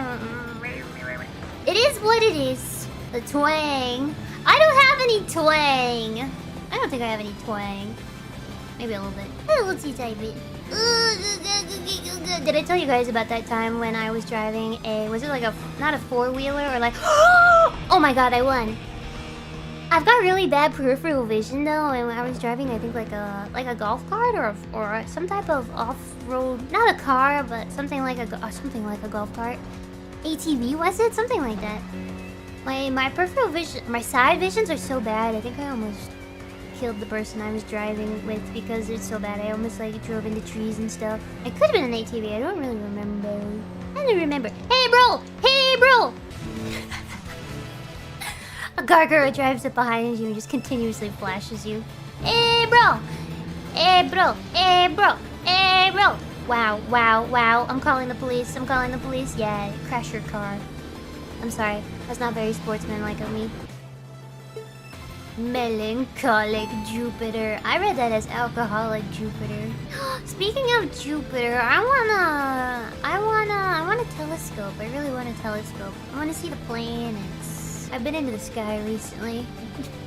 You ever look up at night and you go, wow, I'm pretty into that. Yeah, they're really expensive though, the good ones. Space Daikoku Line. You mean a skyline? Ha ha ha ha! I see what you did there. Looking at Saturn always blows my mind.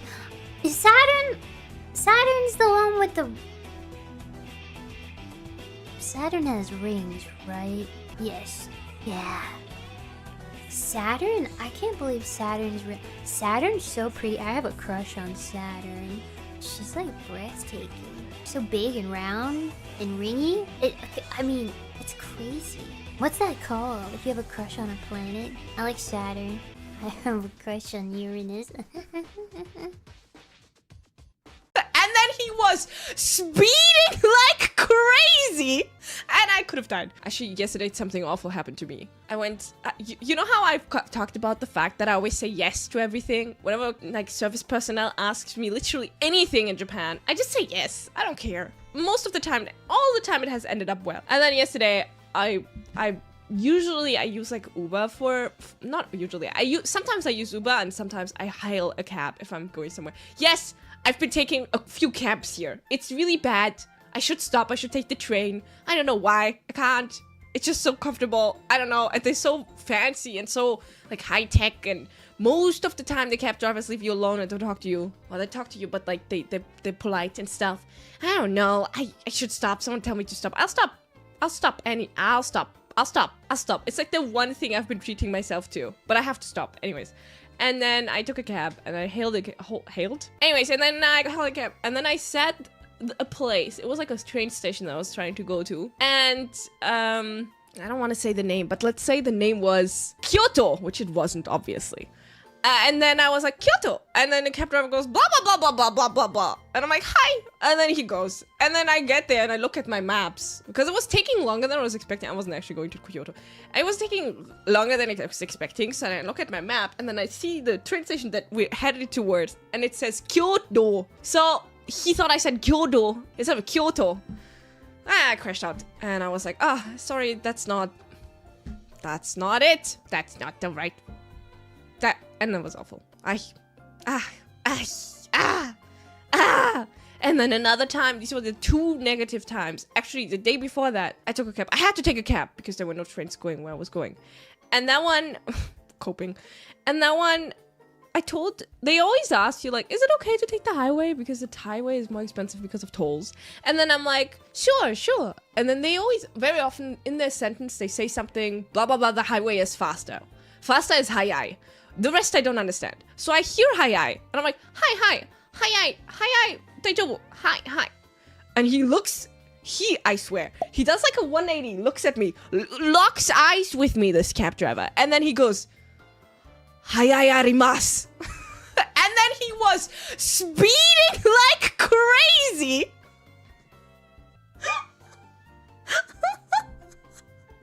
And I could have died. I think he was just a way he turned to me, looked like a little bit perplexed, looked me in the eye, and just went, hi arimasu ka? Okyaku-san-sama. Turns back, turns on his motor, and just speeds like a madman. So, could have died. Those were my only two negative experiences with saying yes the entire time. Hi.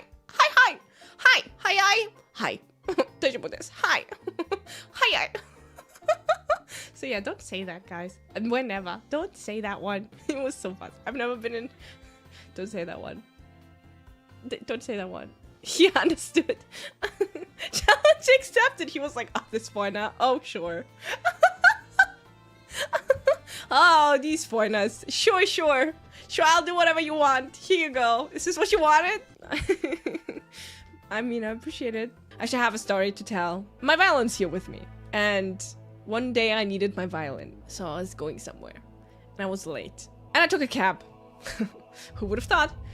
And then I cannot speak Japanese. And then I realized, not that far, but like 5 to 10 minutes into my drive, I go like, because I had forgotten my violin. My manager even messaged me that day and she was like, don't forget to bring your violin. And I'm like, no. And then the cab driver like looks at me, is like, oh, what's wrong? In Japanese. context clues. I have no idea what he said. And I'm like, and she's like, blah, blah, blah, wasuret. I think he said something. I forgot what he said. But I could tell that he meant, did you forget something? And I'm like, hi. And he's like, blah, blah, blah, blah, blah, blah. I'm like, yeah. And he's like, okay. And then he had to do a U-turn and turn back. Wasureta. Yeah, I think so. And then he turned around and drove back to surprisingly longer. And then I get out, I leave my stuff in the cab. I get out, I get my violin, and I come back, and I have my violin, and then the cab driver just like starts laughing. It's like, yeah, that is a big thing to forget. I understand. And then I was late, and I was sad, but at least I had it. Happy anniversary, CC. It's been an incredible year. I'm proud of tomorrow getting to witness all your incredible creative stream ideas. Thank you! 1 year of being an optimal. It's true. I remember like it was just 1 year ago. Yeah, I don't know. It's kind of crazy that it's been 1 year. I've said this many times, but I feel like it's been only a couple of months. On one hand, that's a good thing, because that means I can't speak. It means that I'm not bored. I am a person that gets bored very easily, and I'm not bored. Because everything is fresh and new. I'm very happy to be here. I love it here. And I hope you guys will keep supporting me, and I appreciate you guys. But I will not say anything more positive. Because, I can only show so much positivity before I myself cringe into oblivion. So, yeah, I'm really excited. Am I a hater? No, that's not true. If I were a hater, how could I do this? If I hated things, how would I be able to do this?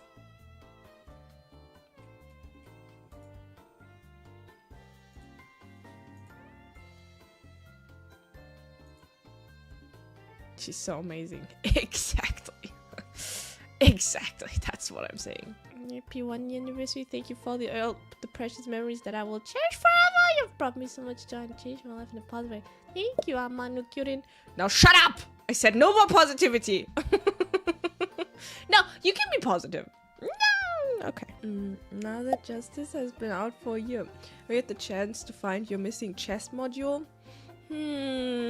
My missing chest module? No, I don't think so, because I'm not missing a chest module. But I was able to find... Quick, someone come up with an insult. Quick, I need an insult. It's too early. I found your... No.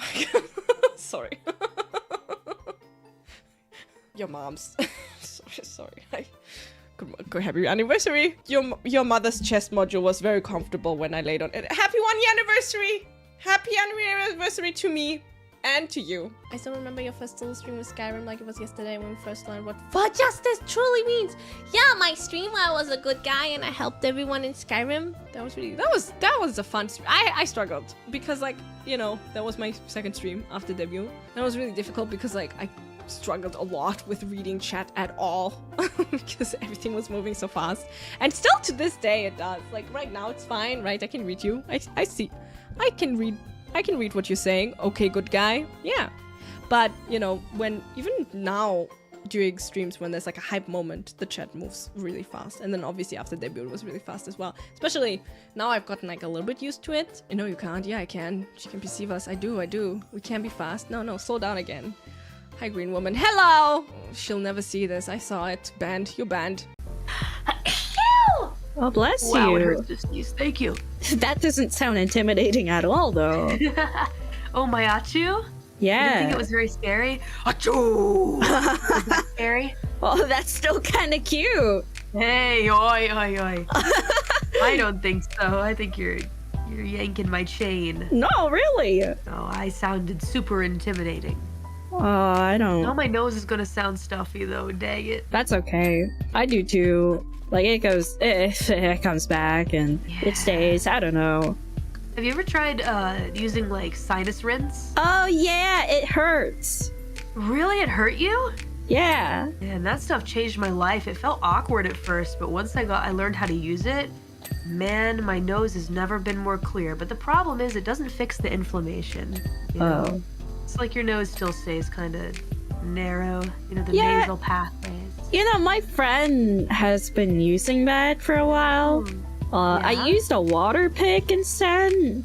Oh. Because, she's all about like being able to maintain herself, and it's impressive. But the sinus rinse, it hurts. Oh, you feel like you're drowning or something like that, maybe? No, it just hurts. Really? Like pain? Like a sharp pain? Because I feel like I'm drowning sometimes. Or like I swallowed some water through my nose or breathed it in through my nose sometimes. It doesn't feel good, but it doesn't hurt. You use saline water, right? You don't use regular water. Oh, yeah. Yeah, I gotta use the saline water. It doesn't feel good, but I view it as worth it to clear out my nose because I don't like blowing my nose. I've never liked blowing my nose. So, like, when you rinse it out, you get that whole gunk? Oh, the snake? The long snake? Yeah, the long snake. Like, do you see it? Like... For the purposes of my deadbeats who are listening right now, no. I'm not saying... Okay. But I've seen it happening to some people is the thing. That looked pretty some refreshing. People like watching those videos. The long snake. Kind of looks like Boros, actually. Okay. Do you know Boros is in your head right now? You can get him out. You just got to use the sinus rinse. Oh. Like a neti pot or something. There he is. See, there he is. Not my boy. Oh, and then there goes my boy. There he goes. He's in your head. He's in your sinuses right now. You can get him out. Really? Yeah. You just gotta blow your nose really, really, really, really, really hard. If you don't want to use the sinus rinse, that's fine, but it's... Really? He comes out as a different color, though. Really? Yeah. Not white? No. That was the first thing I thought of was Boros, because the long snake is typically white. No, not for me or anything, because it's never happened to me, but... I think he's dressing up for Halloween or something, because... Okay, he's turning into a zombie.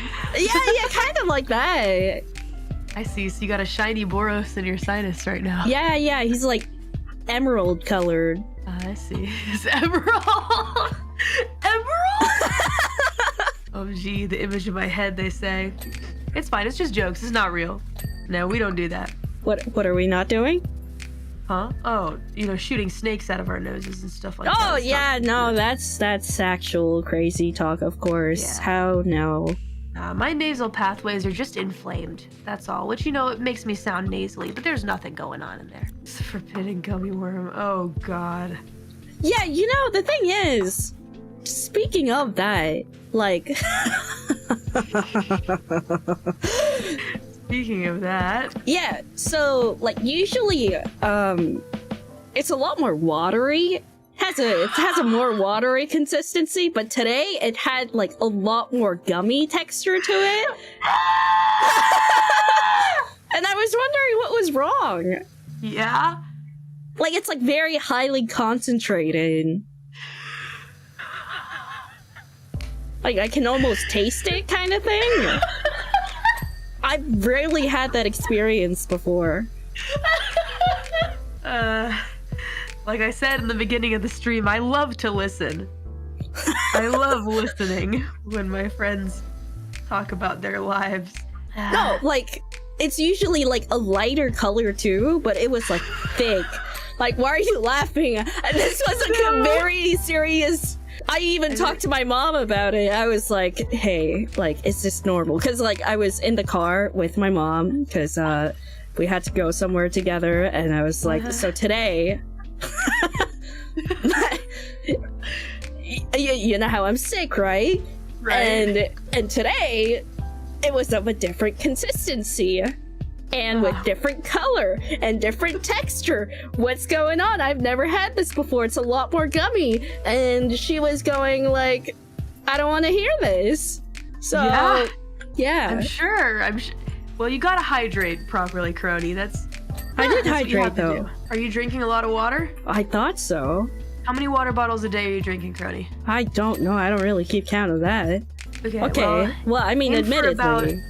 Aim for about 8 water bottles a day, maybe more if you can. And then maybe Boros will return to a normal color. You think so? A lot of water. Look it up. That's how much they recommend you drink. Okay. Well, every day. I heard 16-ounce bottles. I heard that if the snake is not white, then it means you're getting better. Oh, really? What? Yeah. Are you sure about that? I mean, that's what I heard. Huh. Yeah, so when I was younger, like when it was a different color, it'd be like, oh, you must be getting better. So it's like, oh, huh, okay. I see. But yeah, yeah, those other two colors that you mentioned before, apparently that's a sinus infection color. White is supposed to be you're just cleaning out your nasal cavity. Nothing's really necessarily wrong. It's just the I have a color means nasal bacteria. infection? There's some bad stuff going on in your snake. Oh, yeah, there was a bit of red, like, for the first day or what? two. Yeah. Why is that? Wow.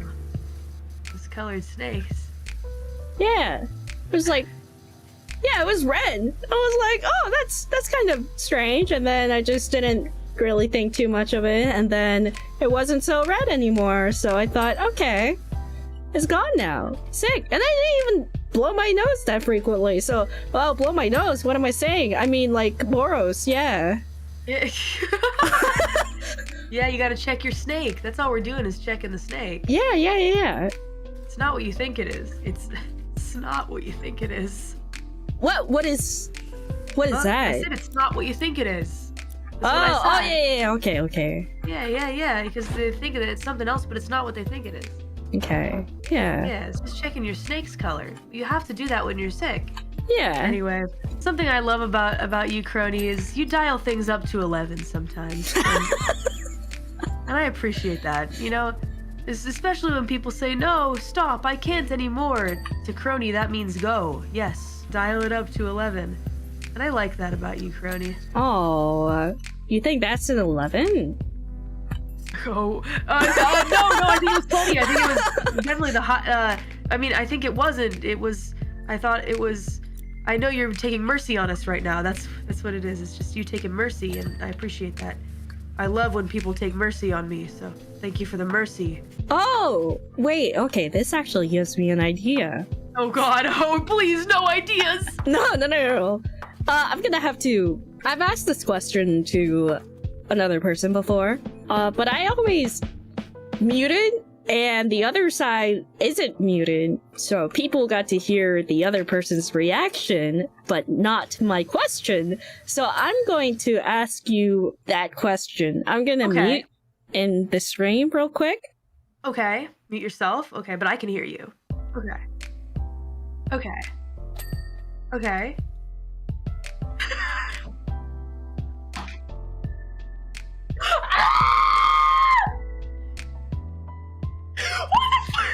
What the fuck is wrong? What is wrong with you? What the fuck? I hate that question. I hate that.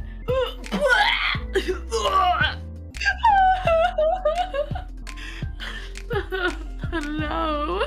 I don't want to answer that. Why? I don't want to. Why? What do the other people say? They didn't answer that either. They didn't answer it? Okay. I'm not surprised they didn't answer that. One, probably. But I'd be traumatized. I mean, yeah, of course.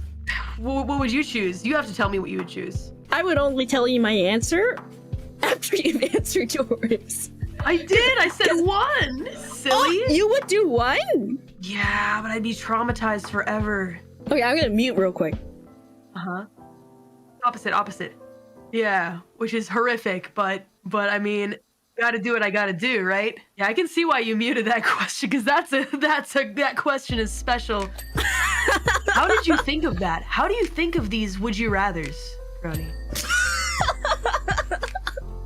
How do you think of them?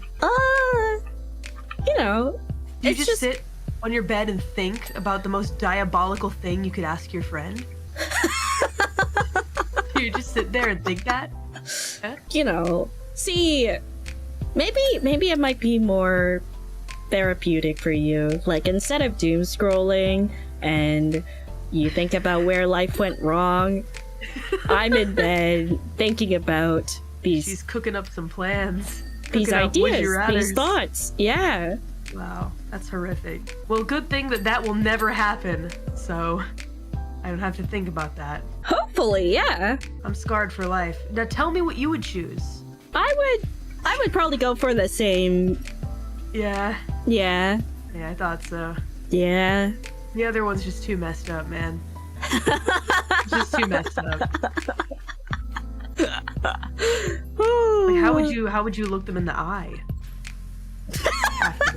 I just got back from going to movies. I went to see the Watts family and I went to go see shoot, what is it called? Oh, Deadpool. Yeah. I'm not really a huge Marvel movie watcher, but I did go to see Deadpool because the Watson brothers really like, well, they like all movies, really. They just watch anything, but they do like the superhero movies a lot. Was it any good? I liked it. Yeah, I'm not gonna spoil it, guys. I won't spoil it. I swear. All I will say is that I really liked the villains. I liked their outfit. The costume design was like really cool. It kind of reminded me of like what I wear. But yeah, I'm not gonna say anything. Yeah, I saw the first 2 Deadpools a while ago. I think it was like whenever they first got released. Yeah, the villain had this super cool outfit, and it even had like a layer where the coat came off and you could see underneath, and it was like, oh my god, it looks so cool. I really liked it. And of course, yeah, Hugh Jackman's in it, right? That's not a spoiler. Did you guys know that? Did you guys know the Wolverine's in the movie? And oh my god, there's so much yaoi. There's gonna be so much like fanfics of Deadpool and Wolverine afterwards because like there was so much implied, not even implied, like directly, you know, alluding, and not even alluding, like directly. Anyways, yeah, I really like the music choice for the movie. Yeah, the music was super cool, especially for like the, you know, the climax of the movie. I'm not gonna spoil it, but the music was cool. And yeah, there was BL, so it was pretty good. And they even showed Hugh Jackman's like tummy. They like showed a close-up of it, and I was like, oh. And yeah, the movie was pretty cute. I'd give it like a solid 7.2 out of 10. You gotta see. Oh, spoilers! Oh my god, I'm so sorry. There's some shirtless people in the movie. Is that a spoiler, really? It's not a big spoiler. Okay, I'm done talking about it now.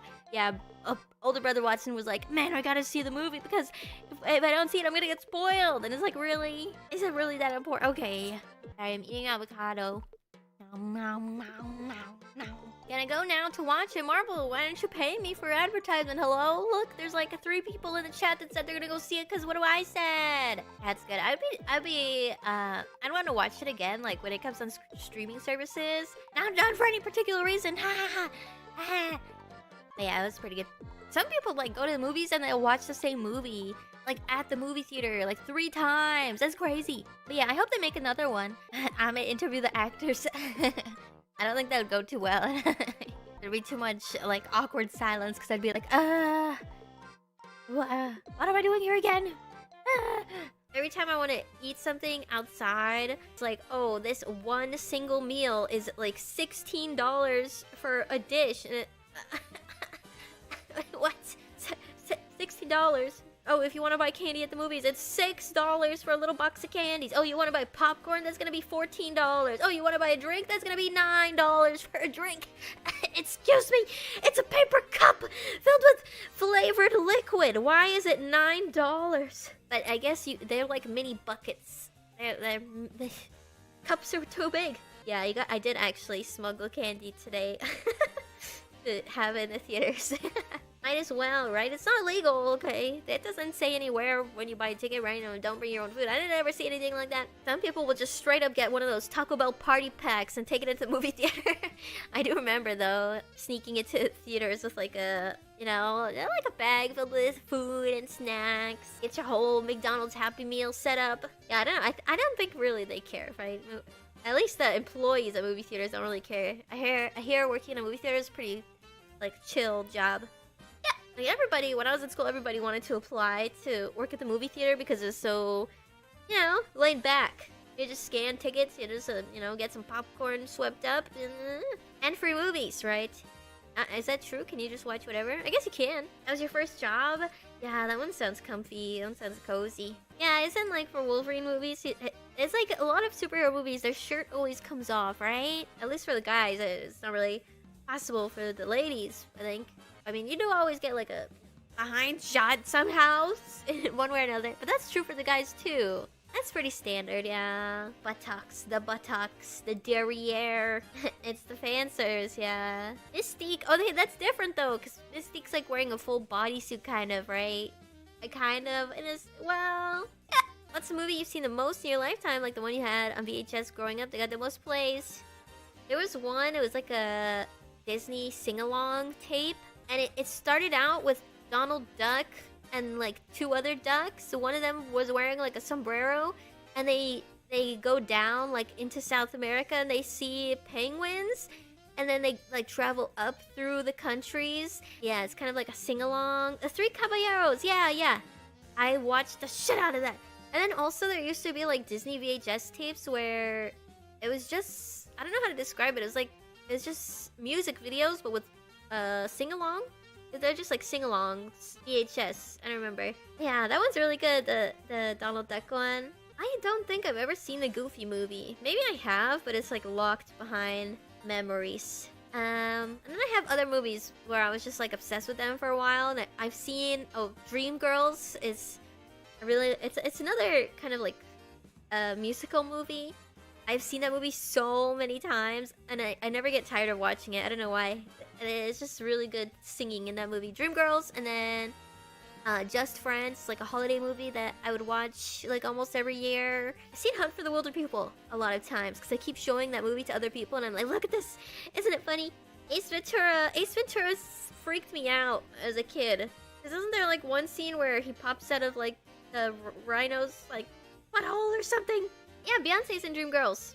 I think as a kid, like a lot of Jim Carrey movies were unsettling for me to watch. There was one I saw, I think it was when I was on a plane. It's like a Jim Carrey movie from, I want to say from the 90s? Yeah, from the 90s, where he's a lawyer and then all of a sudden he can't tell lies anymore. He can only tell truths. And I kind of liked it. Yeah, Liar Liar, that's the one. Yeah. You guys, maybe I'm like kind of face blind, but do you guys think Willem Dafoe and Jim Carrey kind of have like similar features, right? Like something about the lines in their face or like the depth of their eyeballs are similar. Maybe I'm crazy. They like don't look super similar. No, you don't see it. You kind of, yeah, same jawline. Yeah, maybe similar face shape. They're both very expressive. That's true. Willem Dafoe seems so nice. It was his birthday recently. Happy birthday, Willem Dafoe. They have like very, like their faces are so expressive and prominent, right? Their expressions. Happy birthday to Willem Dafoe. Oh yes, I saw they're making a Skibidi Toilet movie. I do watch on Extreme Police. That's not gonna be out until like 2026 or something probably. Directed by Michael Bay. Cue explosions.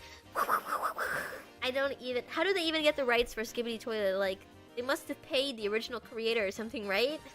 See, by the time it comes out, it's not even gonna be as popular, right? But then again, I guess it's something that's been around for, like, what, 12 years already? Just hasn't got popular until recently. And Valve. They have to get permissions from Valve. It's serious, it's true. Well, I don't know anymore because the Watson family, they got fooled by one of those AI movie trailers. They told me they're like, oh, they're making a Thundercats. Auntie Watson is like a huge Thundercats fan. They're like, oh, they're making a Thundercats live action, and I was like, oh, that sounds cool. But then afterwards, they're like, no, never mind. It was one of those AI generated trailers. It's not real. Ah, man. Yeah, Thundercats. You guys know Thundercats. And then they told me that they were making a Rambo 2. They're making a Rambo 2. I guess there's not a second Rambo movie, but then they were like, oh yeah, we also got tricked from the Rambo 2 AI trailer. It's not real. But, you know, they are doing Gladiator 2. There's like 4 to 6. They already made Rambo 2. I don't know. Okay, I don't know what's going on in their brains. They're making Gladiator 2, but it's real. It's real. I saw like a movie poster for it when I was at the movie theaters. I've actually never seen the first Gladiator. Never seen it. That'd be a cool watch along. Technically, there's no Rambo 1, huh? Yeah, it seems cool. I gotta watch the first one. I have never seen it. It's like classic cinema, right? I gotta watch it. Are you not entertained? Right? There's so many good quotes and like scenes. Isn't there the Sparta kick? Wait, that's not from Gladiator, is it? Isn't that from Sparta? 300, yeah, okay. They're kind of similar right? Kind of a little similar. Small Ina deserves a hat. I'll get Small Ina a hat. Different one from mine. She just likes to steal my hat, okay? It's just like when you have siblings and then you're just like, please don't wear my clothes without my permission. And then a couple days later, you see some like in the laundry basket, and or you see like food stains on it, and you're just like, excuse me. I'm not talking about anyone specific here. Just, you know, don't be mistaken. I'm not talking about, you know, underneath or anything. But you know, or you know, sometimes when you're like, please don't just take and use my phone charger without my permission, and then later down the road you see it being broken, like the wires are ripped out or something like that. Or you know, when your sibling borrows your little USB stick because they apparently can't get a cheap one or something, and then it comes back with the cap of it broken or lost. You know, I'm not talking about any specific cases. These are just prime example, you know? Just forgive her. If there's anyone to be forgiven, I don't know. After all the times I've put up with, actually, not me, just talking about a friend, you know, just sibling things. Sometimes like she sends random like memes or like comics and stuff that's like related to sibling stuff. One of them was actually not specific to being a sibling or something. It was like a yonkoma with like someone being like really like outgoing and like perfect in their work, and then at home they're just like hee hee, and it scratches their butt. I'm just like, that's you. She sent it saying it's Papanese, but I'm just like, that's you. Papanese, of course, is just like that. However, I feel like you also fall under the category of being very like perfect, outgoing member of society, but at home she's just like hee hee. I think I already told you guys this, but like one time when she was over, she was drinking so much wine out of like all the wine that Mamanis and Papanis. Like she would usually have like a glass or something, but then like that one time, I think she was working till pretty late in her room, so she just took an entire bottle of like white wine and she was drinking it as she was working. And then she knew she would get in trouble with Mamanis, because Mamanis is just like, drink responsibly, and you really should drink responsibly. She called me into her room and I was just going to the bathroom, and she's just like, hey Ina, can you go recycle this wine without Mamanis see, just so that she wouldn't get in trouble? I'm just like, why should I do this for you? And she just stared at me, you know, that older sibling stare, just like, you shouldn't be questioning me, you should do what I say. That was so funny. Mamanis found out anyway, because Mamanis knows everything. I just found it really funny. Isaac's pretty sad. Like, he's like an engineer nerd, but he also like fights really well, even though they didn't even give him a weapon in the beginning. He's a pretty cool guy. Yeah, one man army. I'm doing everything here. He's John Dead Space. Yeah. Oh yeah. You know what? You know how you guys were asking me like if I had a cat, what would I name my cat? I would name my cat John Cat, cause it's the most powerful name. It's the name of all protagonists. So I'm gonna name, if I ever got a cat, I'm gonna name it John Cat. That poor, what do you mean that poor cat? Any cat would be happy to be my cat. John Cat Blah. Or John Carr. Ooh, John Carr would also be good. John Carr Blah. Yeah, when I'm not home, the cat goes off on anime protagonist adventures. The more I look at cat videos, the more like, yeah, I'm getting a cat. I'm naming it John Carr. And it's gonna be so beeping loved. And I'm gonna get a cat, and I'm gonna put it on my lap while I stream, and it's gonna meow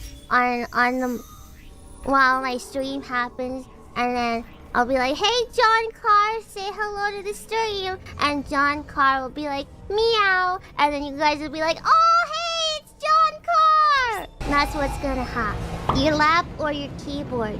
Yes. And before he's loud and annoying and aggressive. Well, that's why I want a ragdoll, because ragdoll cats are known to be like one of the most chill cat breeds. Ragdolls are no orange cats. The orange cats are the ones you gotta look out for. I mean, I guess it also depends on the cat personality though, because you know, cats have personality. I like black cats. I would also be happy with a black cat. Then I can name the card John Darkness, or yeah, John Void, or John Dark Soul. Clearance confirmed. Clearance confirmed. How much money do you make just being that voice in like for a job? Like, clearance confirmed. You have no clearance. And then they put it in everything. And then how much money do you make off of that? No royalties. Far less than you think, really. But that voice is in everything. Why is my heart doki dokiing? VAs don't get paid enough. Pay VAs more. This guy died on the toilet. He blew up on the toilet. That's very unfortunate. Taco night. Is it the beans? Is it the beans? Because I've never really had stomach issues with like Mexican food, but I don't eat beans. So I don't have beans in my tacos. So like, is it the beans that do it? Sour cream and sometimes cheese. Oh, perfect! I don't put cheese or sour cream or beans. So that's probably why my stomach is fine. Because I don't put any of that in. Aha! We figured it out. No cheese? No, I would just rather have meat and onions. If the taco, you know, already comes with cheese, I'll eat it. But if I can like decide what's on the taco, then no. I'm the type of person who likes to like taste the individual ingredient. So if there's meat, I don't want to overload my stuff with toppings. I want to actually taste the meat and stuff. So like, I'll go like, you know, meat, some veggies, and then hot sauce, and then I'm good. Cause I like the flavor of the ingredients. I don't like it when they're overpowered by too much stuff. Mac and cheese without cheese? I eat mac and cheese with cheese. What's the point of mac and cheese without cheese? There's no point in getting mac and cheese without cheese. It's in the name. And I like mac and cheese. I don't know what it is lately, but I keep forgetting to plug myself in. That's a bad habit that I forget, and then I have to like re-plug myself in the middle of stream. Atatomate, don't let me forget. Be like, hey Viva, did you plug yourself in today? I did not. Toto. Am I a robot maybe? Haha. I need to charge my plug suit, yeah. Gotta plug into the system. But yeah, I shouldn't make it a habit to forget to plug in before or during streaming. Cause I feel like that's bad etiquette. I should remember. Do you remember to plug in yourself to the stream? It's been a year? Well, that's the thing. I only recently started to forget.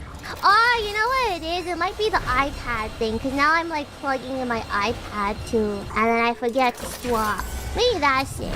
What's with every generation of iPhone and iPad like changing the shape of the plug? Why do you need to change the shape of the plug? Huh? Money? Oh. Beeping money to make you buy a new. I guess that makes sense, but that's kind of cheap. Cause like every new like iPhone generation is just like, oh, the plug is changed a tiny bit, so you can't use the old one. And then we change where the camera is located for the third time, or how the camera's arranged. That's it. Android, iOS. I was Android before, you know, the VTubing thing. But now I kind of have to be. But honestly, I didn't really get a choice. I just use whatever my dad gives me. Here, phone. Okay, thank you. I use it now. Now I use it until it's absolutely broken. Technically, my parents still pay for my phone plan.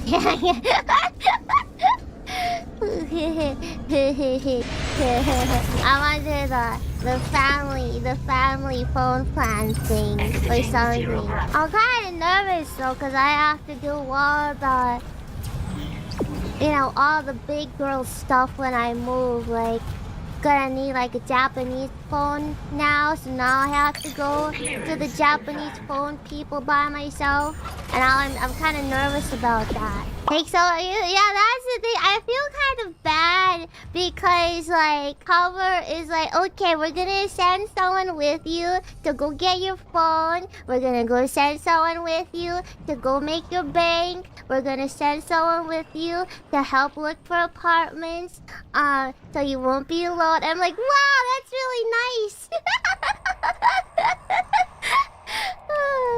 Instead of the primary engine, there was a heart. A heart. A heart the size of the room, just pumping and pumping. Ba-bum, ba-bum, bum-bum. Do people actually find heartbeats comforting? I find heartbeats a reminder that we have organs, and that makes me unsettled. Well, I don't have organs, but like listening to heartbeats, reminds me that people have organs, and that's unsettled. But yeah, I remember, when I was little, like I said, I shared a room with my grandma, so I would sleep with my grandma, and then sometimes I would hug my grandma to sleep. But then I would hear her doki doki, and then I'd be like, ooh, and then I'd stop hugging her. My grandma. Oh, wait, you say poor grandma? Did I tell you about the time I bled all over her? Yeah, there was like a night when my stomach was really upset, and then I was just like lying on my side, and I was facing my grandma, and my grandma was asleep, and then I was just facing her, and I was just like staring at her, and then all of a sudden, bleh, all over the side, because I was sleeping on my side, so I went bleh, and then grandma's second was like, wah! Oh! And then it got all over her hair because she was facing away from me. Yeah, at least she wasn't facing me. So, lovely story. Yeah, very lovely, isn't it? Why did you turn away? I don't know. I was a kid. I was half asleep. You really think I would think to I was half asleep. I was like, oh, half asleep, stomach hurt. Bleh. I failed the QTE. Kisses, bleh. All over the place. Yeah, one time I had a sleepover party at my house with my best friend, and we got ice cream before the sleepover, and it was and she got blue ice cream, and then I woke up to the middle of the night of her blue all over the place, and then we cleaned it up. And then to make her feel better, I swapped sides of the bed with her. So I had to sleep on the partially wet, cleaned up side to make her feel better about herself. Yeah, that was a night. I was very uncomfortable. But I'm a good friend like that. Very thoughtful, very demure. I would sacrifice my sleeping spot for a gross, wet blue spot. Ew! Stop that! And this time, with our CD debut, we have 6 songs. 6 songs. But for our concert, this time, 14 songs. 14 songs! With the membership too. 14. Would you believe it? Did it feel like 14 songs? It was a lot, lots of muscle pain. The butt got very tired. It's still a little bit tired right now. Yeah, it feels a bit tired after all this. No. FUWAMOCO, we still don't really feel like we had enough time to practice. No, really, we only had like 1 lesson with Sensei. Wait, I mean, some songs have more practice than others. Just that's how it happens. I feel like, we only got like about a quarter of the time the practice that we wanted. I mean, because, you know, some songs the choreography gets finished earlier than others. And we can practice our lessons in earlier and some don't. Wow. Actually, Ruffians don't know this. We're extra strong demon dogs, Ruffians. Actually, I hurt my back really badly during the best dance practice recently. Yeah. So we were really worried. Moko-chan, you could barely walk alright. Even just lying down was like... Yeah, and then we were like... but can you even, like, sit? You know, can we stretch a bit? It was difficult just to sit down. Yeah. Even Mane-chan, she was like, I'm sorry, Moko-chan. The studio, there's no wheelchairs in the studio. Yeah, it take a while just walking around. I'm better now. Yeah. It was luckily better in time for yesterday. Yeah. Well, for a while there, it was really dicey. It wasn't good. Yeah, you know. And we had to go to the hospital. Yeah. And Moko-chan, you got X-rays. Yeah. All that stuff. They said it was fine. Yeah. It's like, what if I'm in pain? If I'm just happy. It's all good. Yeah, you got some compressors. Yeah. And I actually did a really good job, right? I thought compressors not doing anything for this. But they did, right? Yeah, they actually did. Yeah. I was surprised. And FUWAMOCO, it wasn't anything serious, Ruffians. Okay, yeah, you're better now. I'm better now. But we're pretty metal. Because we went right from the hospital, Moko-chan with the hospital band on, right into practice. Yeah! Like, oh, should probably take that off, right? Yeah. But there's no metal inside me because it didn't show up on the X-ray. Yeah. Yeah. But I'm all good, and it was all good for yesterday, and that's all that matters. Did one of the twins go to the hospital? We both went. No, Moko-chan, you're in pain. Goodbye.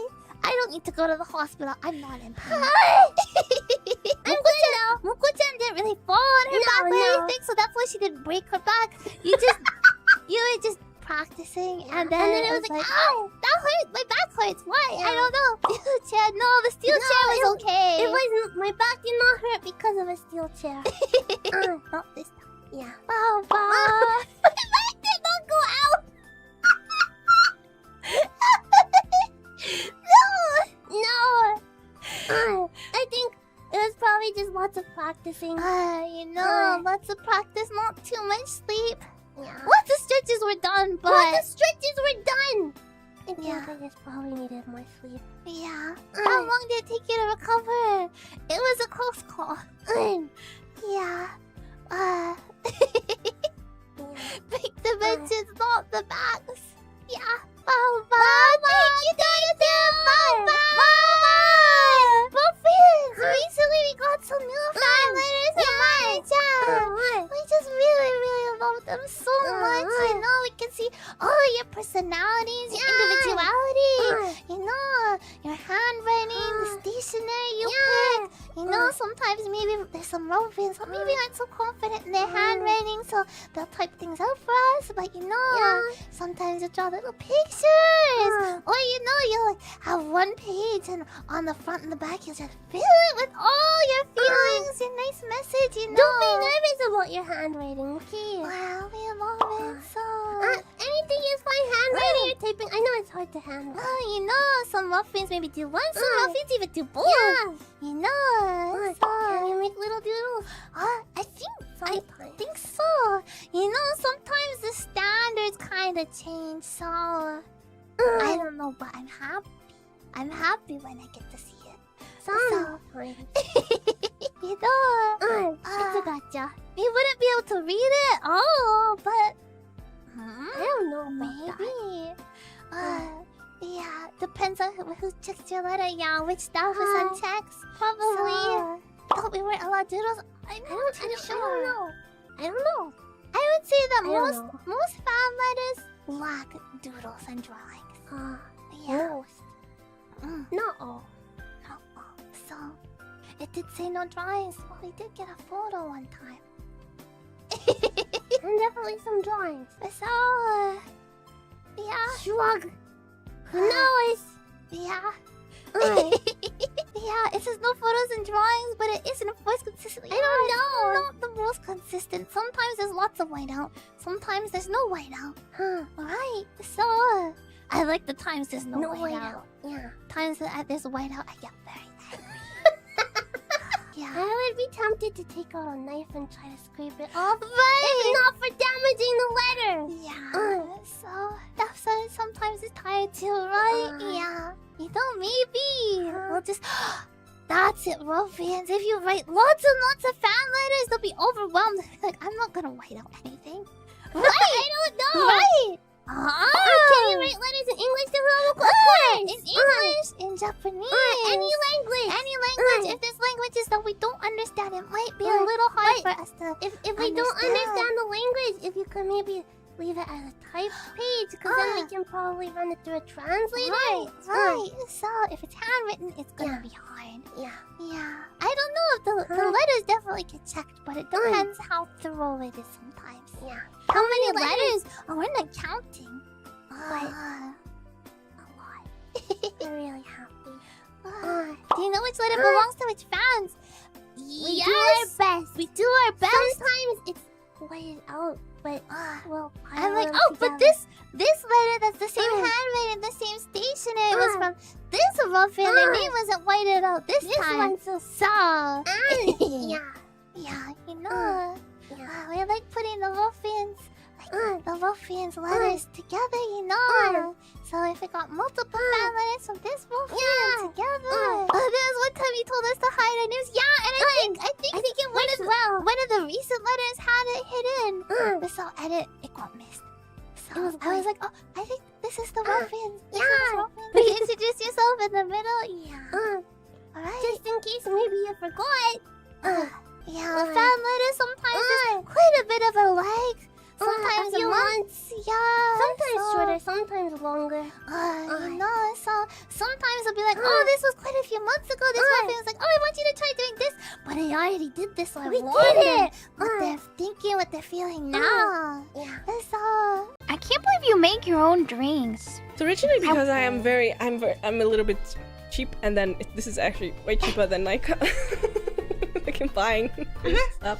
Also, honestly, I don't know, Prosecco, I don't know. This spritziness, if it's too spritzy, it tickles my throat in a weird way. You know what I mean? Yeah. And my nose, and then so I don't really drink that. But yeah. But it's really easy. This one took me like 30 seconds to make. Do you have like a shaker? I do have a shaker, yeah. I didn't use it with this one. Oh. But yeah, I have a shaker. What's your favorite drink? My favorite drink is like a cocktail with gin, green tea, what I just talked about, Raora. Because in my brain I was like, was she not there? Oh, maybe she wasn't there. No, you were there. You said, ew, cucumber. Oh yeah, it's no one. Sorry. It's okay. It's like I forget things immediately. That's fine.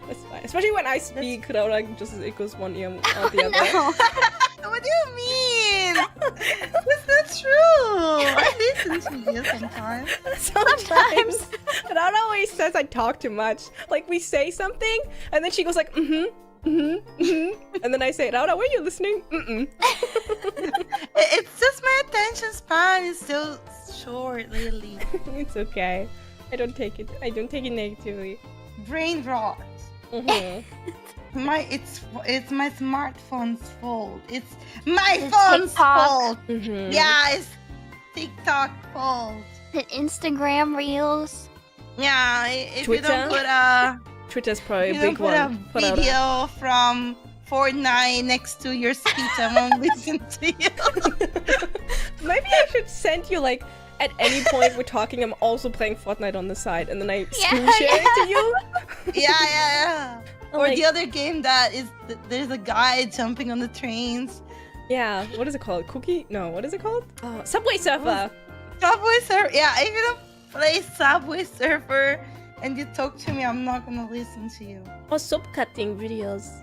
Actually, the other day I had like this moment. I had to work on something, and I was like going insane, and like my brain was overloading. So I started listening to to like soap cutting videos just so that my brain was like, okay. Get That's this valid. Yeah, it worked. Yeah. It worked. Yeah, I don't know. Sometimes I think when I work on like one thing and I get into this headspace where I've been doing it for hours and hours, and then I kind of go insane, and then I need, something. But music is too distracting.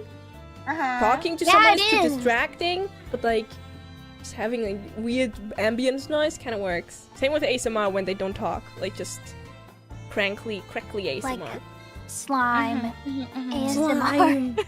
Slime is like one of those things. I've always wanted slime, and then I bought it for the very first time, and it was garbage. And to this day, it was like really bad, low quality thing. I bought it it was like from a kids store, Let me share with you my fancy slime website. Please. Do you know that? Me too.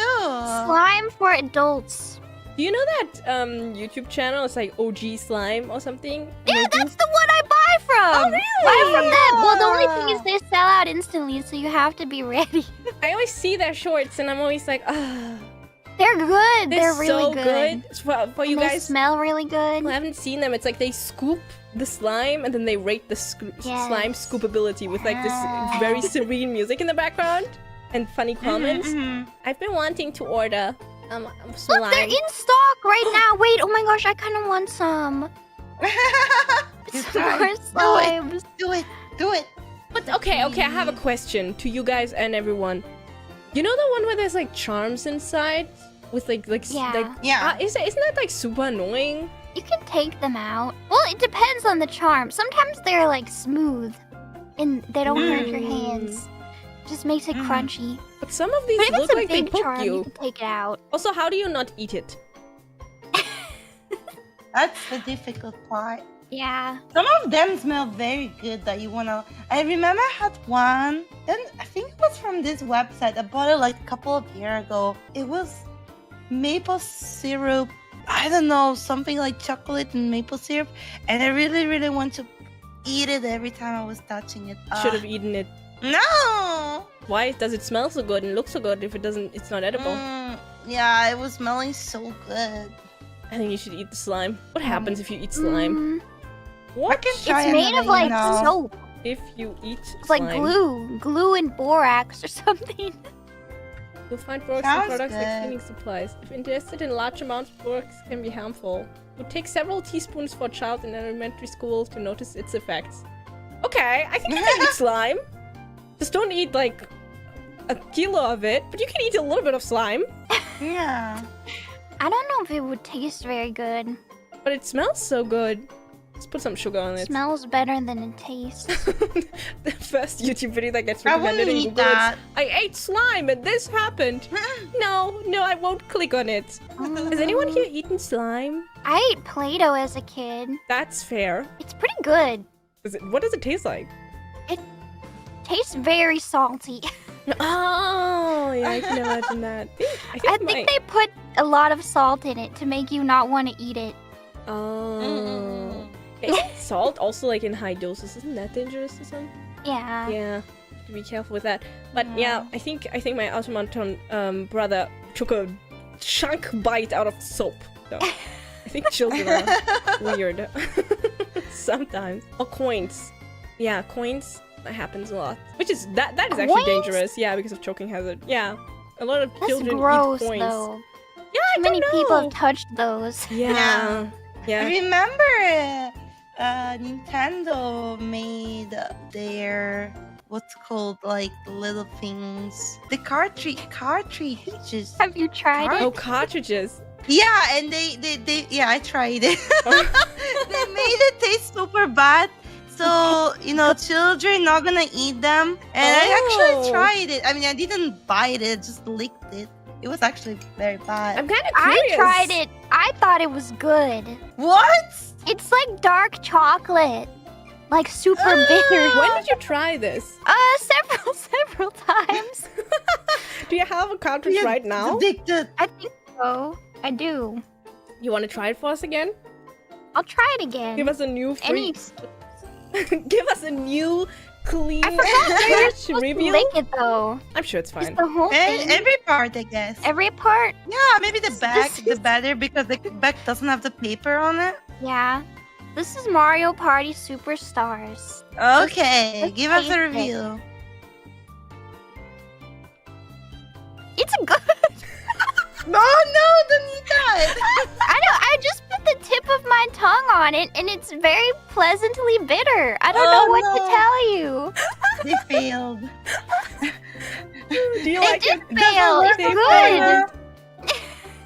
It's okay as long as you don't chew it. It's like a little treat. Did you just take another lick? No. I don't believe you. No. Yes, you did. Do you guys have cartridges? Switch cartridges? I think I have DS cartridges somewhere. I don't know if that's the same. No, I don't have any Switch cartridges. I don't have any here. A likely story. No, it's true. I only got a Switch very recently, and I bought all the games on the online shop. That's fair. We say maybe you can also say post. Post. Post.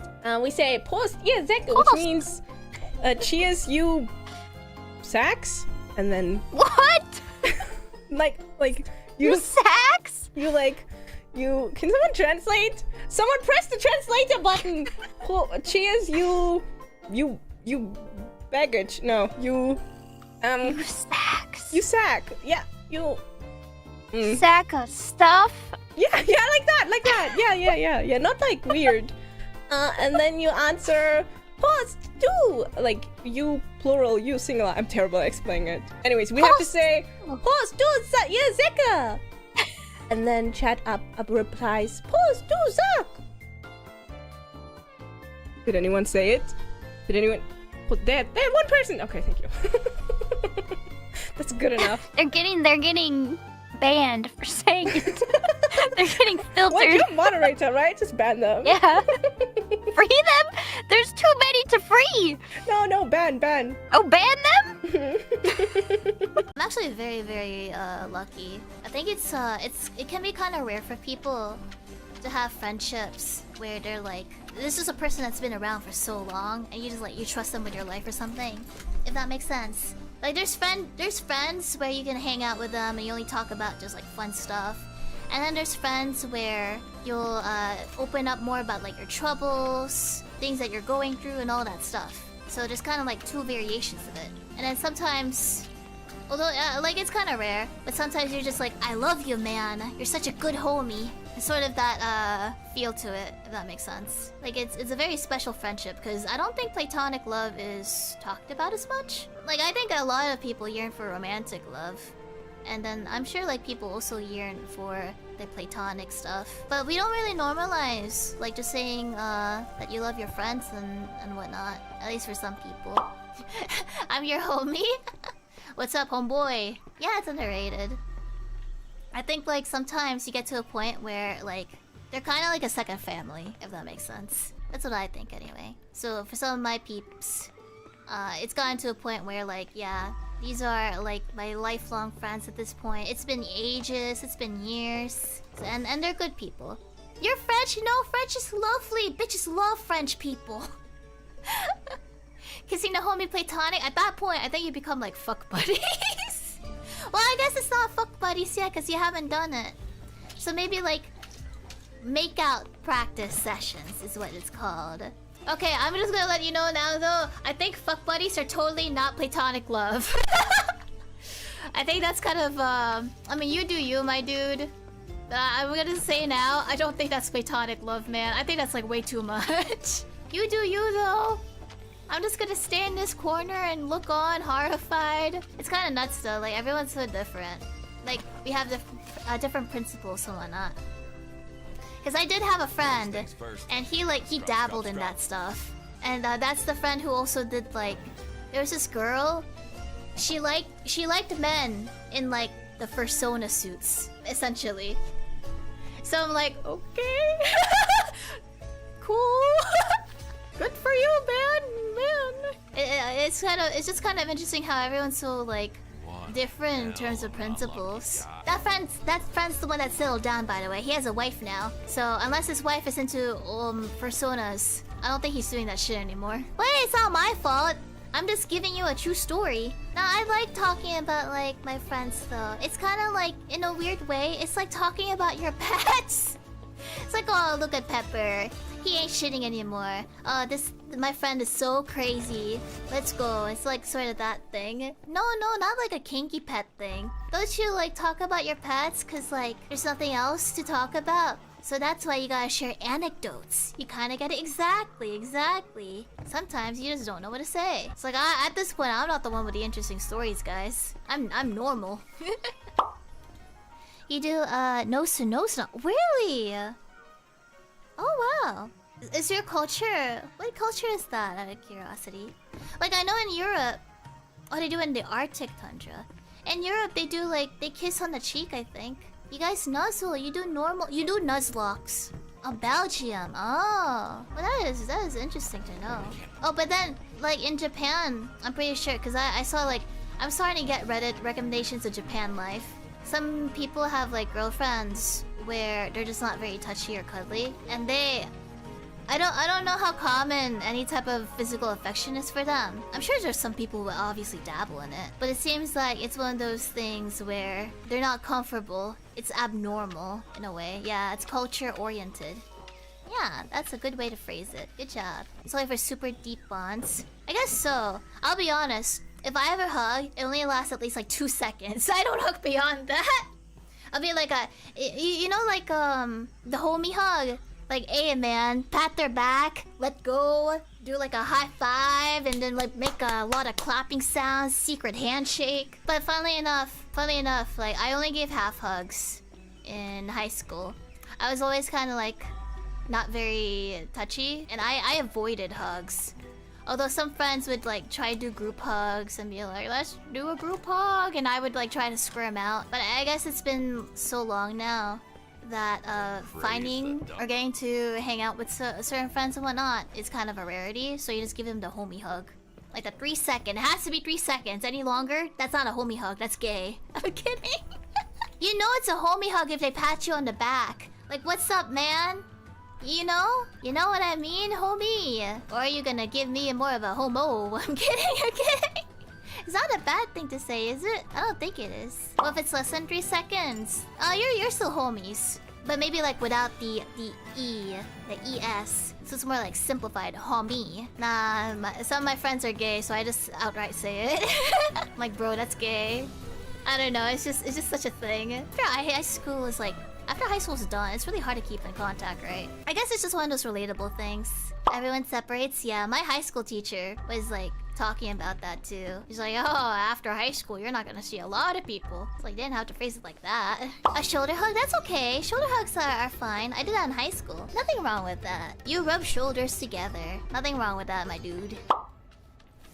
The lobby say a cheek kissing. Oh, that's a French thing. I thought it was just a European thing. Oh, you got kissing grip. Oh. Oh no. What if you're like, wait, was it a dude kissing you?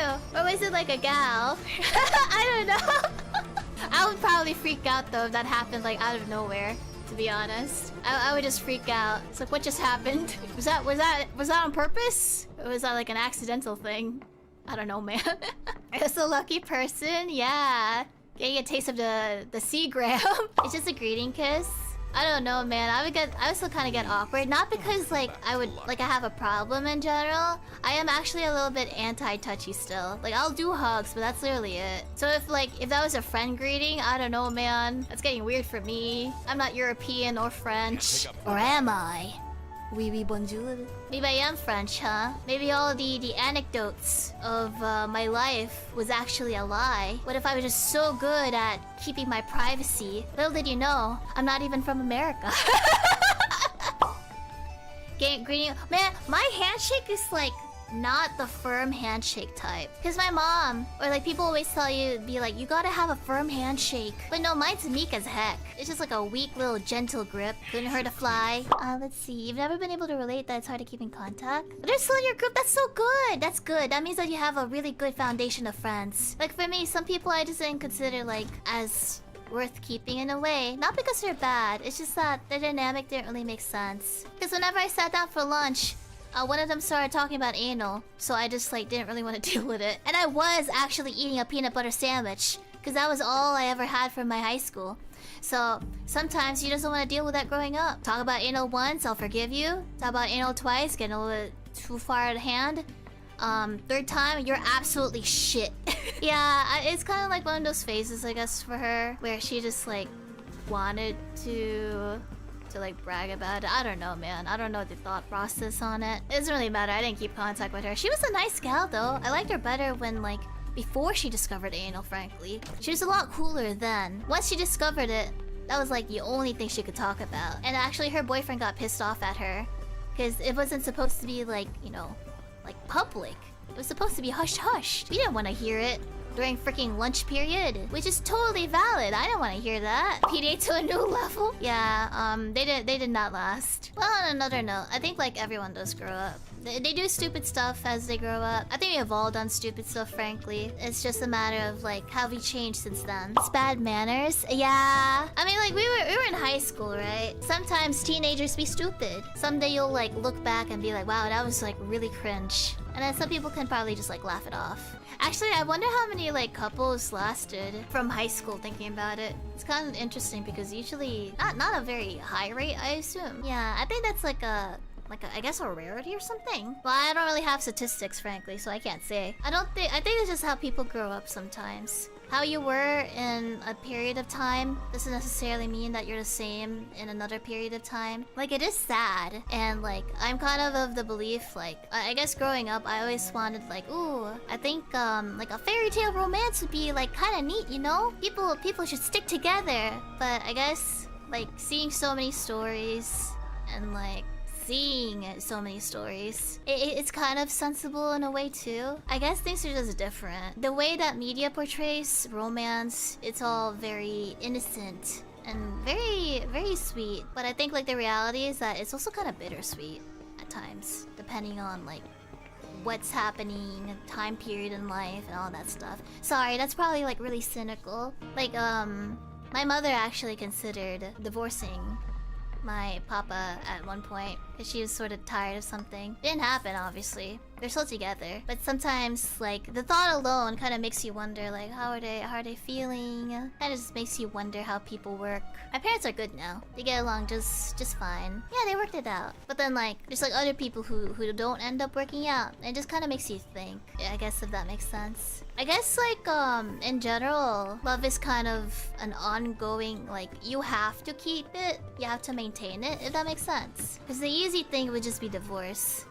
And then you find someone compatible with how you are now. And I guess like it has to be an effort of two people. But I wonder if there comes a point where it's like it's just so broken that you can't really salvage it. Kind of one of those like deep thinkings because it's so complicated. You just gotta move on, true.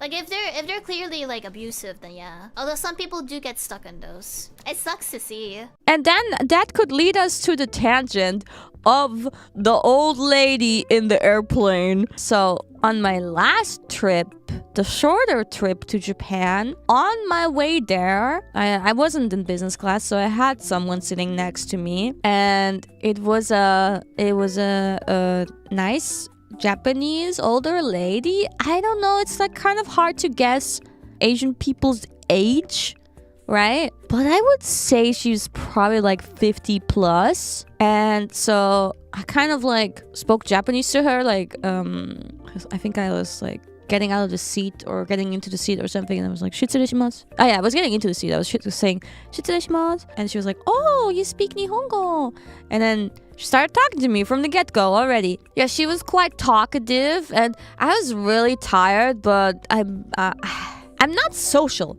But as always, when I am being put in a position where I have to, or I don't have to, but like I'm gonna be polite, you know? I'm gonna communicate, and I'm gonna show interest in the other person that I'm talking to, even if it's a stranger. I'm gonna ask questions, like as they are asking me questions. I'm gonna like give them the impression that I am a person who likes to communicate. I accommodate and I adjust. I have a high social skill level. Yeah, I'm not social, but I'm social when I need to be. So we were talking and she tells me, and this is where she actually caught my actual interest. I was actually genuinely interested in hearing more. We're talking in Japanese, but early on she already tells me she's been living in Austria for, 30 years. So usually Japanese people, no shade, but most of them can't even speak proper English. When they can speak like conversational English, that's pretty impressive. But then the thing is, she spoke fluent German too. I mean, Sasuga, I guess. If you live in Austria for that many years, for 30 years, I guess you are gonna end up learning it. And so, like, she told me she has a business and she's been living there forever. She's, she told me all about her business. I'm not gonna say what it is because that's gonna go a little bit too far. You guys are gonna find out who she is. But yeah, she told me about her business. She told me about, living in Austria and what she thinks of it, and that she lived in like several cities in Austria. And eventually when I told her from what city I'm actually from, she was like, oh, I lived there too. And I'm like, what? She lived in more places in Austria than me, honestly. I only lived in 2 really. She tells me everything, and it was like, she got me really hooked. I was really interested. I was fascinated. She loves classical music and all that, which is what led her originally to have an interest in Austria, I guess. I find it so fascinating though anyway, because like, even if you have an interest in Austria, it is unlikely, like kind of unusual for a Japanese person, especially alone, to like even travel in the first place. Like, traveling is not that common, but then move like pretty much permanently to Austria out of all places, that it's like really rare. It's really rare. Like, some cases, like, there's like, like maybe a couple, like a married couple, a man and a woman,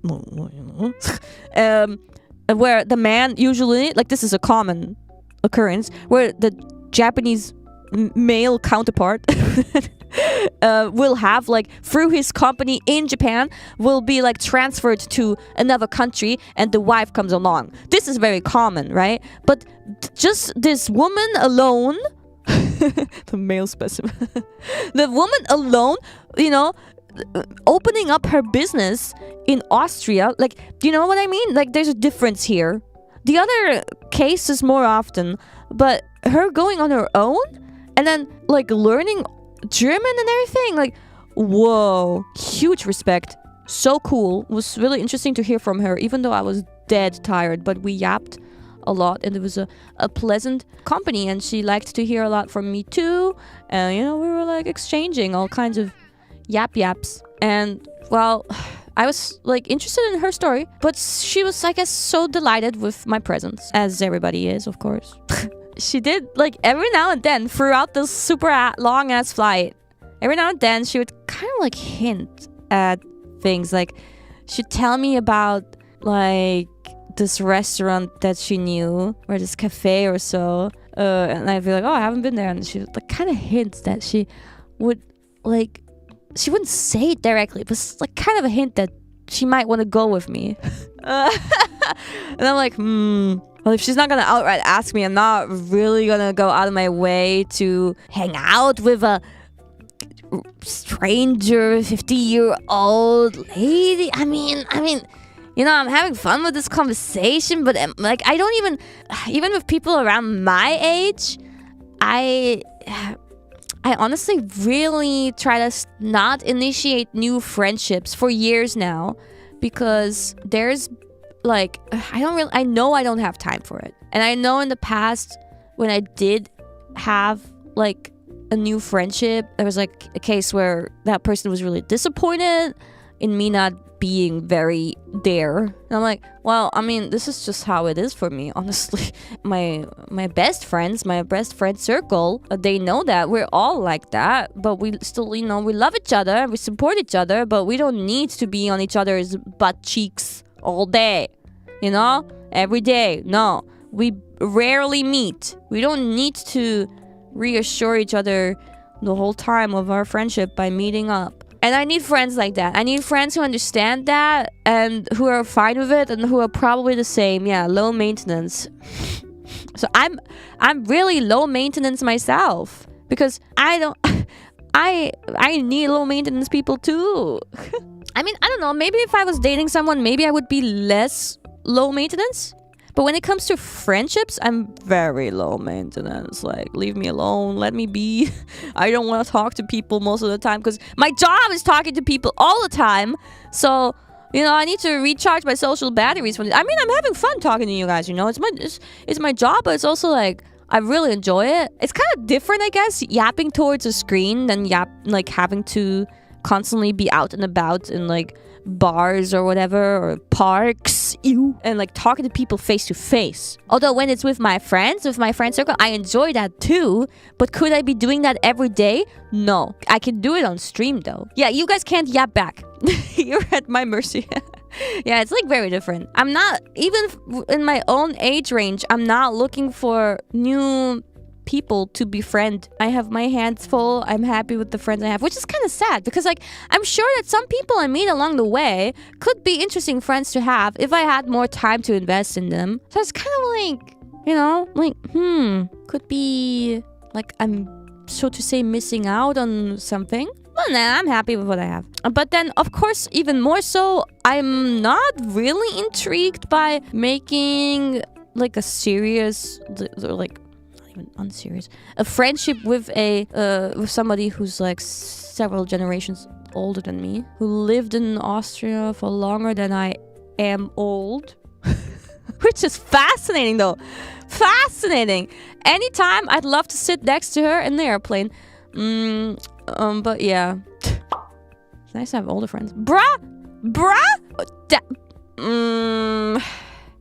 No, generally, like, no, not an issue in itself. Yeah. Although, like, I mean, I will say she was kind of racist, though. Like, that's the thing. Like, she was overall super interesting. But would I think, like, we could be friends? Probably not. Because, like, she... because like I would ask her like, okay, so you've been living in Austria for that long, would you wanna like be there forever? Are you ever gonna go back? And she would say, yeah, I'm definitely gonna go back. And then she would tell me how Austria just isn't the same as 30 years ago. And I'm like, oh, I actually cannot stand witness to that. But then yeah, she would like, you know, complain a little bit about how 30 years ago there weren't so many foreigners in Austria, apparently. Foreigners? Well, it's not really foreigners though. It's like, you know, immigrations, stuff like that. But she would say it like in a really polite tone. She's a foreigner. Right. But like, I mean, so, well, you know, unfortunately she means a specific type, you know? And I was just like, so desu ka? Oh, is that so? Oh, 30 years ago, oh, it was different, huh? Well, and that's where I would like, this was later throughout the flight, like in the later half, and I was like, well, I mean, I don't know what to say to this. So I was just like, yeah, she got too comfortable with me. But she's still super nice though, that's the thing. I don't know, it's like, you know, let's not talk too much about this topic, right? But well, but I'm glad she still liked Austria enough to like live there for a long time. And honestly, like if you are from a completely different culture and you move somewhere completely different and you live there for a long time, you see like a lot of bad sides to it too. And would I say that foreigners are a bad side? I would say no, but but okay, that's for her, you know. She would see things that they're not so happy with, that they not really appreciate. Another thing we talked about was like graffiti, and I agree with that. Like, fuck that. I really love that in Japan there's like almost no graffiti. Beautiful buildings are just being you know, left alone. I don't want to completely like, you know, dunk on her now. She was a nice, really nice lady. But then at the baggage pickup, like we went to the immigration together still, and then I was like, is this where we say, like, it was getting awkward, like, where are we gonna say goodbye? And then I was like, oh well, I'm going through a different line, so I guess this is goodbye. But she was like, I'll wait for you outside. And I'm like, oh, okay.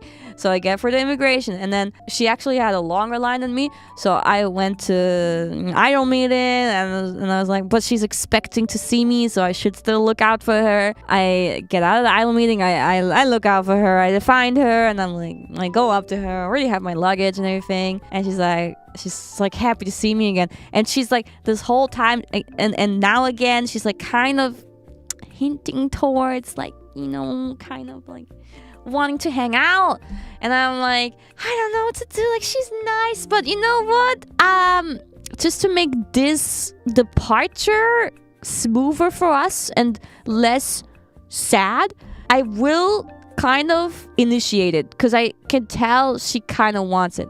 So she mentioned some cafe again while we're waiting for her luggage, and I'm like, I gotta go, you know, someone's like waiting for me, but like, if you want, here, you can write down your number in my phone. And she was like, okay, she was like super happy about it. And I like, when things calm down for me, I'll contact you. Now, I don't think she's too sad that ever since I haven't contacted her.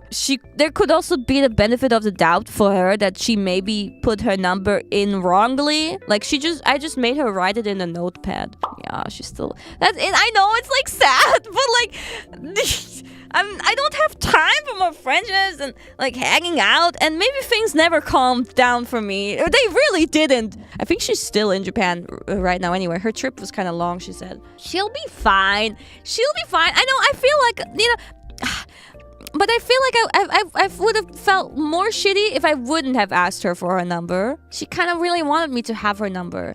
I think we needed this to end like that. But you know what was really cute though? I would tell her about my cats, you know, and I would show her pictures of my cats. She was like, can I take a picture?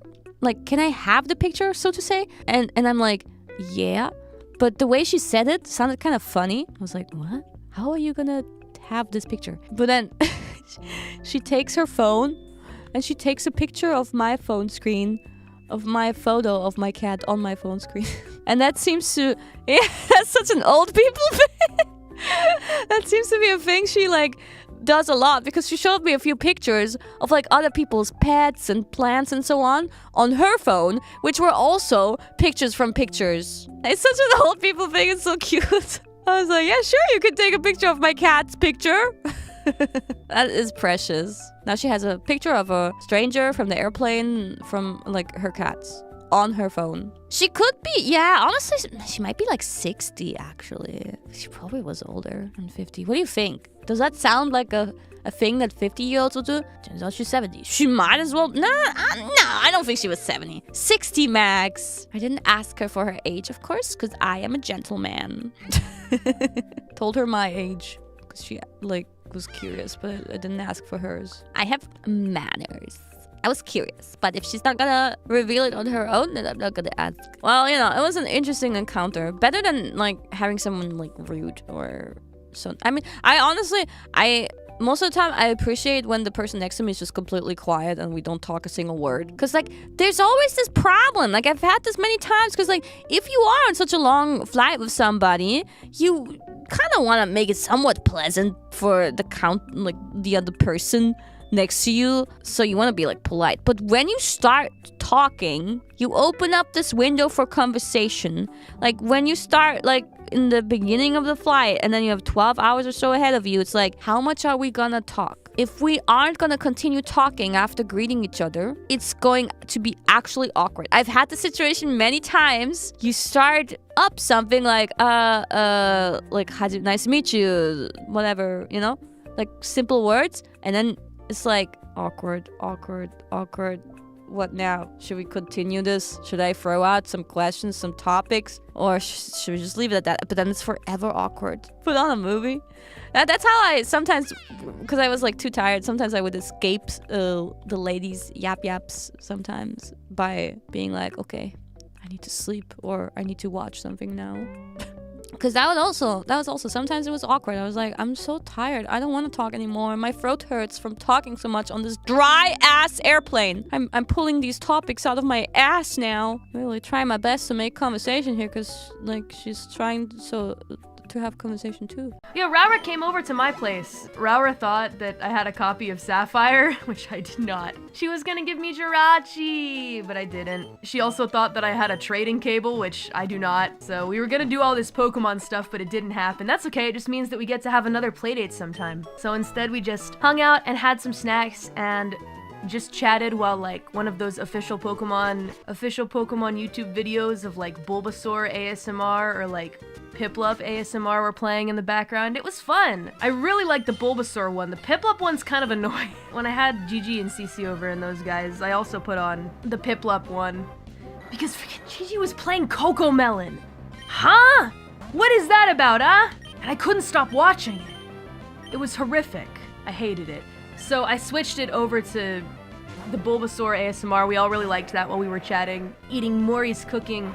Watch the Bulbasaur ASMR, not Kokomo, but why? But then we switched over to Piplup, the Piplup ASMR, and everyone's like, why is it such a little brat? In fairness though, that Piplup was acting a lot like Ghost Cat. My sister actively taught her kids to hate Cocomelon. It was based beyond belief from your sister. The thing that I hated about the Cocomelon stuff though was that I actually like couldn't stop watching it. I was like, whoa, look at that. Look at that kiwi fruit, it's winking at me. They designed it to be addictive. I'm like, what's the cucumber gonna do next? What's it gonna do? What's that pineapple doing? What's gonna happen if he bumps into the kiwi?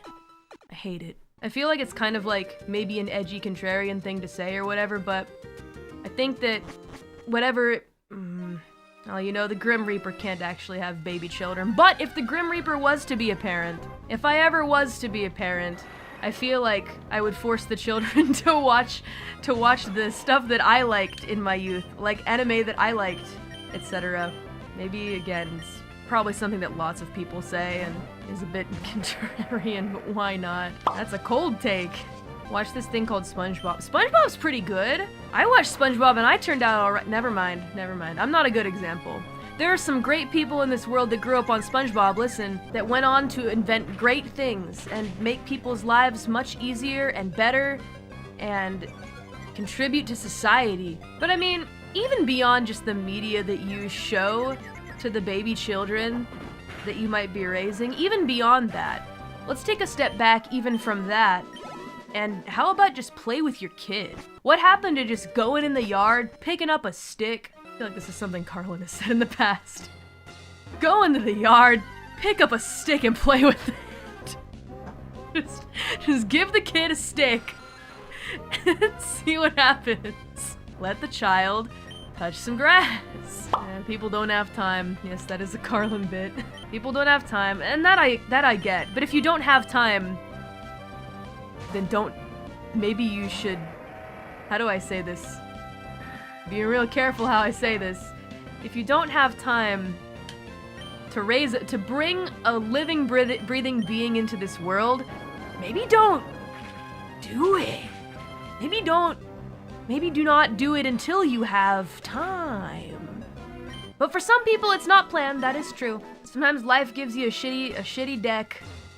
But I just think having a baby child to sit him in front of the screen and show him Cocomelon, and give him an iPad and forget about him, it doesn't seem like a great idea to me. I don't know. It doesn't seem like a great idea. I'm not gonna sit on the fence about it. I think that's just not a great way to raise a baby child. Planting my feet firm in the ground on this one. But I'm also not oblivious to the fact sometimes life deals you a shitty hand and you get unlucky. I get that.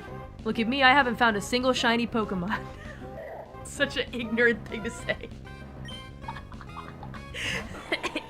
So ignorant. Raised by the internet forums. You know, children should learn how to spell. There's a really, you know what? Cold takes only. Cold takes only. Children should learn how to spell properly. Children should learn to be kind to each other instead of yelling on the internet and watching things that degrade their brain. Maybe I am just freaking old. Hot take. Feed your children. Let them have water. Cold takes only. Maybe it's a good idea to let your child leave their room. Whatever, I don't have kids, so I don't really have any skin in this game. Just the opinion of an outsider, nobody asked for, but I'm giving it to you anyway. Eat your greens. I always really liked broccoli as a baby child, though. The way that babysitter lady made it was very nice. Put butter on top of it, butter and salt. So good! Mama Mori couldn't cook. She didn't have time to cook. I don't even know what she ate, to be honest, now that I'm thinking about it. What did Mama Mori have to eat? Did my babysitter cook for Mama Mori? She usually came home at like 7 p.m. or so. 6, 7 p.m. We'd already eaten dinner by then. Maybe I'll ask her someday. There's a lot that I don't know about Mama Mori from that time. I never really saw her much. Dino Nuggies. I feel like we definitely also had some Dino Nuggies. That's the thing is Mama Mori would do the shopping. Most of the shopping. And then she'd be like, alright, babysitter, cook with this. My babysitter was good though. She was good at coming up with cool recipes and stuff like that. I miss that cooking. I'm not near as good a chef, but I've been getting better. Especially when you get into training, you gotta kinda learn how to cook a little bit. At least the EN girls seem to like my cooking. It was a big hit, especially the chicken that I made. Gigi helped. People were kind of surprised that Gigi was cooking with me for 6 hours, but you gotta understand. We walked to the bakery, we got a bunch of baked goods together, did a little extra shopping, we made cheese. And then I had a bunch of meetings that I had to do, so Gigi was like, I'll just chop the vegetables. And I was like, alright, yeah, do it. Is it really okay though? She was happy to chop the vegetables. But you know, 6 hours of cooking, like, I had a lot of dishes to prep. Like 5 different dishes, and it was just a lot. Oh yeah, I was gonna stream yesterday. I was planning to stream yesterday, but we had like a maintenance person come by, like late last week, kind of. Yeah.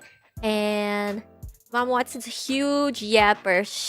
Maybe you guys probably know. I feel like this is pretty common with moms, you know what I'm saying? They're just like yap, yap, yap, yap, yap, yap, yap. Anyways, the maintenance person that was here, she was like telling them, she's like, yeah, and you know, she's trying to put up, do this stuff for this studio area that she's working on, and we haven't been able to find anybody because every time I try to call, well, I kind of just tell the Watson family, I'm like, hey, I want to get this done. Can you guys call? Like, here's a few companies you can try calling. Like, call them for me. So now, anytime I have to do anything on the phone, I'm like, hey guys, here's the number. And yeah, they were charging a lot to install what I needed to install, which I didn't want to do by myself. I could have had like the Watson brothers try to install it, but they're not too handy, I don't think. Well, I don't know, kind of, but anyways. Yeah, it was something for my studio. It's pretty heavy, so I wanted to get like professional, person to do it. At first, people were like quoting. I think the most expensive quote I got to install it was like $2,500. I was like, I'm not gonna spend that. I do need it. I was this close to doing it, but and then the next person who was available to do it, they're like, oh, we're gonna charge $1,900. I'm like, it's cheaper, I guess, but still a lot. And then, because Mom Watson's a yapper, and I guess people like listening to the yapping. Sounds really mean. You guys like listening to my yapping. Maybe it's similar. She has like, I don't know what it is. Like, she throughout her whole life, she's just always been able to like, get free stuff with just her IRyS, I guess. Yeah, gift of the gab. So it wasn't free, but this weekend they were able to install the thing I needed, and it only cost like, well, it's still kind of expensive, but cheaper than the other options. It was like $800. So I was like, heck yeah, that's way better than what everybody else was trying to charge. So you know what? It paid off. She's good at negotiating. Yeah, I guess, yeah. So yeah, it went down from $2,500 to $800. Yeah, big savings. So yeah, I thought they were gonna finish whatever they were doing on Saturday, like while I was busy and stuff, but they ended up going until kind of late yesterday, and I was really tired. I thought they were gonna finish earlier, and then I was gonna stream earlier, and then I was gonna go to sleep. I didn't know. Anyways, we're here now. There was one time, well, it was a long time ago, Auntie Watson used to do like the food delivery type of stuff, like was Uber Eats, and she'd always tell me, she'd be like, yeah, I'm watching Netflix on my phone while I'm driving. And I'm like, what do you mean? And I told her, you don't do that. That you're gonna, like, that's not good. And she's like, no, I just listened to it. I just listen to it while I'm driving, and I'm like, She's like, it's like a radio. Except one day, she's fine. Okay, just to preface this, she was the one who got hit. I shouldn't be laughing. She was fine. The car was totaled. This was before I got into HololiveEN. Yeah, she got hit. She's at a light, I think. But she was fine. She was fine. And now she doesn't watch stuff on her phone while driving. So I'm laughing, okay, but you don't watch stuff on your phone while you're driving, is what I'm trying to say. It was a really small car, too. I mean, it wasn't a smart car, but it was kind of similar. No, she was okay. I wish I could show you guys cars. I was thinking about that because I saw some really cute cars. I was like, what was it? There was a Volkswagen that was... It's like modded, custom modded to be a truck. So cool. No Ferrari. You know what? I'm just gonna say, I don't really like sports cars like that. They're cool, but they're just too... I don't know. I like the old type of sports cars, you know? Muscle cars? I don't like muscle cars. Unless it's a truck. Muscle trucks are really cute because they're small, but they're like, look at me, I'm a big truck. And then isn't that the type that has hydraulics where it's like... And it's a little tiny truck. So cute. A cyber truck. Disgusting. Seeing that thing on the road, doesn't it enrage you? It's so... I mean... Mumei and Bijou are Roblox brain rotted now? Are they playing that dress-up game? That Roblox dress-up game? I went on like a video binge of watching those. Dress to impress. Yeah. It's kind of crazy because there's like all these codes that you have to put in to get different items. And the codes are... I think it's stuff you have to just look up online. I have played Roblox before, but not often. Roblox is, to use like the voice chat in Roblox. I was actually surprised to learn some people actually, they do it. They sign up for it because you have to give them a government ID in order to use voice chat in Roblox. What? Oh, you guys didn't know that? Yeah, you have to show a government ID to like Roblox in order to use a voice chat because they don't want creepy people like doing creepy stuff. So in order to prevent that, you have to pretty much, dox yourself to Roblox. Yeah, otherwise there's no voice chat. They still do creepy stuff anyways. Well, then they're stupid. What about kids? Well, kids aren't allowed to use voice chat. That's the whole point. Because I guess they kind of want to make it for like kids and adults, but still keep it kind of separate, No kids allowed. I'm trying to think. I don't think voice... Oh, well, I was gonna say, I don't think voice chat was a thing when I was younger, but it definitely was a thing. I just didn't have access to it. I remember going into like chat rooms. I didn't have a microphone or a webcam, so I just kind of watch other people. They weren't doing weird stuff, I'm pretty sure. Or when Omegle was a thing. Okay, there were definitely people doing weird stuff on there. There's still people doing weird stuff on there. I watched a whole video on, I guess, on another streaming platform I won't name. There's people and their whole content angle is going on kind of like Omegle type of website and trying to get people to take off their clothes, and it's so difficult to watch because they're like, oh, baby, what's up? Oh, you wanna show I'm a daddy something? And it's like so cringe. Watch them react to this clip and they're like, yeah, this is a talking anime girl. This is actually the one that's cringe. VTubers are cringe, but it's it's different, okay? That's like a different type of cringe, you know what I mean? It's like a really hard to watch, but people will give them money every time they got in trouble recently, I guess, because they were asking people.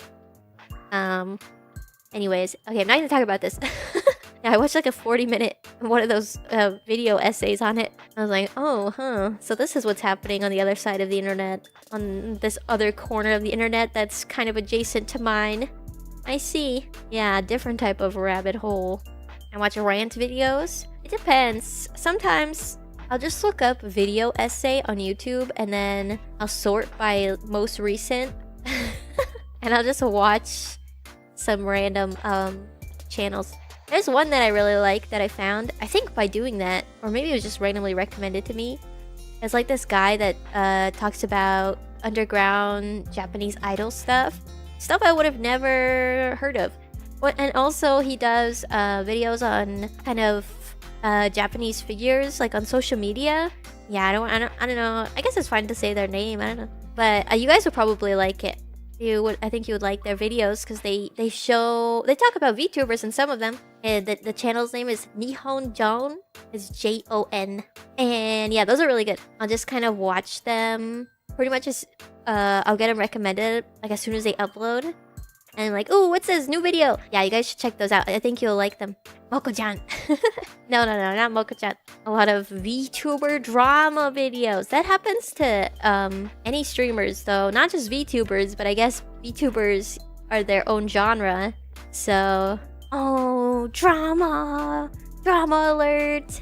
It's a whole industry now. Yeah, well, it's the same thing with clipping. Okay, like, recently I said the thing about schedules and I was like, no, wait, I didn't mean all schedules. Obviously, I didn't invent all schedules. I just meant the schedule graphic where like you make it and then, you know, post it and like pin it on Twitter. I meant like that. Obviously not like regular schedules. Yeah. But it's okay. I wasn't very specific with how I worded that though, so I understand. Oh, the you hate waffles thing? Oh yeah. I've seen that on Twitter. I don't actually know what that is, but I guess it's like, you hate waffles? How could you hate waffles? You know, keyboard warrior stuff. That's also drama. Guess who's here? Snail is here. He's on my lap and he's purring. We'll see how long this lasts. Usually not long. Give him 30 seconds. Oh no, he's already trying to get up. Why? Why, Snail? Why? Just sit here on my lap. You want a pet snail? You can get your own pet snail at the animal shelter. You forgot about daylight savings. Did it happen? Not in the US yet, right? But maybe Canada? Celebrate? Celebrate? You don't really celebrate it. In my opinion, you dread it. You dread daylight savings time. Does that mean what time is it? Is it 1 hour earlier or 1 hour later than usual in EU? 1 hour earlier. Well, that's nice for 1 week, right? Until I also celebrate. Not celebrate. I'm forced to acknowledge daylight savings time happening. Observe. I don't want to observe it.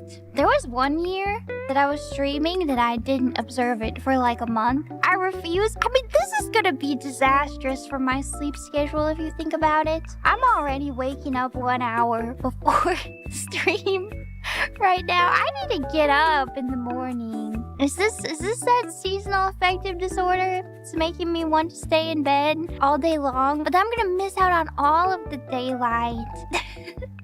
I need to fix my sleep schedule. That's just me.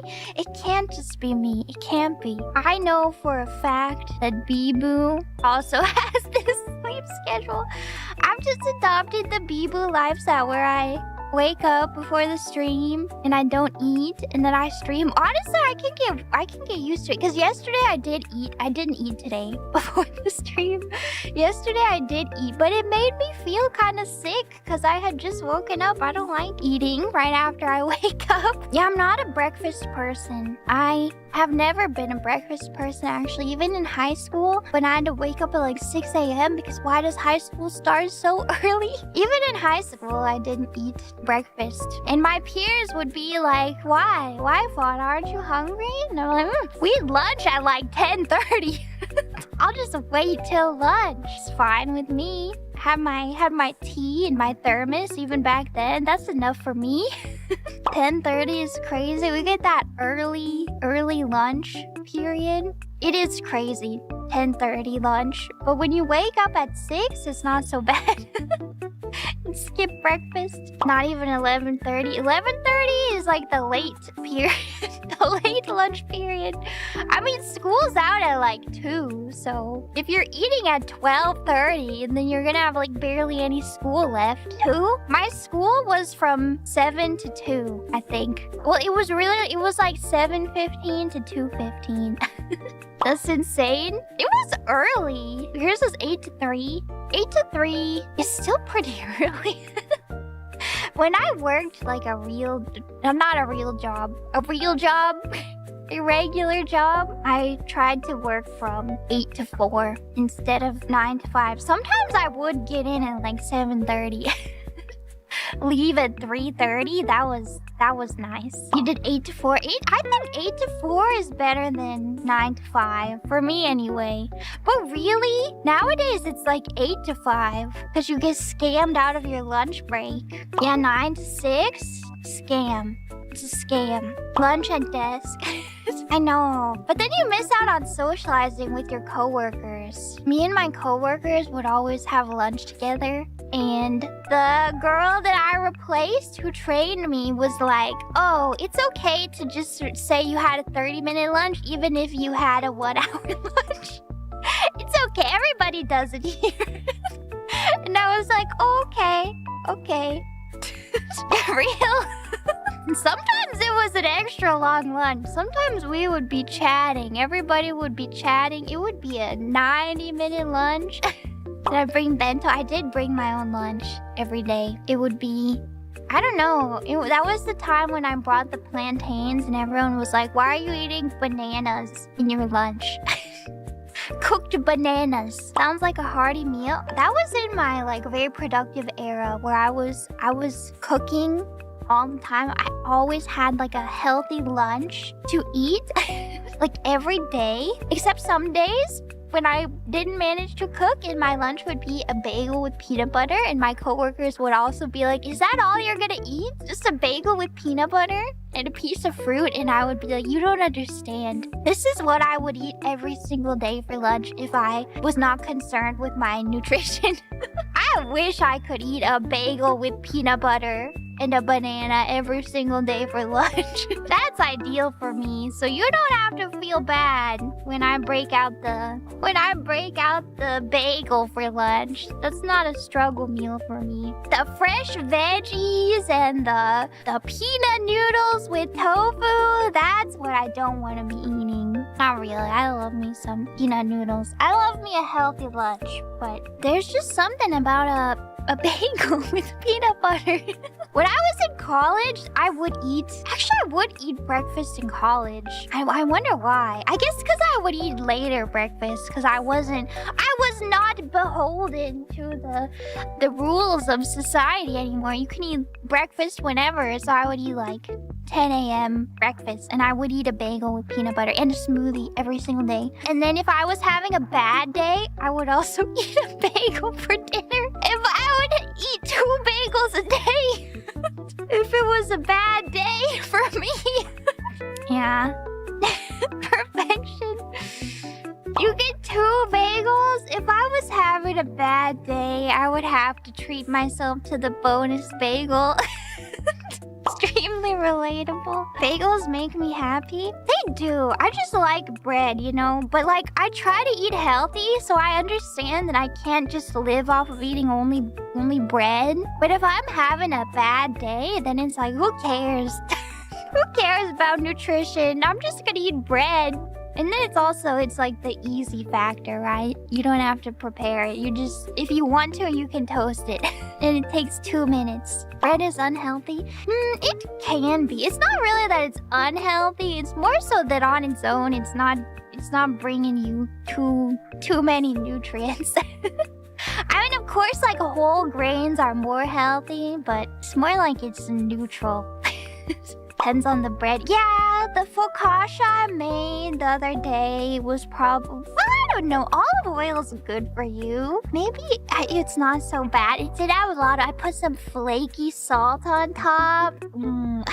But it was so good. I want to make some more focaccia. I could eat that. Anytime I'm in Japan, that's what I eat. I eat so much bread. They've got good bread in Japan. Make some bagels. I haven't mastered bagels yet. I have made bagels before, but I wouldn't say I nailed it. I would say the bagels I made were better than like a grocery store bagel, but still not as good as like a proper bakery bagel. Yeah, like a New York bagel that has like the shell on the outside and it's like chewy on the inside. Yeah, I did boil them and then bake them, but they I don't know, they just weren't quite right, you know?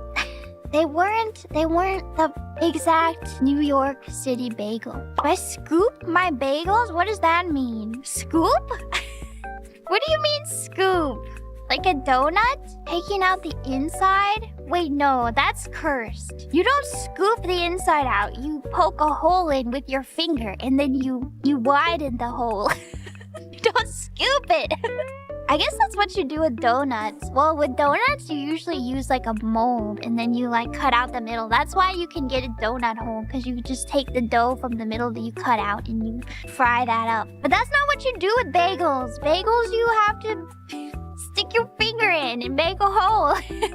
You like your donut without a hole? I feel like you're trying to be cursed with that statement, but like I respect it. Some of the best donuts don't have holes. Like a cinnamon twist doesn't have a hole. One of the best donuts. Boston cream, no hole. Jelly filled, no hole. These are some of the best donuts you can get.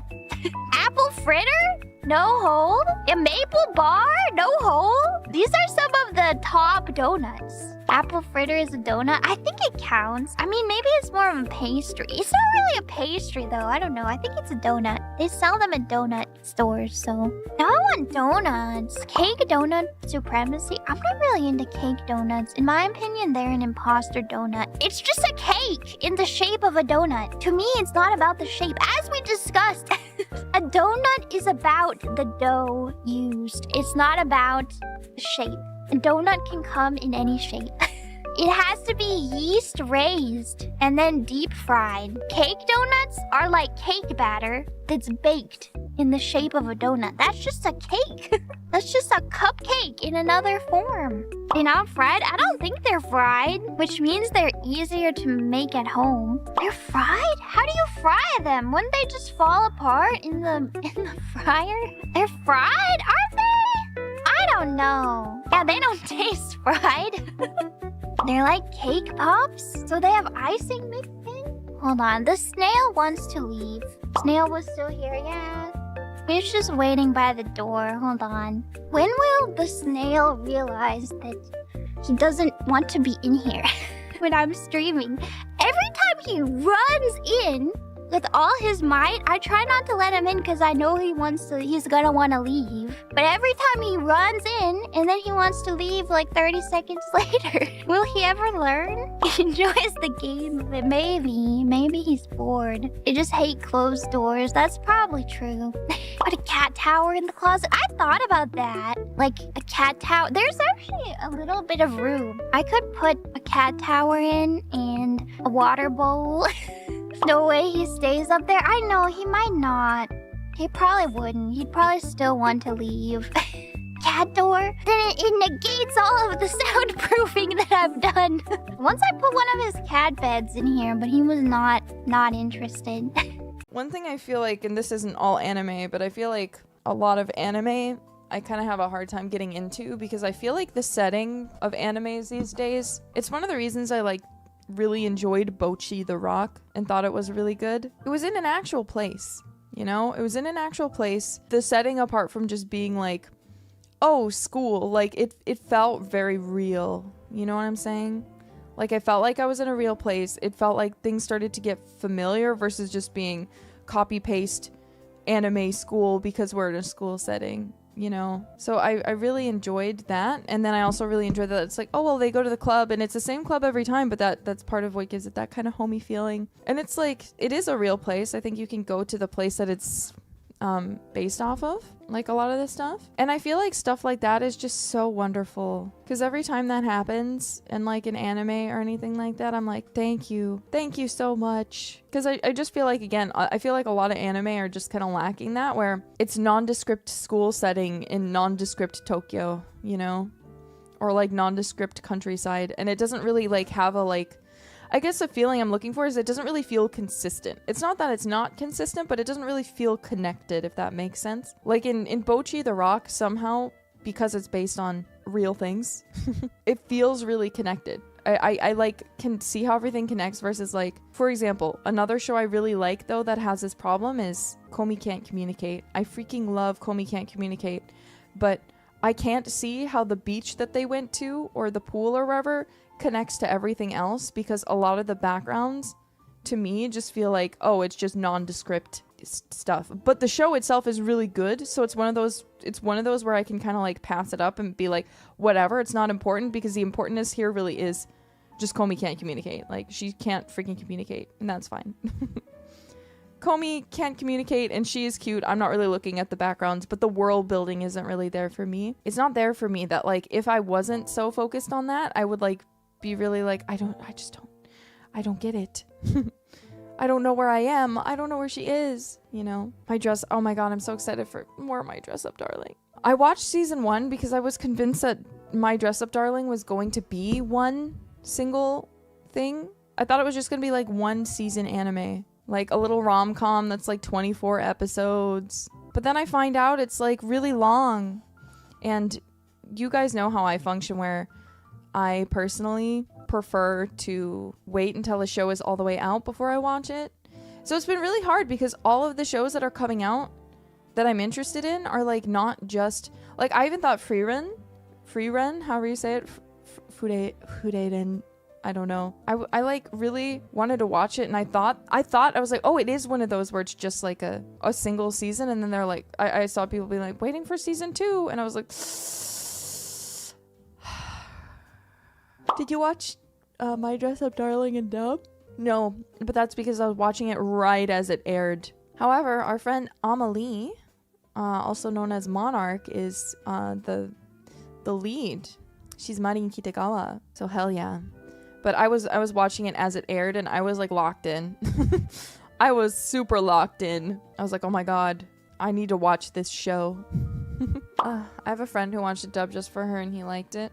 I mean, there's a lot of really good dubs out there. They just have like such a bad reputation because I feel like it's popular to hate on dubs. I'm not gonna lie. I feel like people think they're cool if they hate dubs. When they're like, there's just a complexity in the Japanese that cannot be reached when you translate it over to English. And also, all English voice actors are bad. Those are usually the two things I see, and I'm like, I mean, if we're talking about Bakemonogatari, I would agree with you that show is probably near impossible to dub. I can't even imagine it. I can't imagine how you would dub Bakemonogatari, you know? I can't imagine it.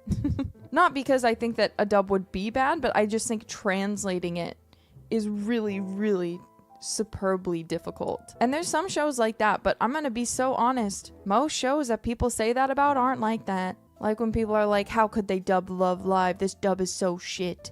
It's so cringe. And then I look over at the Japanese and it's like saying the same things and the same cringy things just in Japanese. I'm like, I see. You don't know any Japanese. You just think it's better because you don't know Japanese. Because let's be honest.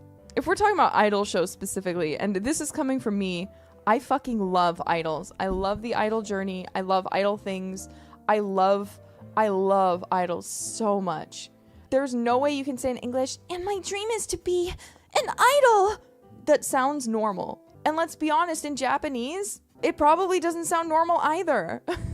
But it's so much, if you're an English speaker, to hear it in English is so much more cringy than hearing it in Japanese and reading it, you know? Or like there's the Love Live one that's going around that's like, Shiki-chan, nani ga suki? In Japanese, that sounds cute. But if you translate that, it's just like, person's name, what do you like? Which isn't bad, but like, it's just kind of like, oh, that's like, in English, it's just like not as cute as like versus nani ga suki. I'm like, I don't know what nani ga suki. I mean, I do, but like, in the context of most people, they probably don't really know. They might know nani and ski, right? But like, you don't really like, it's hard to explain. It's hard to explain. Because even then, if you know nani and ski, it just means like, what like. Shiki, what like. Nerissa, nani ga suki? Nerissa, yes, what like. It's so cute though. But that's the thing. It's like some things just like when you try to translate them over, it's just going to sound a little funny because it's just funny. Well, also Japanese is fundamentally differently built that you can skip a lot of stuff. Like even if, because you in English you'd say, Nerissa, what do you like? As to where, and like you have the what and then you reiterate the you, even though you already said my name. Like, you couldn't say, what do like? But effectively, you know, that's what the Japanese is kind of saying directly, you know? It takes work. It takes work to translate stuff like that into something that maintains the same fun that the Japanese version had, you know? And it's also hard because you're always going to be compared in that sort of situation to someone or to the Japanese. But the funny thing is the people who are comparing it are people who 90% of the time don't speak much to any Japanese, if any at all. So it's a complicated job, and it's a thankless job because most of the time you just get hated on. Sort of related, but imagine ancient Romans learning how we scientifically named animals. What do you call this animal? Small pointy beak bird. Oh. Look, but it's funny that way. And look, by the way, I'm not trying to convince any of you to like dubs. If you don't like dubs, that's fine. But it's one thing to not like something, and it's one thing to be mean, you know? I like good dubs too. I feel like there are some really amazing dubs out there. Like, we can all agree this one's an oldie, but it's always good. Cowboy Bebop, legendary dub. So amazing. I've seen all of Cowboy Bebop, but I haven't found a way to watch the movie yet. So I haven't seen it, but I want to. And I got so excited because on the plane, there was a freaking movie. And I was so excited, there was no subtitles. And so I watched, I think, about 30 minutes of it. But my Japanese isn't good enough that I could kind of piece together what was happening. But I just got to a point where I was like, it's too far gone. Lucky Star's dub was peak. Let's be honest, Lucky Star and Haruhi, a lot of stuff that just came out from that like time period was obscenely good and had obscenely good dubs. I think that like 90s to 2000s and just a little bit into the 2010s, I feel like those were the best, in my opinion, like dubbing years. Slayers, I know I mentioned this before, but Slayers is literally the dub that made me want to do voice acting. Lisa Ortiz, the voice actress for Lena Inverse, who was my favorite anime character for a long time, which is so inspiring. Her voice is so good. The dub was so good. And I'm like, oh my god, she's amazing. I want to do that too. Lisa Ortiz, if you see this, I love you. Crispin Freeman was also in that. He was Zelgadis. I wonder if that's how his name is actually supposed to be said, because that's how I remember it, but I feel like I looked at the spelling and I was like, what the hell? And I was like, is that really said as Zelgadis? But I'm just gonna keep saying it like that. That's how it's said now. I have decided. I like Slayer's try. I like the Slayer's openings. Give a reason for life to get day. Bow bow bow bow ba ba ba ba ba ba. Ba ba ba ba ba ba ba ba ba ba ba ba ba ba ba ba ba ba ba. It's good. Do you like the Naruto dub? Yes, I do. I watched the dub growing up, and then I watched the sub, and I think both the sub and the dub are amazing. I think they're wonderful. Believe it. SAO dub. I didn't watch SAO and dub. I watched it when it came out, but I don't dislike SAO. I liked it, but I think the first season was enough for me. That like when the second season came out, I kind of watched it, but I was like, oh, you know, and then there was more that came out and I was like, oh, I don't know. I was just kind of done with Kirito after a bit. Like, I really liked the first season, and if it was just the first season, I would have been like perfectly happy. But yeah, I think there was just a bit too much of it for me. But I still liked it. I really liked Asuna. I think it's been a long time since I've seen SAO. I don't remember if her name's Asuka or Asuna, but I'm pretty positive it's Asuna. How about I've never seen the abridged. I don't know about that. Do you love Danganronpa? I do. This was a long time ago, but I actually used to cosplay as Kyoko Kirigiri. I really liked Danganronpa, and I really liked season 2 of Danganronpa. I'm actually talking about the games. I don't remember what the second game was called, but I really enjoyed it. I was like, wait a minute, this is peak? This is peak? I guess like, cause it's kind of like I don't know what the genre would be called. But it was kind of at the time where a lot of stuff like that was coming out, where it was kind of like a little darker, but like they were all like, I felt like a lot of them were trying to be kind of like Mirai Nikki clones at the time. I don't remember if Danganronpa came out before or after, but I feel like at the time, for some reason, I was really like getting a bit like exhausted that it's like Mirai Nikki and stuff like that. I really like enjoyed, but then like there was a lot of other things that were similar, and I was just like, oh, please, you can't follow up Peak with Peak, like, because the thing you're making isn't Peak, you know? But then I saw Danganronpa 2, and I, like, immediately was like, holy shit, this game is incredible. Like, because I wasn't expecting any of it. I'm not a good investigator. I'll be honest, I'm not a good investigator. Darling in the Franxx, I really liked that anime and I really wanted to like it more than I did, but Darling in the Franxx I felt like fumbled at the end. I felt like it's had a really good setup and I was really into it, but there came a point where I was just like, oh, it's like Game of Thrones, you know, where like it starts out so good and you're so invested, you're locked in, okay? But then suddenly you still watch it to the end, but then you're just like, oh, okay, I guess. This wasn't what I was really expecting, but I guess, if that's how it's gonna end. But yeah, Mirai Nikki. I was obsessed with Yuno Gasai for a long time. Which isn't really a good thing. It's nothing to boast about. Yeah, I was obsessed with like the Queen of Yandere. I love her. Yuki aishitaru. Kakkoii. Hey, morning, it's my birthday today. Just want to say thanks for all the fun streams. Always helping me get through tough days. Happy birthday! I hope today isn't a tough day. Today should be a joyous day. You should go outside and get ice cream. Run after an ice cream truck and go, 1 ice cream, please. It's my birthday. And then you should go, Gigi Murin said she'd pay for my birthday ice cream. And then they'll give it to you for free. And they'll bill me. Don't worry, they know how to do that. But yeah, put it on Gigi Murin's tab. She has one in this truck, right? Can you outrun the truck? Yeah, you're gonna have to run faster than it and stand in front of it so it knows to stop. Because sometimes when people are driving, they have AirPods in. And if you're running after them and you're yelling at them, they might not hear you.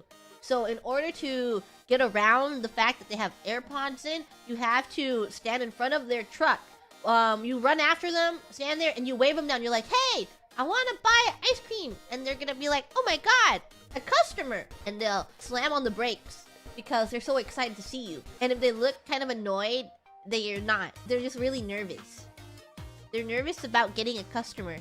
It's because ice cream trucks are a dying art. Kids don't play outside anymore. They play on their iPads and Roblox. And they hate going to the park. They love staying at home, playing Roblox. And kids these days, you can't just send them off alone to the park. You have to go with them. Otherwise, you have the fear of them getting picked up by a hawk, too. And taken away. That is what happens when they're, you know, the life of it's very, very difficult, the life of an ice cream truck man. We gotta give props to them. They work very hard in a dying industry. We need to bring more awareness to ice cream trucks. I heard one recently, but I didn't have any cash on me. Well, not here, but like recently. I heard an ice cream truck. I'm like, whoa, ice cream truck. I've never heard of an ice cream truck before. Ever in my life. Just kidding. It was like in my neighborhood. Though I don't know if it was actually an ice cream truck. I didn't look outside. It could have been literally anything, you know? Like a person outside playing ice cream truck noises. Or it just sounds vaguely reminiscent of an ice cream truck. It could have not been an ice cream truck. But I didn't get to actually see it. So I don't know if it was a real ice cream truck. I thought it was one. And I was like, damn, I kind of want ice cream. I think it was in the middle of something, so I couldn't just go and leave and flag it down. Also, when I'm sitting at home, I'm usually pantsless. So I have to like rummage for clothes. And then by the time I get my money and I get my clothes, I'm gonna have to, the ice cream truck will be gone. The ice cream truck is not gonna be there anymore. Could have been some kind of ice cream truck scam. You go out there to buy some ice cream and then it's like not an ice cream truck. It's a truck trying to sell timeshares. And they're like, hey kid, bring your parent. If your parent stands here for 2 hours, you get free ice cream. If your mom or dad is willing to just stand out here and listen to a little story that I have for them, I'll give you some free ice cream. And then they'll be like, oh my god, free ice cream? And then they run to get them. Imagine, kind of devious. Oh, it's so nice to draw a little bit after a long day. I got a long day today. I was very excited to stream, especially because this morning actually I started a new thing that is a sort of a journal. Do you guys know what is a journal or a diary or something? So I realized myself that I was feeling very overwhelmed lately because I have so much project to do and I have so many things I want to accomplish in my life that I keep losing track of it. I keep losing track of the things I want to do. So I said, you know what, I'm going to Konbini and I bought like stuff to draw, and not really to draw, but like a notebook, a pen, a pencil, some colors. And I'm like, from now on, I'm going to write everything I'm thinking. So like every time I feel like I need to put down an idea or I want to keep track of something, I just want to like have paper and real pen and having the feeling of, okay, I'm actually writing something. So like I start to keep track of my progress today. Like how many words I'm gonna learn today in Japanese, or I don't know, like how my projects are going, or let's see, like I don't know, if I have some ideas I'm gonna note down. If I feel a little bit under a track, I will note down. Notebook makes it real. Yeah, like I realized myself that whenever I write my thoughts into a notebook, actually writing it instead of like typing on a keyboard, it feels more real. It feels like, I don't know, it's quite hard to describe this feeling, you know? So, I don't know, maybe also like just writing down and my brain and my eyes has to go through the text again. It kind of makes more strong inside my head. The vision I have, it gets stronger. You know what I mean? Not really more intimate, I'll say. Yeah, I think it's more about visualizing what you wanna accomplish in an easier way, if that makes any sense. I don't know. It's just like I'm just thinking about, about it. I also really like taking care of myself, and I usually like to, find ways to take care of my mind and to don't get burned out or stuff like that. The thinker. Am I the thinker? I don't know. I don't think I think too much. More likely, I don't want to think. That's the problem. I think that's the problem, yeah. I don't want to think. Meditation was something that was helping me a lot. I used to I started meditation a while back. I don't know if you ever experienced meditation, but meditation is something that I think you guys can try if you want to escape from your own thoughts for a bit. It's one of those things when you don't believe that it works until you try it. I never really thought about it before. I think meditation doesn't really work. And then I tried it, and it kind of worked. Escape from the void. I know, Tatini, that is hard to think for you, but I believe that if you put all your brain cells, which is like maybe 2 or 3, together, you can do something. You gotta believe it's super hard. It's 1? Really? Oh, okay, sorry. No, sorry, I didn't want to. Sorry. I didn't know. But it was a little more crazy. Yeah, I've been to onsen in Japan, and I'm telling you more. I've been to both, I've been to 2 hololive collaborations onsen in Japan.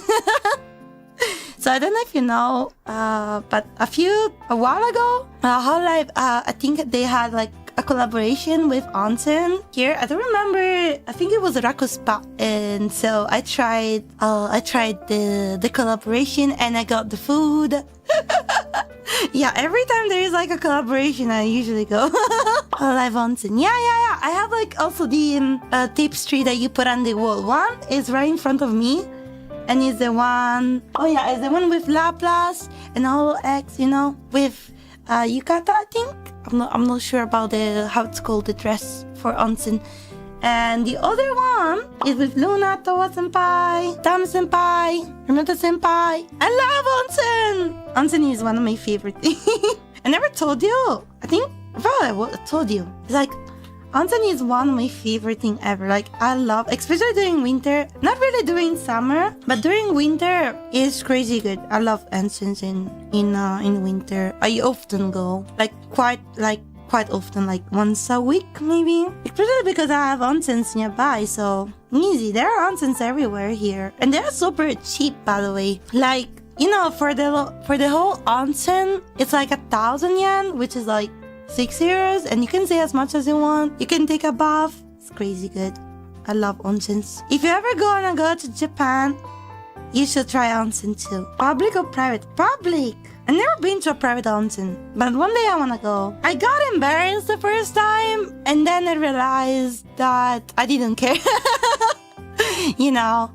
By the way, like it's just like I just feel like, oh, I'm just enjoying my bath, and everyone is enjoying their bath. So I think that kind of feelings disappear the moment that you go for the first time. The first time I was very scared, actually. Like I was very intimidated, and I went with my friend, and she was very used to it, and I just said like, I'm scared, and she was like, I didn't know that you had to go entirely Nikki in the onsen. I didn't know at the beginning. I thought that you could at least bring a towel with you, and then. And then he was like, no towels. I'm like, no towels, not even towel. Like you can technically bring a little towel with you. And then I just went. I just had to go. I had to let it go. I had to let it go. Let it go. Oh, come on. It's okay. It's like, it's not that embarrassing, I promise you. Yeah, I love onsens. Who doesn't like onsens, by the way? It's like, huh? Once I found out about onsens, I started to like go every week or every 2 weeks if I'm particularly busy. No, I'm not gonna drill for you guys. No, I'm not gonna drill it for you. You gotta amazing yourself. That frequent. Like, you know what I used to do? Like every Friday, I think I used to go. It was like just you know, quickly onsen and go home during winter. Now it's getting a little cold again, so probably I'm gonna do that again. But the problem is I'm streaming at the night, so I don't know when to go. Would you forgive me if I take a day off just to go to onsen? Okay, thank you. Onsen break. But maybe I'll take like whenever I'm gonna stream on the morning. I just wanna go. Okay, bye. I'm gonna enjoy onsen live stream. No, no. I heard that Zeta has moved to Japan. If you meet often, you can go to the onsen together. That'd be nice. I don't know if she likes onsens. Like that's another thing, right? Onsens are not for everyone. So like, there's some people who just cannot like. You know, they just don't wanna go. And in that case, like it's fair. Like you don't have to force anything. You just gotta ask and like, okay, do you like it? No, okay, but yeah, I heard that Zeta Senpai was moving. I'm gonna message her later. Oh, that's nice. More friends to hang out with. I'm happy. Yeah, I think I'm gonna message her and I'm gonna ask. New cat friend. Yay! I'm excited to meet more friends. I already met her once. I don't know if I told you. But yeah, sometimes like I meet people and I don't tell you because I don't wanna like you know, so sometimes I don't know when I can say it or like I don't wanna. Usually I try to avoid like saying the exact same day. Maybe like, you know, it's for safety reason, privacy also. Oh, you know, I never told you once I went on a date with Fatama Senpai too. It was so nice. We went for a walk and we got food together. We actually got pizza together. Yeah, it was very nice. I really like Atama Senpai. It's very sweet. The pizza was actually good. Like, we got a proper pizza. And so the way we did was we got 2 pizzas and we got 2 different pizzas so we can try a little bit of each one. And we shared together. It was very tasty. Atama said you also looked at figurines. Oh, so she already talked about that. Oh yeah, we went to like a store together and I was like looking at figurines. It's my favorite hobby. I like merch. I like merch, guys. I can't help me. I love merch. There was a song that I made that won't come out for I think at least half a year, so I don't know. I'm not sure on the timeline, but it's for a really, really big thing. It might even be like on a scale of how many people will end up hearing the song, bigger than Go-Getters probably. But the director of that project actually showed me Nezumi's scheme and said, "This is what made me decide that I wanted to ask you to do this." I was like, "Really? Really? You like that?" I mean, it made sense because it's a great song. But I was like, yo, I'm so glad I made this song. This is the same director that I told a little story about before that was like really cool. And like, I guess, how do I say? I really appreciated that director's comment. I think about it a lot of times when I'm kind of down on myself about the work that I'm doing and stuff like that. I remember that director said, "You're like kind of edgy, right? You're like rough around the edges and like dark and whatnot, but there's like a warmth inside what you do." I remember that the director said that to me. And I remember that stuck with me, and I thought to myself, even on days where I feel like what I'm doing like isn't really, the quality isn't high enough for the success that I've attained, I think about what that director said, and I think maybe it's okay to just keep going and doing the best that I can with what I have, with what I can do. I appreciated that. Maybe there is something about me that people like, that people keep coming back to enjoy. Yeah. So I think about that a lot these days. And when you can't trust yourself, trust others, right? I think that, yeah, like you said, Deadbeat, being self-critical is important and you can't improve unless you see the flaws, but you shouldn't let it stop you or get you down. A lot of times, I've been thinking recently, since I've been in it for like, what, almost 4 years now, I think to myself a lot of these days about purpose. Like, why am I actually here doing any of this, right? Like, what's the point of it? What is my reason of being here, etc.? I think about that a lot, you know, and for a while I've kind of thought to myself, well, my time to shine is kind of finished, and so it's time to help others, kind of thing, right? Just be as good of a senpai as you can be and help everybody out. That's where I find that I have meaning, if that makes any sense. So I think in the past, like before a year or so, maybe it was a little before when Advent debuted, I thought to myself, there's really kind of no real reason for me to continue being here besides help other people. And I'm a person that, like, if I don't have worth somewhere, I don't really feel like there's a point for me to exist anymore, if that makes any sense. I feel like I need to have something that I'm doing, some reason for being, not just lying around and doing nothing, watching TV, you know, on the sofa with a 40 or something like that. And so I decided that even if doing something like making really good music that everybody can enjoy is something that I can't do, then maybe what I'd do instead is help other people who can do that. And so I decided I'm just going to be a really good senpai and help other people and welcome the new people and make sure that they excel in what they do. But there's a happy ending here. There's a happy ending here. This isn't how it ends. This isn't how the story ends. I think because of a lot of those like kohai and stuff like that helping me out, they helped me in the end. They helped me by helping me realize that, you know, what I've done is, Myth worked really hard. You know, those were really weird times, honestly. And it's not just the end of the story. It's not the end of the story just because 4 years have passed, right? It's not the end of the story. I can keep going. I should keep going, because there's still more that I have left to tell the world. I guess if I could be some kind of symbol or something like that, I wouldn't want it to be a symbol of someone who is like the most skilled at what they do and always creates bangers and whatever.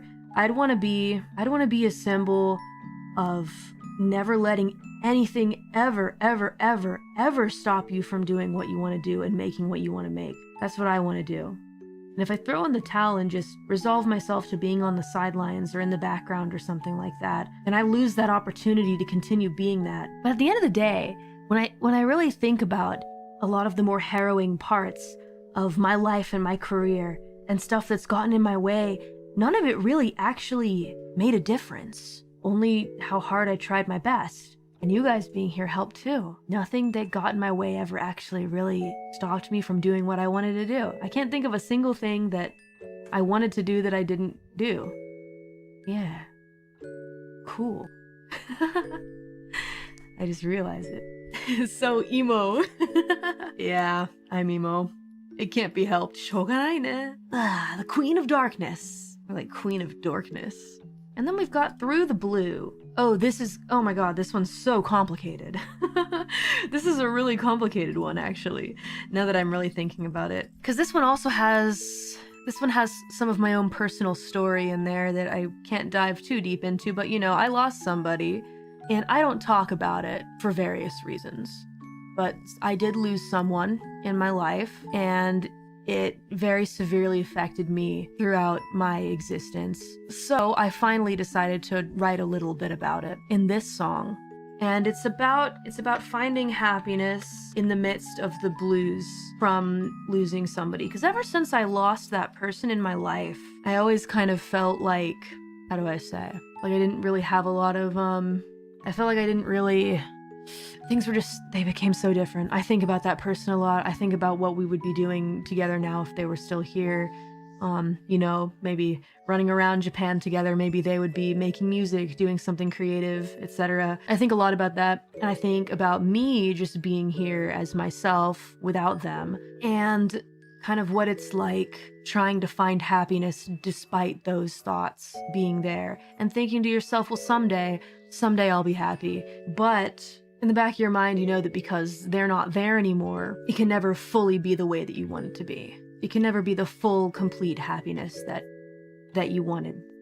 And you just kind of have to live with that. You are changed, I'm gonna be honest. Yeah, losing somebody changes you. You're not the same person that you were when that person was still in the world. And finding happiness, again, can be very difficult.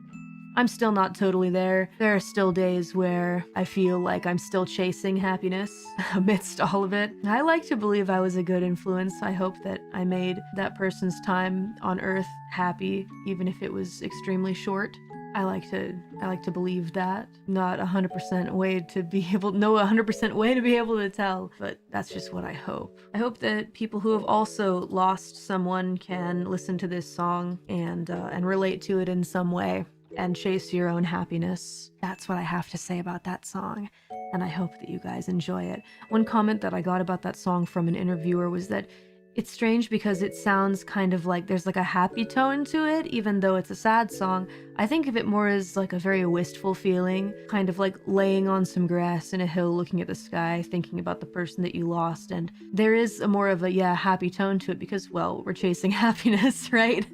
Trying to find a way to be happy, just playing my guitar out on the grass alone in the middle of nothing, thinking about somebody that I lost, reminiscing about the days we had together. Kinda didn't really want it to be a sad tune, like a bittersweet feeling. Yeah, wistful is a good way to describe it. At least that's what I think. I think it's a very chill, relaxing song, but at the same time, when you listen to the lyrics, you're like, oh wow, this is deep. I told Mama Mori, I'm like, you're gonna cry when you hear it, because she'll get it. Even though it's supposed to be, it sounds like in tone it's a happy song, lyrics not so happy, but I think complex songs like that are so interesting. And that's how I feel about it. Hoping it doesn't make you and Mama Mori too sad. No, it's okay. It's a part of moving on. You know, never forgetting, but still being able to move on in life. I was thinking about what could I collab with her.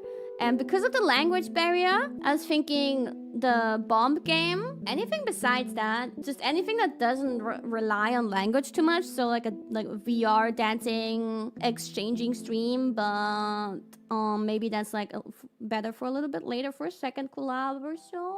But yeah, the bomb game is like perfect for language barrier people. And then she could also give me another Korean lesson. But I kind of want to polish my Korean first before getting into into deep with her. Happy that you found motivation to keep up with your Korean. Yeah, it's a good motivation. I mean, I was gonna kind of get back into it next year anyway, but now I have an urgent reason. It's really too bad that my Korean, I couldn't keep it up after those lessons. How good is Koseko's English and Japanese? I heard her talk a lot of Japanese today in that stream. Like, damn, she actually talks better Japanese than I speak Korean, that's for sure. Yeah, I saw she was studying me. She was reading this huge wiki, and eventually I wanted to know what she's like reading about me, what she's laughing about, so I translated parts of it for myself, and I was like, oh my god, they may have even a little bit too many details about me in that Korean wiki. I'm surprised about that. I didn't know there was such a detailed wiki about me in Korean. Oh yeah, who's writing it? Who is it? Who's behind that wiki? Is it time for Duolingo again? I don't know. I mean, I don't really think Duolingo is very efficient, but I guess at least as a beginner, I could give it a few more tries. I don't know. I think I don't want to ask right now because I'm like right in front of my break, and until my break there's not much time before it. I'm going on a vacation and this and that, so there's really not much time. So if we collab, then probably after my break, and then yeah, we'll see what we're gonna play. I'm so happy she's interested now, because in the beginning, you know, I followed her first on Twitter because I saw her reacting to me on Twitch, so I thought, oh, okay, she seems really happy about me even speaking very slightly about her.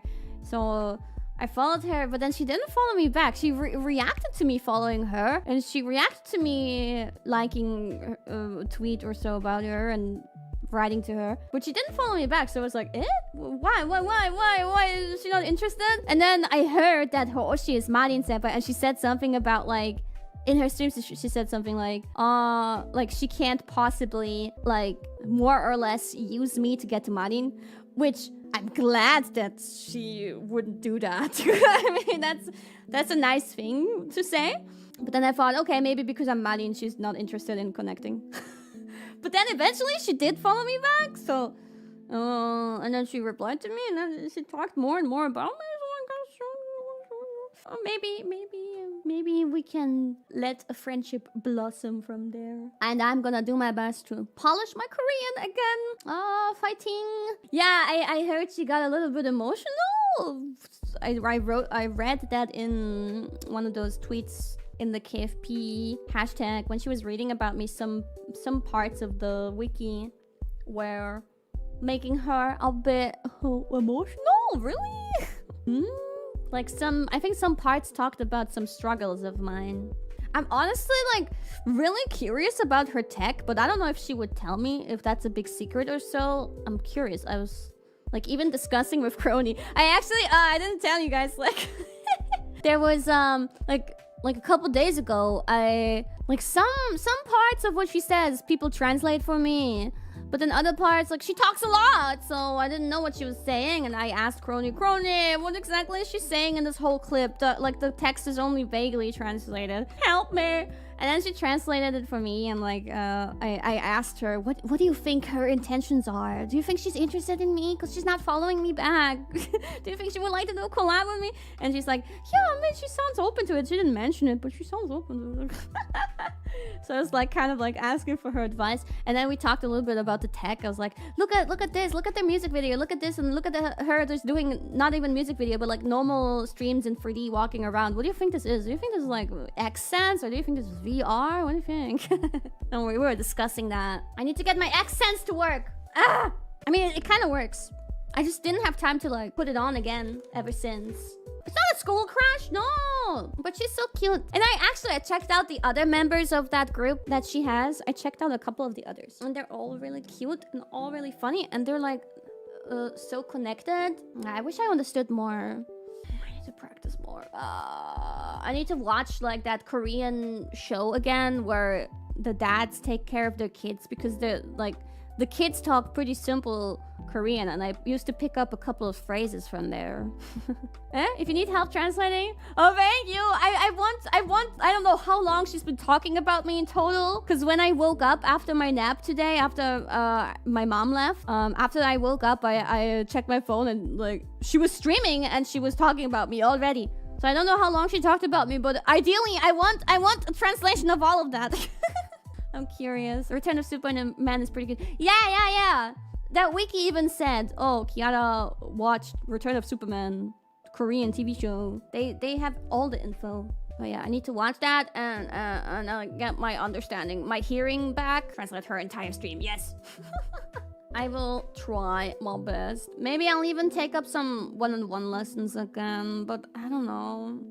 It always made me feel so nervous and pressured. Like the homework and stuff was quite a lot, and I didn't feel like I could keep up with it because it was so much information each lesson, and it was weekly, and I didn't have time to repeat on my own time what I learned mostly. So I felt pretty overwhelmed with it. I probably could have requested to go at a slower pace, but at the same time, I feel like if I went with a slower pace, like once every 2 weeks or so, I probably still wouldn't have gotten to really repeat on my own time. So in the end, there would have been more time to forget everything in between. So probably once a week is better. It's the minimum, honestly. Yeah, it doesn't work any other way, really, but damn it. Talking usually helps the most if you could talk in Korean with Kronii or someone else. Honestly, I didn't want to, like, until recently I didn't feel like I don't want to bother Kronii too much, but recently we've been talking a lot, and she's like, she's been like really there for me and helpful and, you know, fast. Like, for example, for like advent calendar videos, the 3D video I made with her in it, and then also the voice lines for the sock puppet stuff. Like, she would be always like the first to give me the voice lines and all that. Like, she's so on top of it and really helpful and then, like, you know, we had some meeting where she was also in, and then like afterwards, like after the meeting, she just like DM'd me, like, you know, talking about it, like, oh, she feels like talking to me about that. Oh, interesting. It is 4 years. I say 4 years of taco time. 4 years. That's a long time. That's too many years. No, that's not too many years. It's 4 many years.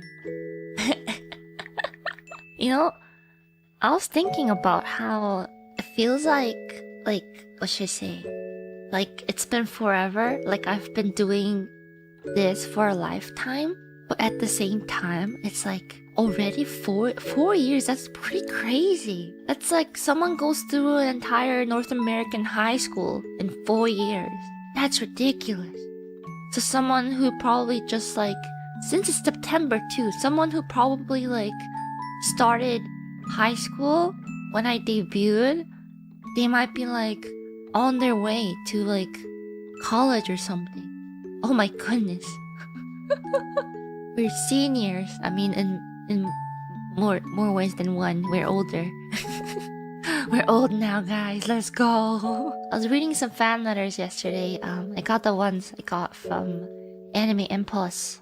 See, they were delivered to me safely. I have to make sure to keep these safe because I collect all my fan letters in like a nice big binder at home, but I don't have the binder with me, so I have to make sure these letters reach its final destinations in the archives safely when I get back home. But yeah, I was reading the fan letters. I was kind of reflecting on everything that's happened in the 4 years. How much things have changed, considering... Remember, like, the very first, like, year or so, it was not as much, like, company-led projects and stuff, and it was just kind of us figuring things out on our own and kind of streaming and doing stuff. Of course, there were some creative things thought up by some of the members. Like, Ame really did a lot of the VR chat stuff that, like, honestly, I probably wouldn't have thought to do myself because I just didn't know much, but it came a long way from there. You know, it wasn't like the most greatest of times because of what the world was going through. I think that was one of the biggest differences between like us, and maybe Promise to an extent, and like newer gens is that, you know, maybe the newer gens got to meet and bond a little more offline. And then I'm remembering back to us, like we weren't able to do that, so we basically just had, you know, a couple of probably awkward Discord calls.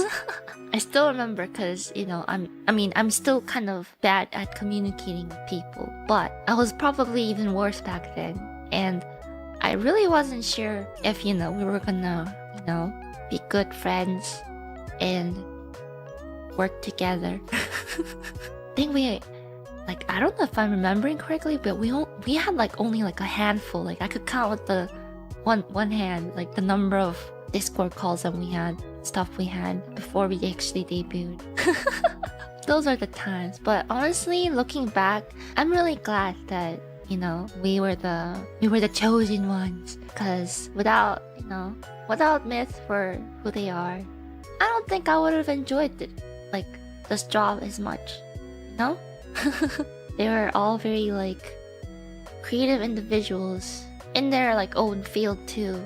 I think everyone was kind of specialized in different fields, which was very interesting to me because I said this before, but it's like if I wasn't in HololiveEN, I would have never crossed paths with these wonderful people, wonderful, talented, amazing people, you know? Not just Myth too, you know, everyone in HololiveEN. It's just unreal. And even these days, when I meet like new senpais and stuff, I'm just like, you know, I used to watch them just as a fan, and now I'm so naturally like running into them at studios and talking to them. Like it's still unbelievable to think about. And yeah, like who would have guessed 4 years ago that I'd be getting hugs from all these people I looked up to, you know? It's incredible. Honestly, EN itself, I feel like, I mean, EN started with us, so I guess we can say happy anniversary to HololiveEN English too. But HololiveEN English, I feel like also came a long way in terms of just in general. Like, it started from our small group. We had our very first like offline live, Connect the World, and now we have even more members joined us, and now we successfully did another live. Like, that's insane. That's insane. Like, I remember sitting where the audience was during rehearsal and just like feeling the impact, like how much EN has just grew. It like made me so emotional. 4 years, we came pretty far. Just think about how far we'll go from here. I wonder just how much bigger can we get? I mean, a lot of things have changed. There were ups and downs, but we're here now. We are here. I personally too, I think I also had pretty, you know, rocky days all the way through 4 years. But you know what Mama Nis said? Mama Nis didn't raise a quitter. It was the same with you guys. Like, a lot of the times when you guys send me messages or in the fan letters too, you guys tell me about how you're able to overcome a lot of negative things in your life or by, you know, watching our streams. But, you know, reading that, it's like, you know, I'm a support figure, I guess, in your lives. But if you have overcome, you know, the hardships in your life, know that it's you who did it, okay? In the end, I was just here doing my own thing. You know, pat yourself on the back too. Man, I get so, what's the word? Sentimental. Thinking about it. I got a special Pepsi today. Tastes kind of funny though. I don't know if I like it. But honestly, I feel like it's probably the same with others too. I mean, I'm just speaking for them from what I think, from what I experienced, is that you guys say we helped a lot, but like just seeing how much support we get in these, like, you know, from day-to-day streams to like big events and stuff, and seeing your cheers, or like at like convention appearances or panels or, you know, meet and greets, you know, I feel like I feel more rewarded for doing what I would do on a regular Tuesday. It's like I just have fun, you know, doodling, playing games, and you know, wiggling around, dancing. And I don't know. It's just like I think Mamani's also said to me this, like said this to me before too. It's like how it's so much different these days that you can have a job like this and be able to support yourself. It's just such a different world that I think like many years ago we probably would have been like, huh. It's pretty wild if you think about it. Like in another world where, like, you know, this wasn't an option, like I'd probably be just, you know, I could possibly be just working a normal office job. I think about that sometimes. And I'm just like, would I be better at communicating with people? I don't know, maybe. But would I be having as much fun as this? Probably not. in a office. Did you see the news that 2B and IRyS almost had a merge scene? What? That's new. Wait, Nier's game ended a long time. They made the game is not new. Why are we talking about this now? I'm kind of curious though. In the anime? What? Why? The game is based on the anime. New lore from Yoko Taro? Oh my god. Why did that not happen? I mean, you know, I would have lost interest in the coupling anyways if they did merge. Probably. Yoko Taro wanted it, but the studio said IRyS wouldn't do that. What do you mean? Yoko Taro's the one who made made everything, right? Made the story.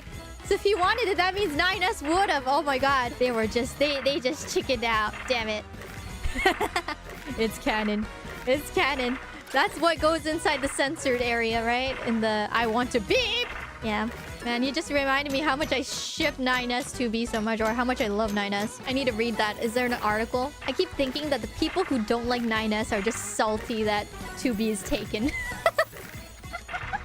That's what I tend to think. The shipper's paradox: to want a ship to happen only to lose interest once it happens. Once what happens? I don't know what you're talking about. You're a happy couple, yay. Now I'm bored. Leave my site. Ugh. No, I'm happy when they become a couple. No, when they start dating, or even when they're a couple, when they kiss, that's fine. Anything past kissing, though. Anything past kissing is when I lose interest most of the time. Not the merge. I've realized that, even in shoujo manga, man. At the same time, I kind of wanted to see it, but you know, especially if it comes to 2B IRyS, because it's like something you would least expect since they're androids, you know? But if Yoko Taro wanted it to happen, they should have made his wishes come true. Though technically, I think it would also just die down my craze for IRyS, which would be healthy, you know? You know, I had this really, really tiring, weird dream that I forgot 85% of by now. But I dreamt that I was a twin boy, and I had like a very yandere sister. And I was trying to run away from them, but they were like out to kill me or something. And I would like steal a police car and drive away from them. But I'm so bad at driving, just like I was driving in like GTA, and I kept crashing into things, and she would always like know where I am. And then my dad betrays my mom or something, and I'm just like, I'm never going to talk to you anymore, Dad. And so I try to steal for some reason my dad is like in my dream is like a police officer that is hiding like these top secrets that like are supposed to help me run away from my dad. And this is a dream, by the way. This is all a dream, okay? None of this is real. So like me and I have like 5 siblings or something. I have 5 siblings, and we all try to run away from my dad, but my dad keeps capturing us and like chaining us to something. So one of the siblings steals like my dad's police officer key that like has access to this top secret van that has like top secret country info or something. I lock into there, but it makes like a really loud beep sound that all the surrounding police officers find out, and they all chase me, and that's another car chase. And it's just so inside the van there was like this bell that had a package that explained that the bell can be used to control any official tax-paying worker in the States. Like if you ring the bell, they will like follow your every like your every call and do everything you want them to do. And this is only like 20% of what I remember. There was a lot more going on. And literally, I like crashed into like a church or something because I don't know. I almost kill a priest. Almost. And they scream and run. Like, basically, like, with the car, I almost run them over. And they scream and they like run away from the church. And I'm like, okay, at least now the church is empty or something. And then I have like the showdown with that twin sister that's like crazy about me. That is for some reason is on our dad's side or something. And then I wake up to my alarm.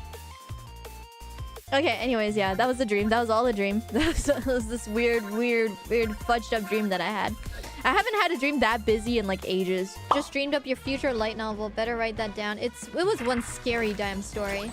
I felt threatened for my life from my yandere twin sister. You know, it's so interesting. There's a pretty decent chance of me dreaming myself as a dude. Like, I've had dreams of being a dude and having my own like full-on harem and stuff. There's a decent chance I become like IRyS in my dream. Not all the time, but like I'd say like maybe like a 10% chance. Too much reading manga. You need to stop reading those doujin with your fetish tags.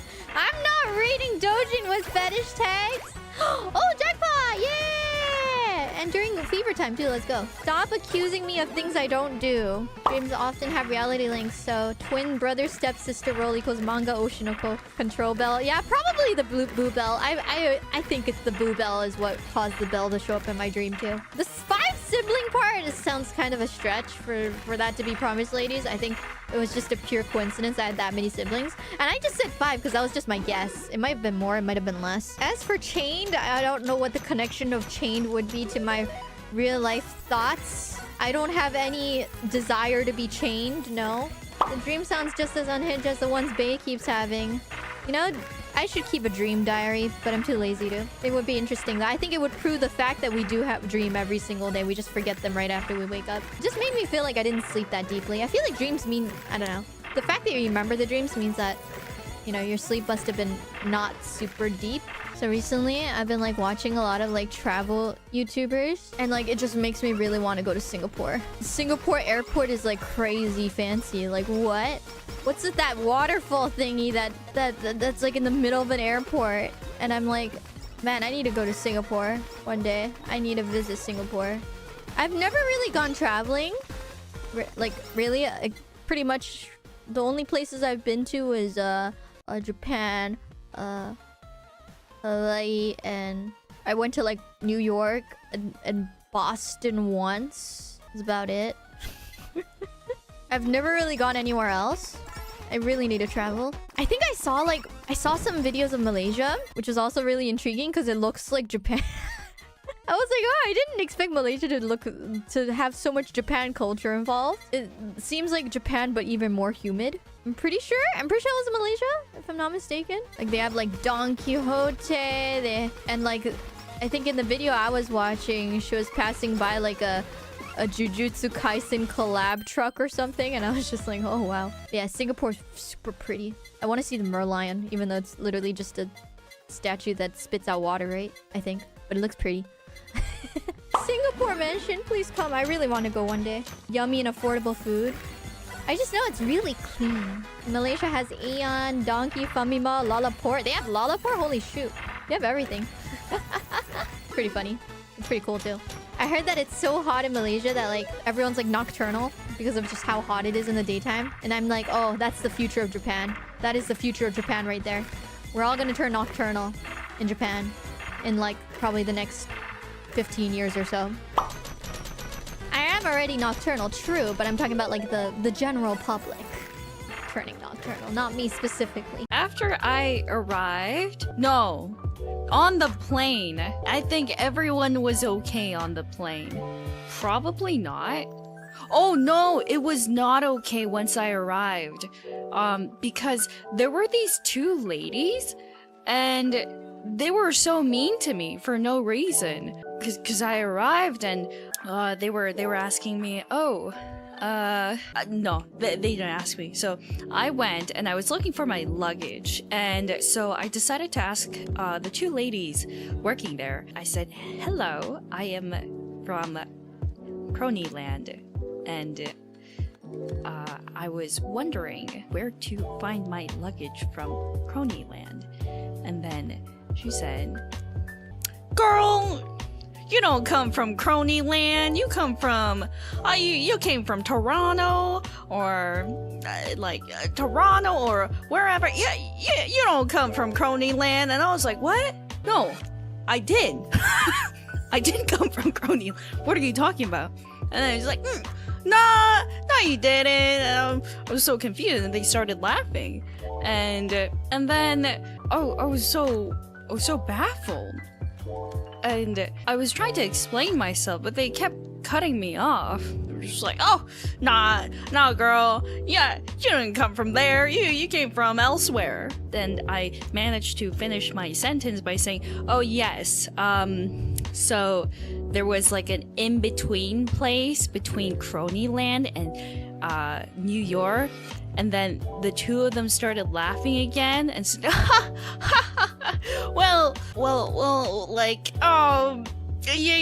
you don't know. Yeah, you don't know that, let's say, I don't know, where should I say? Oh, Michigan. You don't know that Michigan is part of America and not Kronii land. Ha ha ha ha. It was so mean. I was like, I'm just looking for my luggage. What? And then I said, I'm sorry. I'm Canadian, so I don't know. I don't really know. I tried to, like, I guess make it better. I could have said, if you just let me finish my sentence, maybe you could have known where my luggage was coming from, from Kronii land to the in-between and then to New York. But I didn't say that. I just said, oh, I'm sorry.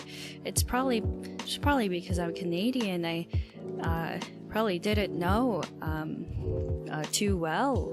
And then they were just laughing and said, oh, even though you're Canadian, you don't know that? You must be so smart, ha ha ha ha ha. And I was so upset after I got my luggage, and then grabbed my luggage, and I was pretty bitter about myself. And then later on went and hung out with IRyS, and we were eating at a cafe, and then there was a robbery, which was crazy, by the way.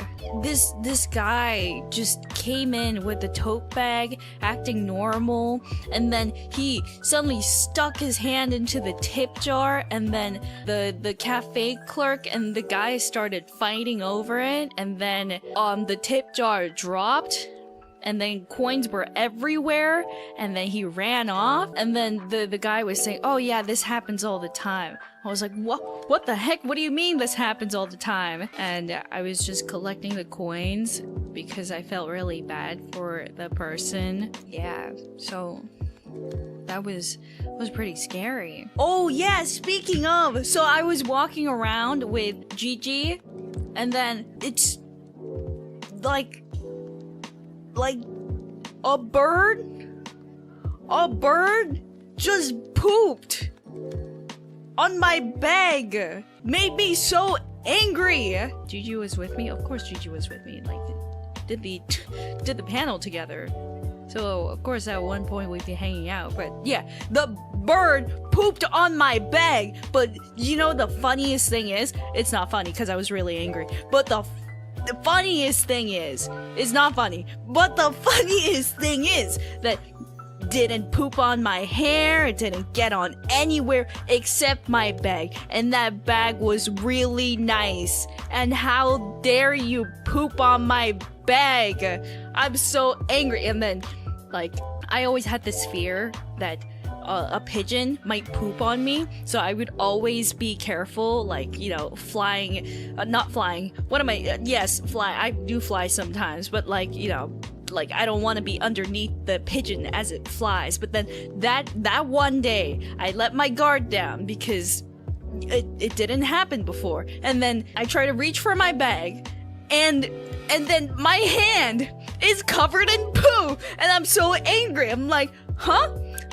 Like, what is this? And then I look down, and there's poop on my bag, and now there's poop on my hand. I'm like, oh, that's wonderful. Oh, just my life, I guess. And then one person's telling me, blessed by the seagulls. No, the pigeon. And I'm so disgusted. At the same time, I gotta like, wipe my bag, but I don't have any tissues. And like, I don't want to wipe it with my hand too, even if the bag is nice. Like, I'm not gonna do that. Like, I'm gonna throw up. And then, so like, I had to walk for 5 minutes more to find a washroom and then try to wipe it off. And then the whole rest of the 2 hours, I was just thinking to myself, oh, a bird pooped on me. Wow. Like, and then every time, like, I wash my hands like 3 times and I put hand sanitizer, and I'm just walking around being really self-conscious of my hand, being, oh, a bird pooped on me. Then my bag, oh, a bird pooped on me. Oh, pooped on my bag, more like. And I was a bit traumatized for like, the trauma disappeared after like 3 to 4 hours.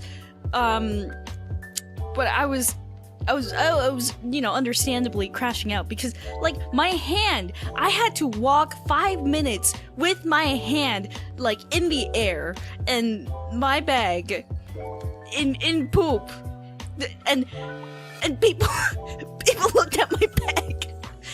Do you know how embarrassing that is?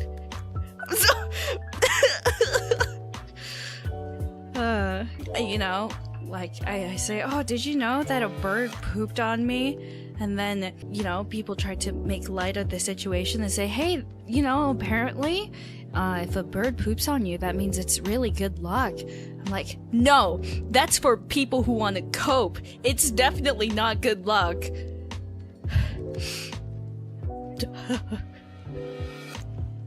It's just coping. It's not good luck at all.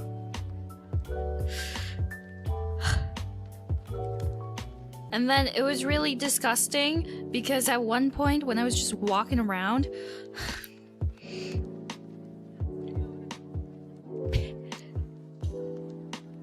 bottles. I saw a bottle with pee. It's rolling around on the ground. And I was so shook. I was like, what? Why would people do this? I know, like, at one point I probably joked around with, I probably joked around about it, like, oh, ha ha ha ha, oh, if you can't hold it, maybe you can use the bottle, but I didn't think people would actually use it. That was so horrible. So scary, so shocking. And then I was really curious, while being really disgusted, like, how many times can you use one bottle? Can you use it twice? Like, you're not going to pee that much. Like, you can probably use it at least twice, right? Like, once? Do you really pee that much? Because, like, a bottle is probably, like, I don't know, 250 milliliters? Like, do people really pee that much in one go? And then anyway, I was really grossed out. I was a bit traumatized, first with the bird poop, and then the bottle, and then the tip jar. Like, wow, it's so scary out there. And then I saw people duking it out, like, in the streets, and I was like, wow, this is so scary. Wow, the PvP zone, exactly. That was crazy. Where were you? I was in New York. Wow. I mean, New York is, you can see so many things, like, there are so many cool places, but also, goddamn, so scary out there. Did you see a New York rat? No, I didn't get to ride the subway, because I was scared. Would you rather stay in Cronyland? I think so. Weather's awesome there. Beautiful, peaceful, just same old. I like that. Oh, and then I also went to, like, obviously I had NYC and I was walking around. It was actually really funny because, like,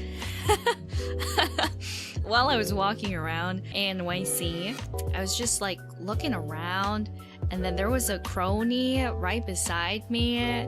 They were taking a picture of the Kronii plushie in front of the HololiveEN booth, and I was right beside them. It was really funny.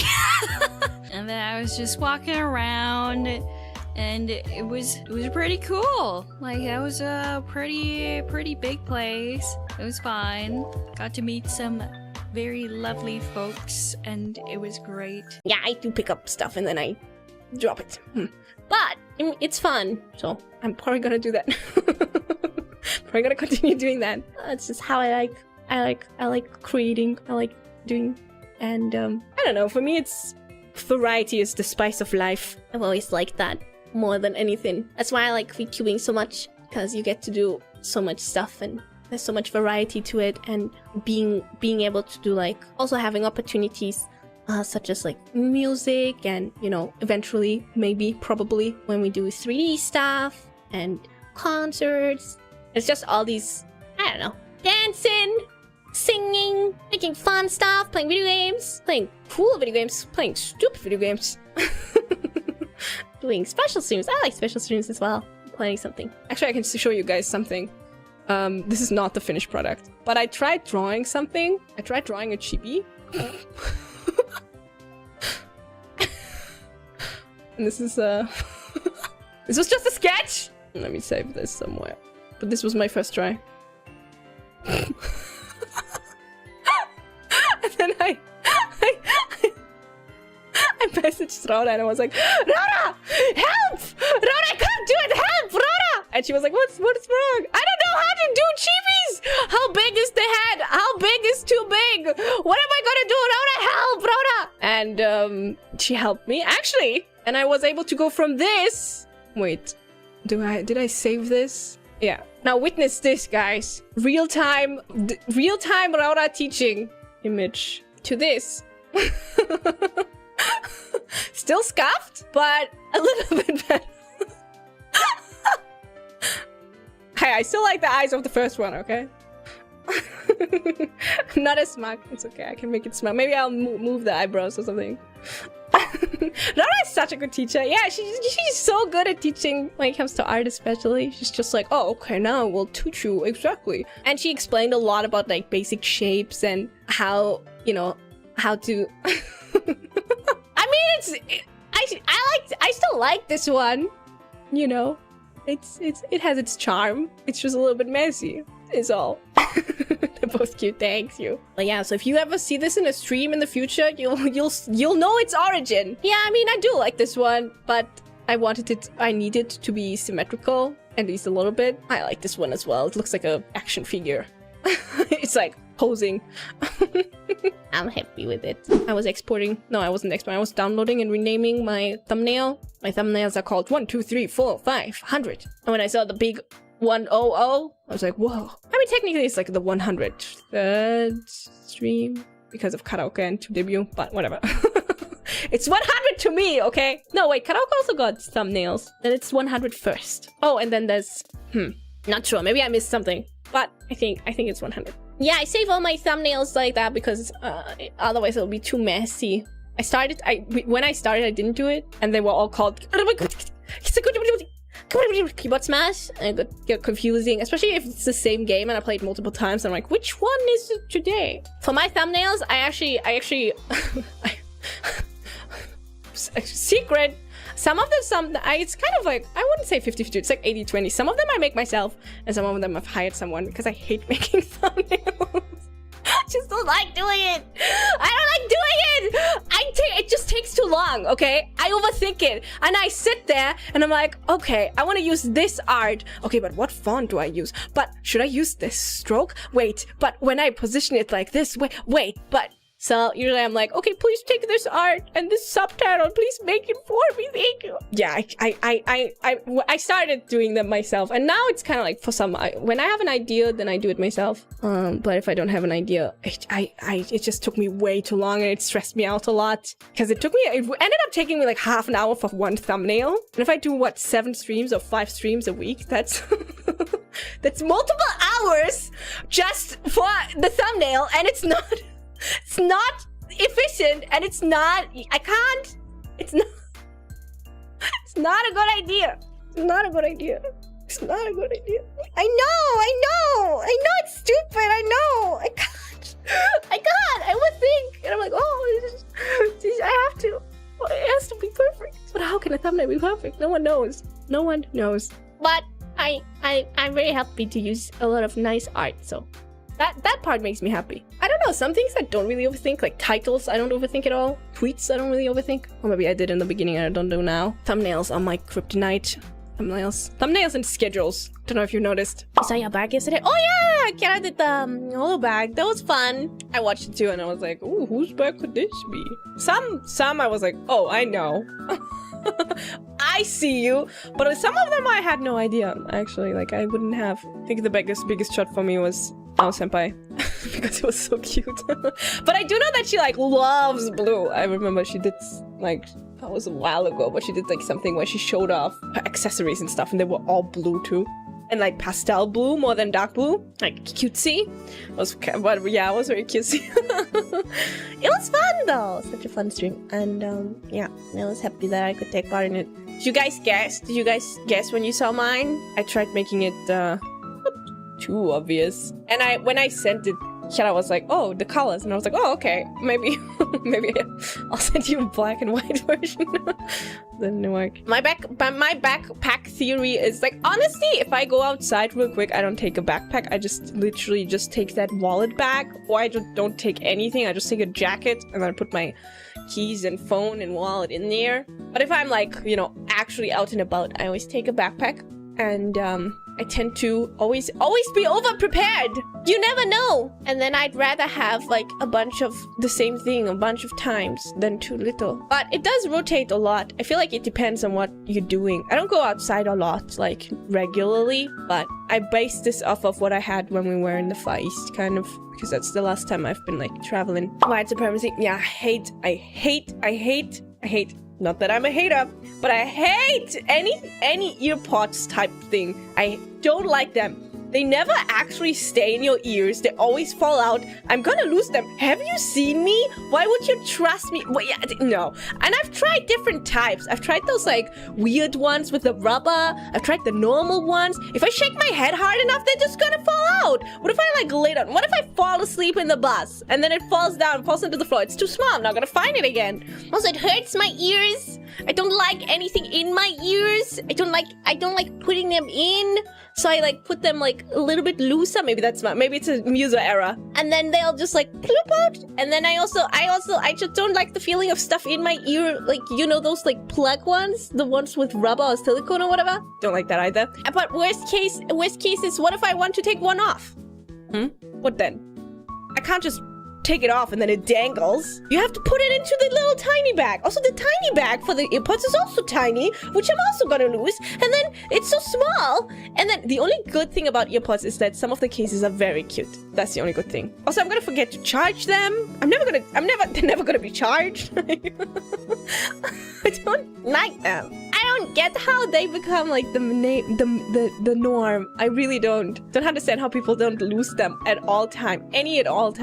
I don't know. I think my biggest gripe is honestly like they're uncomfortable, but that is a little bit of a, I do know that there's like a bunch of different types and everyone has different ears, but not being able to just take out one and like having it dangle. Because what if I'm leaning against the window in a bus and then my ear leans against the window or like a pillow or something and then it presses the headphone deeper into my ear? That would be awful. I have to take it off and then I have to put it into a box and then I have to first I have to open my backpack, take out the box, open the box, put in the earpod, close the box, put it back into my backpack and then close the backpack. Do you really think I'm gonna do that? It's gonna end in me like I take it out and I just throw it into the bag and then I'm never gonna find it again. Okay, sorry. So dramatic. I'm not being dramatic, I'm being honest, okay? It's the truth. And anyone who's using earpods, you're insane. You're not normal. It's not normal. I don't think it's normal. And I've tried, I don't remember the brand, but I tried open-eared. I also don't like not hearing anything, so I don't like... I'm starting to think maybe it's a me issue. No, it can't be. This very obscure dislike I have towards some specific tech is a me issue? No, it can't be. No, what? I don't like plugged ears, and I don't like the feeling of not being able to hear anything. So I tried using open-eared earphones, like AirPods, but open. They have like a hole in the middle, and they were a little bit better, but they were also annoying because they instead of having the plastic that holds them in, they were held in by like these little rubber bands, and it would push your ear. I don't know. Open bag. Yeah, open bag. Oh yeah, the bone vibration. Yeah, I've heard about those. I've never tried those. Anyways, I don't like it. And those pink earphones that you saw in the whole bag, those are the ones that have the left and right switched. And those are the ones I'm using right now. Is it a me issue? Nah, it can't be. It cannot be. It cannot be. There's no way. No, it has to. Who can we blame for this? Who can I blame that is not me? 72 hours remain. Imagine that happens, like in general. You know, you someone, maybe that would help if you're someone that works well under pressure. You have something coming up that actually works on me sometimes. Like if I'm thinking, oh, not necessarily in days, but if it's like, oh, I gotta go out and catch the bus in 10 minutes. It's like, oh, no, I have so much time. But then if I think 600 seconds, I'm like, oh, 600 seconds? That's like, you can count those down. That's crazy. That works sometimes, but most of the time it doesn't. I think this was my main character development in the last 10 years. Learning not to be too late for a bus and actually catching a bus. Not always running to the bus station. 600 seconds? Wow, that's so little. Congrats, Cecilia. I know it's not easy, but we all know. We all have to learn how to face our fears someday. And we're all proud of you for finally deciding to get your driving license. Also, good luck on the game or whatever. Thanks, Colonel. I don't know about that one. I just don't trust myself. I've said this before, but I kind of wanna. It would be nice because it's very handy. But if I got a driver's license, I would also need, or at least the next step would be like a car. I don't want to own a car. That's so much responsibility. That's way too. Yeah, I have bad depth perception. I do have perfect vision. It's not an eye issue. It's the stupidity issue. Don't tell anyone I said that.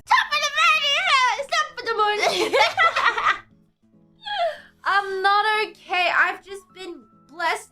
I've just been told. I don't know how to speak English. I've just been bestowed upon knowledge from the gods. Ninomae Ina'nis, would you like to tell everyone what just happened? So, I was realizing something very odd with Bay's OBS while setting up stuff. Usually, we like to stream at ultra low latency on YouTube, and every image I added onto OBS needed to be resized, and it shouldn't be the case because it's usually, you know, already set to 1080. And so I was gonna go live, and then Bay's like, oh yeah, I stream in 1440p, and I'm just like, Bay, you know that ultra low latency doesn't support 1440p. Why did no one tell me? I've not been streaming at ultra low latency. There's literally a giant yellow sign that says it's not supported. I don't look at that page. It's been half a year. Wait, Brats, have you realized that it's always been at low latency? I've never realized. Like, low latency is fine for 1440p and like 4K even. Yeah. But it's the ultra low that we usually stream at. I thought you knew. Oh. No. Well, it is ultra low now. And I don't know, let me see. I doubt it supports the 1440.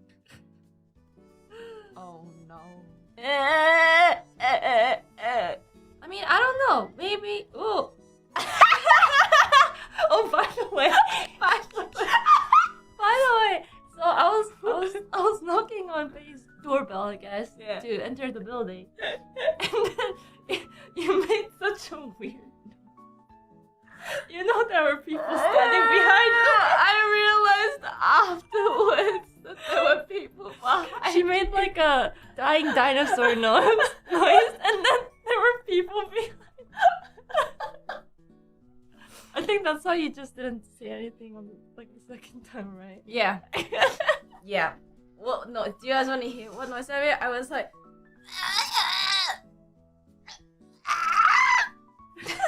That was an interesting It's morning. good morning. It's Good how I morning. say good morning. Can you talk about what happened yesterday? So, I was hired yesterday as a part-time babysitter to go to We went to the happiest place on earth. when I was not the happiest rat on earth. I have to say that that's the irony. It's like Literally. actually when you're a kid, it is the happiest place on earth. But then when you grow up, you're just like, No, I feel like it still is the happiest place on earth. If you're not with children. Let's just say I woke up yesterday extremely tired. But I had made a promise with Chibi Rat that I would take them to the happiest place on earth. And I was like, if I go alone with Mama Rat and Chibi Rat, I'm actually going to kill myself. So I enlisted the help of Ninomae Ina'nis. Not the fact, it's not because, you know, I don't like Chibi Rat or anything. It's just because it's just very tiring. You know, especially with a child. when you go to like an amusement park and stuff. Because Yeah. if they're really high energy already, Yeah. and then they it's go to the bad. happiest place on earth, their energy's off the chart. Yeah. And then, you know, there's a lot of people. You have to keep an eye on them. You have to make sure they're not being, like, you know, a public disturbance. It was good. I mean, Chibi Rat warmed up to me pretty. Yeah, pretty Chibi Rat fast. warmed up to her real quick. Oh my god, I was so surprised. I even had to like. How was Chibi? How was Mama? You met Mama Rat Oh too. yeah, I met Mama Rat too. Mama Rat is so nice. Is she? She's very friendly with like everyone. I was so surprised to see. I think we were all in line for one of the rides, and then Mama Rat was just sitting outside because the line was really long. And then we look over, and Mama Rat is talking to a stranger, like out of nowhere. She's just talking to them. I'm just like, and we're just like, She's the extrovert, extrovert that we could never be. Chibi Rat was so cute. It's just like I have a big family, right? Like extended family. Yeah. But I never got to see like my nephews and nieces really grow up. Like I hear that they're, you know, oh, I have a new niece, I have a new nephew and stuff. I see. But I never got to see like them actually grow up. They don't know I exist probably. But then like I want to be nice to like my nephews and nieces, right? So like if I get news that, you know, oh, they're going into junior high this year, I'm just like, okay, I send them like a nice backpack or like a gift and stuff. You're the rich relative. Not really rich, but like You're like the overseas. You're like the overseas relative that's just like, hey, They just got another yeah, gift. you got another gift from them. They exist. Don't forget about them. I like that. So I was like, oh, it's just like what my nephews and nieces would have been like if I was, you know, living close to them. Probably. I remember Chibi Rat was asking what a speaker was like 10 times. No, but like Chibi Rat is pretty smart. Chibi Rat is smart. I know. I was like, because Chibi Rat was asking what the speaker was for like 10 times. So I was like, okay, Chibi Rat, what color is this? And then Chibi Rat goes, Army. I'm just like, what? And then Chibi Rat's like, Army green. I'm just like, how do you know Army green? I don't know how Chibi Rat knows Army green. I don't know. There's something else. I kind of forgot, but then I was just like, Yeah, Chibi Rat is smart. Chibi Rat says something else as well. Oh, And Chibi Rat's a dancer. yes! Chibi Rat's a dancer! So, oh my god. You know how there's like a parade thing at the end of the day? Bae was kind of dying eating her food in the corner. And then we were all sitting at a table. we gone. were just watching the parade, like sitting down. And then Chibi Rat starts dancing on the chair, like a Rubo dance. And I'm just like, Bae, does this run in the family? Is Chibi Rat a dancer? Chibi Rat loves performing, I will say that. Yeah. I feel like I was like, Bae, you should suggest that to send Chibi Rat to like dance classes to get rid of all that energy. The thing is, Chibi Rat is really flexible. So like, I remember because Chibi Rat went to see other relatives before coming to see me. So my relatives were like, oh, you need to send Chibi Rat to like diving classes or like, you know, Diving. sports class or something, you know, and then like in the future Chibi Rat was gonna be an Olympic medalist. Big dreams, guys. But I do agree he's very flexible. So I feel like sending Chibi Rat to like martial arts would be a really, really good good idea. And I know that like other people have also said that they want to send Chibi Rat to like martial arts. Yeah, martial arts or dance, I feel like anything like physical activity Yeah. to just get him moving. Because I feel like he has a lot of energy that he just can't spend all just normally. So he seems to really enjoy performing too. Which is fun. Chibira is such a good I performer. know, dancer. You put a phone in front of Chibira, something switches. Like, the on button switches. Yeah. And then Chibira also has to watch the video afterwards. You check a video, and then Chibira was going, I want to see! I think he's born to be A performer. performer, literally. See, because normally I'm the kid at Disneyland. I Ah. couldn't be the kid yesterday at Disneyland. We can go another time. And ride on I more was rides. so dead. We got We went on one ride We yesterday. went on one single ride yesterday. It was good though. It was at a good time of the day. That's you true. saw the lasers at the castle. Yeah, right? yeah. It was like because it's been pretty rainy recently. Yeah. So I was kind of worried it was gonna rain a bit. But yesterday was like the one day, the single day in the rainy days that was hot and it was sunny. So Yeah. I was like, that's good. I'm gonna have you come over to the winter section. I love winter. Do you? Is it your favorite season? I like the spirit of winter, as in like Like all Christmas the the time, Christmas stuff and all New that. Year's, But if I The most had to- wonderful time of the year. Yeah. But if I had is. to choose my favorite, it'd probably be the spring or autumn because it's not too hot, not too cold. I But- agree with you. Yeah, me too. And I like the fashion as well. Mm-hmm. Yes, fashion is better in the When you can spring dress and a little autumn. more warm, it's Yeah. great. But you don't have to Yeah. wear your full like puffer jacket that just engulfs you in fabric. You like wear a nice dress, but you're too cold, so you have to cover it with a jacket, and you're like, ah. Yeah, right? I don't know. I also feel like I only have a few like coats, and sometimes I feel like none of my coats match my outfit. You know? Oh, yeah. And then I'm just stuck with a coat that doesn't go with the fit. It's a real problem. The fit, the cord. you know? Yeah. I learned that from a Lolita. I love Lolita fashion. Because I love Lolita fashion. We should go to a tea party. Oh, yeah. I have a few friends that like the Lolita fashion, and once, I mean, you'll keep this between us, right? Once I dressed in Lolita, and yeah. All right. okay. What genre of Lolita? Yeah. It was red and white and cute, and and I had a bow in my head.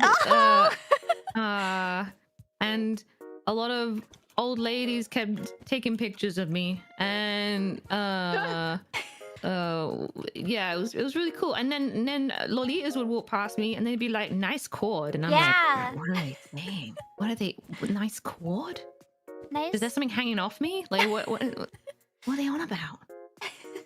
I know all the lingo. What other lingo is there? JSK, jumper skirt, which is like right. the overall dress that you wear a blouse under. OP, one piece, Overpowered. Oh yeah, okay. which is just a dress that you don't need to wear a blouse with because it already has sleeves. You can just Actually, that's place handy these because I could in just the- leave it here. Yeah, as well. Other people. That is good.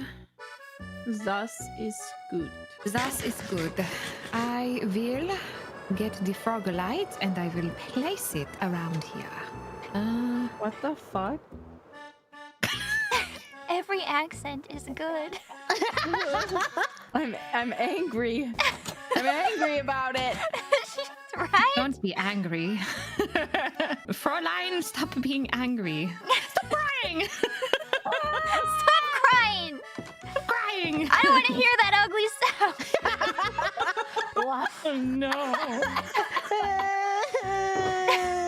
Oh my gosh, the noise this stuff makes when I Whoa. place it. Not you! How dare you think I was on about you? Even for a moment. Hey, turn around. Uh-oh. Gigi. Yes. Yes. As a leader of justice, I order you to hit Nerissa.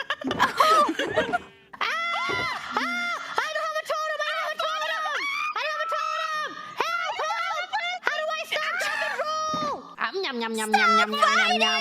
Stop fighting! Time out! Put her in time out! I didn't do anything! I didn't do anything!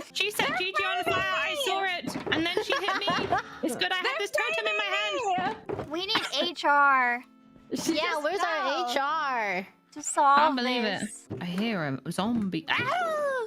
Oh, that's Bro, where you we are. okay? No, someone just hit me off a big tree. I don't know who would do something And I was on like fire that. too.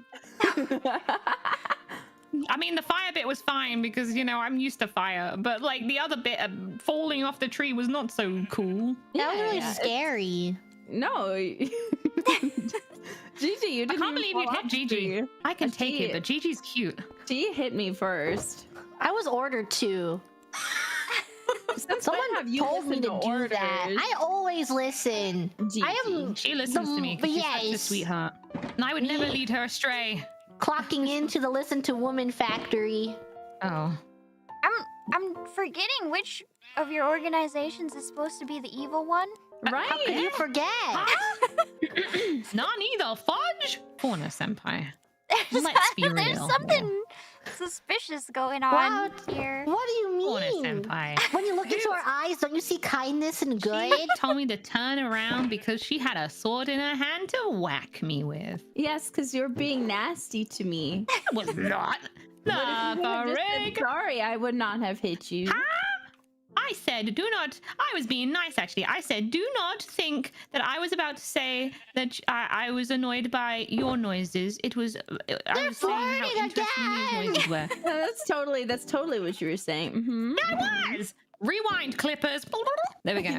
Now they've rewound it and seen that I am the one in the right. Oh yes. Surely. Yep. I'm scared. You're gonna start kissing. My name's Elizabeth. No kissing at work. What if we kiss you? I think I'm gonna go to jail. There's a power imbalance here. Kisses. Yeah, I don't get a paycheck. She just kisses me goodnight and stuff. Do not say that in your performance review. Absolutely. I would take that as payment. We're now operating on the honor system payment. You will find a chest full of emeralds, and it's completely honor system. Oh, so take what you deserve. Take what you deserve. If you would like bonus totems, I also have. Thank you, generous CEO of Kirin Co. Of Our Fauna beautiful, Mart. wonderful boss. Yes, who gives us kisses and tucks us in for sleep. But not officially, not on any recorded capacity where the Yeah. where I could She get gives in me trouble. kisses to work. Otherwise, I won't work. Yeah, it's a sacrifice that she's willing to make. I could go to jail. Yeah, she's willing to risk it because she's such a good boss. Such a good boss. What a good boss. Kiss me to work. Yes. Yes. What a bad boss. Kiss me? No. No. You see? Hello? Hello? Who is that? Calliope Mori? Hi. Hello. Do you want me? What? Hello? Huh? Do you want me? Why is this a conversation we're having here, Gigi? So I don't know. This is Gigi things, you know. I mean, I want you as my friend. Fauna says you want me. Do you want me? Fauna, is that something you said? Yeah. I may have said that you wanted to play League of Legends with her. Fauna, why would you lie to her like that? It's a lie? You don't want to play League of Legends with Gigi? It's a lie? You're gonna break her little heart like that? You would make Fauna tell a lie to me? No. You would make Fauna lie? It's not like that, Gigi. It's just, League is just, it's just not really something I'm interested in. Yet. Oh. Yeah, yet. It's just not really for me. I'm with mates. You know, yeah, we're friends. I wouldn't play it I'm on sure my we have a own. good time, right? But We should I'm just okay play on here. League, right? We have 5 right now. We should just quit Minecraft and log on to League instead. Yeah. All 5 of us. You know, I'm okay. Oh, it's because you're really sleepy right now. I get it. But if it was like any other time, you'd be like, "Oh, yeah, I'm so down." Yeah. I get it. I More can serious tell. business. Yeah. I'm sure you can tell. I'm sure you know. It's okay. Minecraft's so fun, though. You know, we're building a tree. You don't want to abandon the tree. Think about the tree. I mean, no, we gotta finish the tree. It looks almost done. We could abandon it. No! I don't know, what are you doing? Fauna likes League more than the tree. What are you doing, Fauna? What are you doing? Sounds like we need to make another league date soon. Yeah. All I'm saying is that Minecraft doesn't have skins. Well, I guess it does. But they're free. Yeah. What is it about skins that cost more money that makes them more appealing to you than free I love skins? microtransactions. It's my favorite thing in the world. Yeah. Yeah. But why? I love microtransactions. Why? What is Spending it money. How do they On appeal to you? pixels. Yes. Yeah. And then you see the animation when you're pulling for something, you're like, wow, this is awesome. I mean, I guess, you know, gacha's kind of fun. Like when you pull new characters, like if you really want it. But what if you don't get something you want? You can't. It's no gacha. You just buy it. You I've never spend, played a oh game yeah, before. League of Legends. They I've have never gacha paid now. For a game Do like they? that does that. Yeah. You never so- paid for microtransactions? No, I might they have did died like a- again. Oops, Lost sorry. all my items. Do you require assistance? Yeah. Okay. I was somewhere. It was somewhere in the underneath the orange part. Yeah. I died. I fell on a tree. Yeah, that'll do it. That'll do it. Nature rebelling against you, Nerissa. It's over for me. It's never over. Until you play League of Legends with Gigi. I've Then it's played over. League League of with many Legends, League of many Legends. times. That's Oh, just okay, the well then it's beginning. over. Oh yeah? Yeah. What comes after that? Life. Eternal life. Oh, I'm coming over. It's about time. It's about time you start helping out with Kieran Co. Yeah. Advent Justice has been pulling the weight for everybody. I know, but it is 8:43 a.m. over here. So That's valid. That's the perfect time for League of Legends. No, I think the perfect time is at no time. What's that? Whoa. What time's that? What time's that? What? Or Gigi, it doesn't exist. What? The time that doesn't exist, Gigi. Doesn't sound right. I'm looking at my clock right now. I don't think that's on the clock. You know what, Gigi? Wait, do Yes. I have your sword? Never mind. Doesn't matter. Are you okay? You want to talk about it? You know what, Gigi? I'll play League Yes. with you. Wait, really? Yeah? Yeah, I'll play League with you. Really? You mean it? Yeah, I'll play it. Really? I will play League with you. Right now? When? I'm a shocked head emoji. I'm a shaking head emoji right now. Do you mean that? But do you not believe me? A little I'm by bit. the elevator. Okay.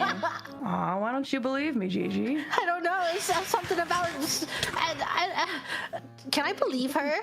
People can I say change. we believe her. Let's plan a day. I'll be your support. Awesome. Okay, let's do it. I don't know. This feels like a setup. What? Why would I be fooling with you, Gigi? It can't be this easy.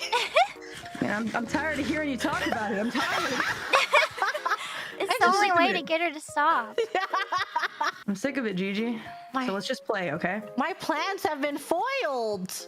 Wait, what do you What do you mean? mean foiled? I thought your plan was to get her to play League. I don't know. I don't know what I wanted. She's so happy. Did you just want attention? Is Yeah, that a it? little bit. Okay. It'll be fun. Gigi, what car do you play as? Are we playing Rocket League? Yeah, that's what I thought we were gonna play. Oh yes, let's play Rocket League. I'm down for some League anytime. I play as I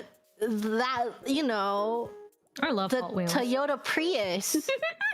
That's my favorite car. I see.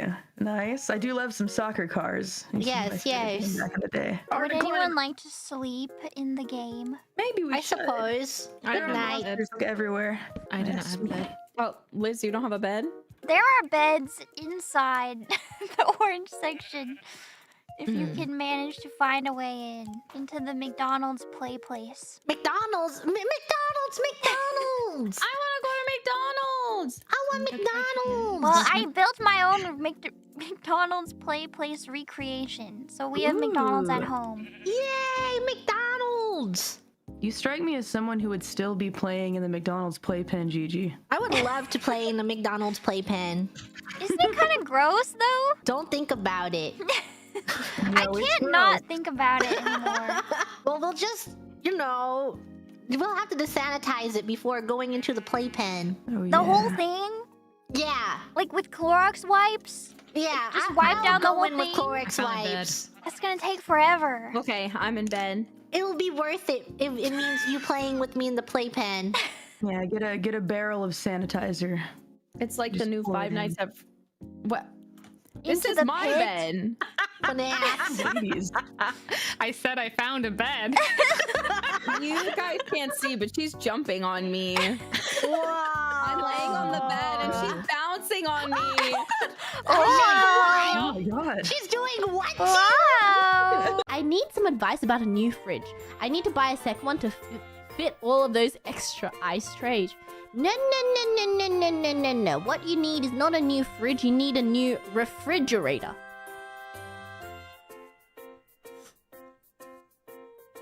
Wait, what? No, you need a new... Sorry, I was trying to make a point. Wait, you don't need a new fridge, you need a new freezer. You need...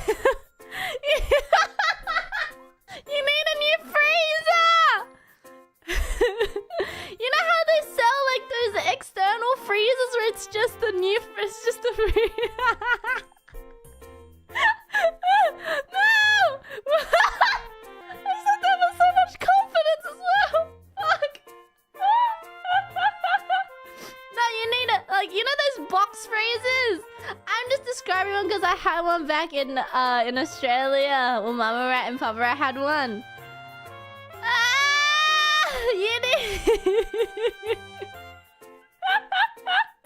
You need a new freezer. Yes. Hey! Just, you know, this isn't related to work at all, but I've been struggling mentally for the past couple of months. You know, a side effect of just being overly stressed and overbooked for everything. So it is kind of, I do it to myself, but there's been things that I've been going through just personally that haven't been the best. But for the last couple months, it's been rough. That's kind of an understatement. But I finally feel like, how is that not work related? Oh, here's the thing. Work, it was just like, work just made it worse. Like the root of the problem was not work, but just, you know, constantly being busy. Normally it was a good distraction for me, but I think I overdid it slightly because I was trying to keep myself distracted, like very distracted, and I kind of overdid it, if that made sense. But yeah, even I realized it's not normal to be crying yourself to sleep every single day. I can laugh about it now because I don't do that anymore. But, yeah, that's not normal, is it? Yeah. Yeah, it was rough. But I'm starting to feel that it's getting better. And I'm actually excited. I'm looking at my December, and although it's very busy, there's a lot of, you know, fun stuff that's happening, and I'm excited. And yeah, I'm feeling better. Where are the reindeer pajamas? My Christmas pajamas! I did buy Christmas pajamas. They're not Christmas. I bought Elmo pajamas. It's red, right? I bought Elmo pajamas with a hood and everything. Yeah. This is the most I've ever splurged on pajamas. But there's this store in Japan that's doing like a collab with Sesame Street, and I saw Elmo. And I'm like, come on. I have to. I also bought the socks. Fuzzy socks. Don't tell me it's an Elmo hood. It is an Elmo hood. What do you normally wear for pajamas? I mean, it's just normal pajamas. In winter, it's just normal pajamas. Long shirt, long pants. Because it's cold.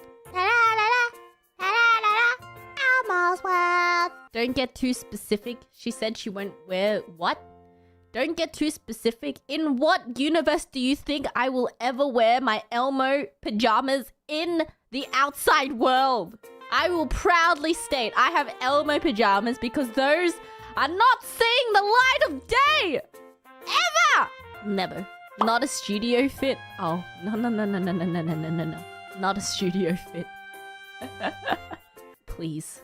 You wore a unicorn onesie to the studio and you draw the line at Elmo. Yes, I draw the line at Elmo. I'm sorry. Sometimes I think about your dance at 4th First and think about Elmo pajamas. Make it make sense. Get you a girl who can do both. I'm sorry. When everyone... Okay, here's the thing. I haven't only been told that by you guys. There are people in my real life who are like, dude, who are you? Literally, you trip over flat ground, but then you dance. You can't do anything together, but man, you make the best fried rice. And I'm just like, get you a girl who can do both. The flat ground be shipped.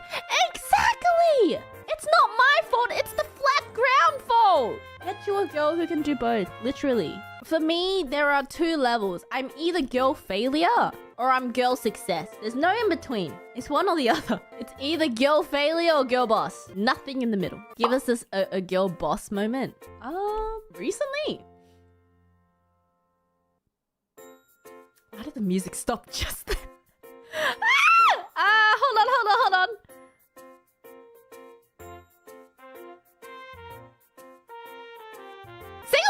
Singapore was girl boss, right? Singapore was girl boss. Yeah. Why did that take so long? Leave me alone. Took you way too long to answer. It's just because I was rewinding the clock, okay? And even though Singapore was only 2 days ago, I had several girl failure moments after that, okay? So I was trying to go through the girl fails, going back. I was rewinding the imaginary tape, okay, to get back to Singapore. I was brain rewinding. Can you think of any examples at art concerts? Okay, what are some examples of girl boss moments then? You tell me. What are some girl boss moments that you've heard of? Enlighten me. And I'll say if I've done them before. Making a great dinner. That's me every day. That's a lie. I haven't cooked in a while. I've been stressed. Did you get any new PBs for your lifts? Oh, I did! My bench, I went up a weight. Actually, I think I only went up like plus 2 kilo. Wait, what was it? 2.5 in total? Wait, no, it was 1.5. Yikes. I went up in my bench press. Is that a girl boss moment? I don't know. Waking up on time. I woke up at 8:40 this morning without an alarm. Granted, I went back to sleep straight after, but I'm still. That's girl boss plus 2. It doesn't count when you went back to sleep. Okay. Talking to staff at a supermarket. I don't think that's very girl boss. Oh! Is this a girl boss moment? Well, I'm just standing there. I was waiting for friends. We were having a dinner, and then a tourist walked up to me and like spoke to me in broken English because I think they thought I was Japanese, and they had like a picture. They had like a address on their phone, and they're like, this here, and then you hit them back with the, oh sorry, are you looking for a hotel? And then they were like, whoa. Is that girl boss? And then they were like, yeah, I can't seem to find this place. Do you know where it is? I'm like, oh, if you plug it into Google Maps, it should come up. Is that girl boss? I mean, that's pretty girl boss. That's pretty girl boss. Describing basic adult function isn't girl boss. You're telling me you don't have a slight panic attack whenever a stranger comes up and talks to you? What? Who are you? Socially awkward. Correctly predicting you need an umbrella without checking the weather. That's pretty girl boss. That's never happened to me before, but that's pretty girl boss. Have you ever been complimented on your outfit? By friends? Yes. By strangers? Yes. Wow. Well, if I have any more girl boss moments, I will be sure to make note. Can we count the moment that you rejected the guy who asked for numbers from you and your friends? What?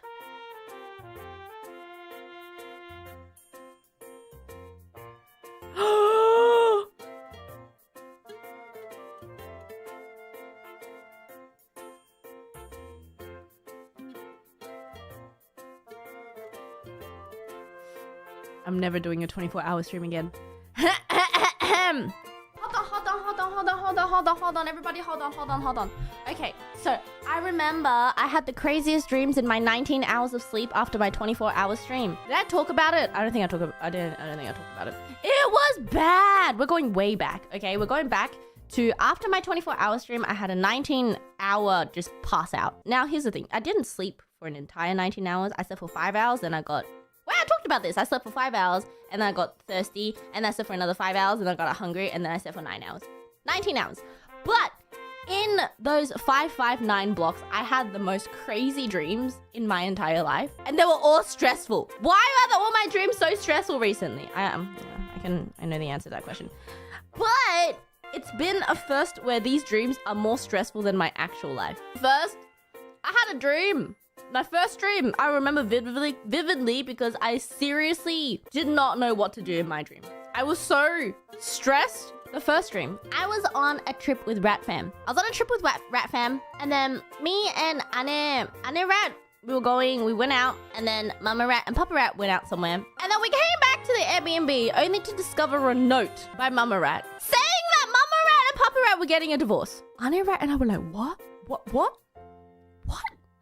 then in the note, it was like, oh, I can't deal with him anymore. I'm leaving. And I'm like, what? And then Papa Rat comes home. We're like, what is going on? And then Papa Rat's like, I don't know, but that's that. And he started packing. And then he left. And then we were like, what? We're in the middle of a family trip. What's going on? Holy moly. It was so stressful.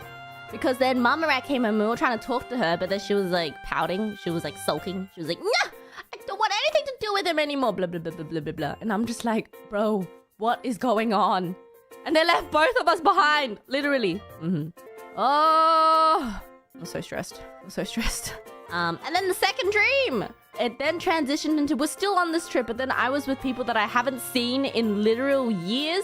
So it was just extremely awkward. So there was like one of my good friends was there. And then the rest of these people were like people from high school that I haven't seen in like literal a long time. And this one friend Shut up. I didn't say anything.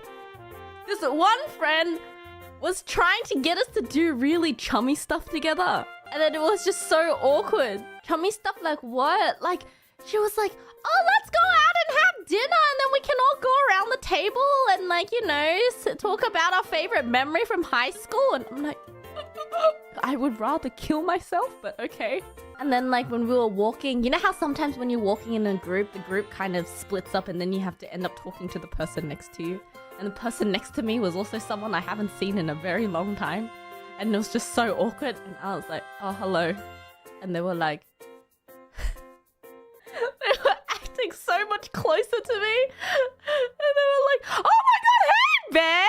You know, this happened to me the other day. And they were acting really friendly. And I was like, I don't know you. It was a nightmare. I was so stressed. I'm so thankful Ian visited EST. Ah, yeah, I'm glad too. Honestly, I would have preferred if I could have flown in from Europe. The flight would have been shorter in that case. But I flew from Japan. I saw Suisei Senpai talk about this in a clip, so I'm just gonna talk about it too now. But, you know, like at times when I visited America in the past, I was kind of intimidated, feeling very nervous when they questioned me so much. But this time, I went in there with so much confidence. I had like a bunch of documents that I didn't end up showing. All I did was show my passport that had a cool-ass American visa in there. So I showed it, and they were like, oh, what are you here for? It was a nice lady. Really nice. And I feel like, I don't know, I wonder if she wouldn't have seemed so nice, like if I didn't have that. I don't know. But she was so nice just by default. She was like, what are you here for? And we did a lot of small talk in between too. She was asking me if I travel alone. And I was like, no, I'm not traveling alone. But the other girl's like, we're trying to stay like separate, you know? We don't want to be grouped up. She's like, why? And I'm like, well, you know, I told you I'm here for, you know, a performance as my visa states. So, you know, we want to stay like on the down low. Yeah, and she was like, oh, why? What? No, you don't have to worry about that. And I'm like, no, there's some weird people out there, you know, we don't want to, you know, be recognized or anything. And she's like, oh, don't, there's nothing to worry about here. This is a safe city, very safe. She was like, really, what's the word? Trying to paint the city in a really good light, a really good image, but she just doesn't get it. Yeah, she didn't get it. And I was like, nah, we really gotta try to not be seen or recognized, so we're gonna try to stay separate. Yeah, she's like, no, I don't see a problem at all. Like, but she was still so nice. She was so nice. And yeah, the moment like I showed my visa and said I'm here to perform, she was like, oh, all good. She was just like curiously asking questions, but like in a nice way, not in a I'm interrogating you way. But you know what was like funny to me? So because I was in Japan at the time, when you get a visa for America, something like that, you have to also go to the embassy. So if I was in Austria, I would have gone to the American embassy in Austria. But I was in Japan, so I had to go to the American embassy in Japan. And yeah, we went with quite a few of us. Quite a lot of us went there at once. And I actually, I went to the Austrian embassy in Japan. Like, literally just like very shortly before that. So I had just visited the Austrian embassy. Wasn't even the first time, you know, so I had that fresh in my mind. You know, Austrian embassy is, you know, cozy, small. It's secure. It has fake walls, like fake fence, like stone walls, you know, and you have to ring the bell to get in. But American embassy, holy shit, that thing was huge. They had like a whole bag check and everything, and they were really picky about where to stand, where we would stand, and there were like several like checks. Yeah, they don't mess around, and their like property was like 10 times the size of the Austrian embassy. Yeah. But then, you know, we had an appointment there. We didn't just go on any random day on any random time. No, they told us to come at a very specific time and day so that they could handle all of us because we were quite a big group. But then we get there and we went through all the security check and everything. And then we started standing in line, and there's like several like checks we have to go through. Like first they check the documents that we brought if it's all there, and then they check I don't know, another thing.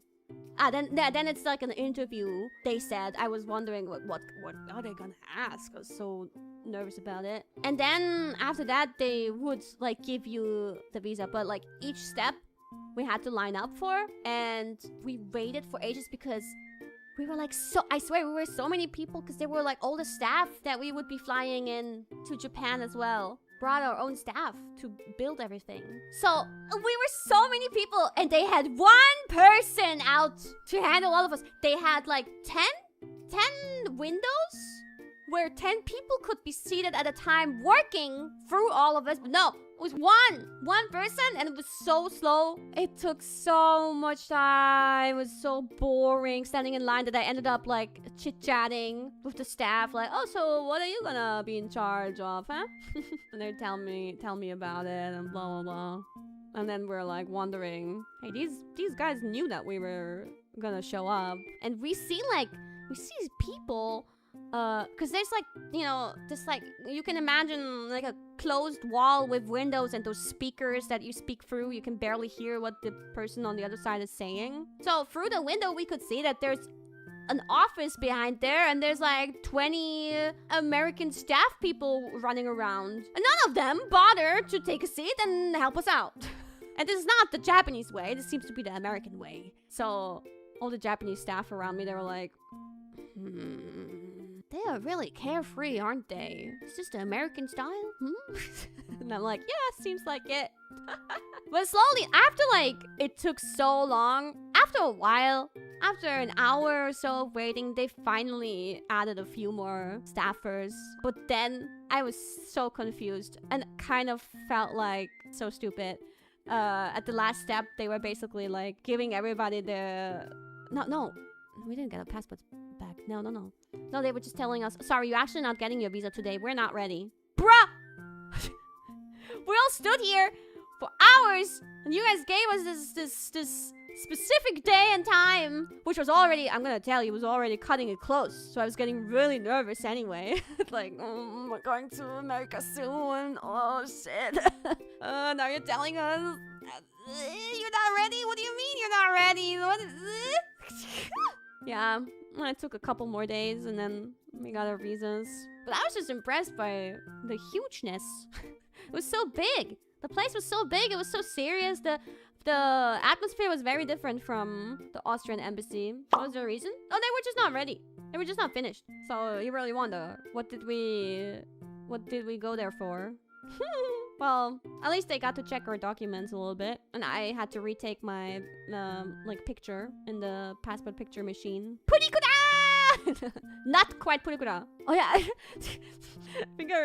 I remember I was sitting in the purikura machine because I had to retake my picture, right? Not everybody had to do it though. Other pictures were fine apparently. I had to redo it, and it was like counting down 1, 2, 3, and at the time when the shutter went off, I heard a Suisei senpai outside of the machine making some joke or noise or something that made me laugh. I'm like, hey senpai! No! Please stop! Messed up one picture. I think she did that on purpose. Anyway, I just wanted to like make the Americans among you feel cool for having a cool embassy. Are you proud? Do you feel cool? They didn't even have a back check at the Austrian embassy. Sounds inefficient? Yeah, a little bit. Yeah, I guess Austria is not so special. Not important enough to be threatened. Well, anyway, we're neutral, okay? We're neutral. We're chilling. We don't attack. We're neutral. We're cool. We don't need to, you know. I guess, like, I don't know. I'm making a point where that's why people don't need to see us as a threat. We're just little guys. Yeah, we're just little guys. No attack, just protect. Yeah, ourselves. Just ourselves. Don't ruin my point. I shall continue.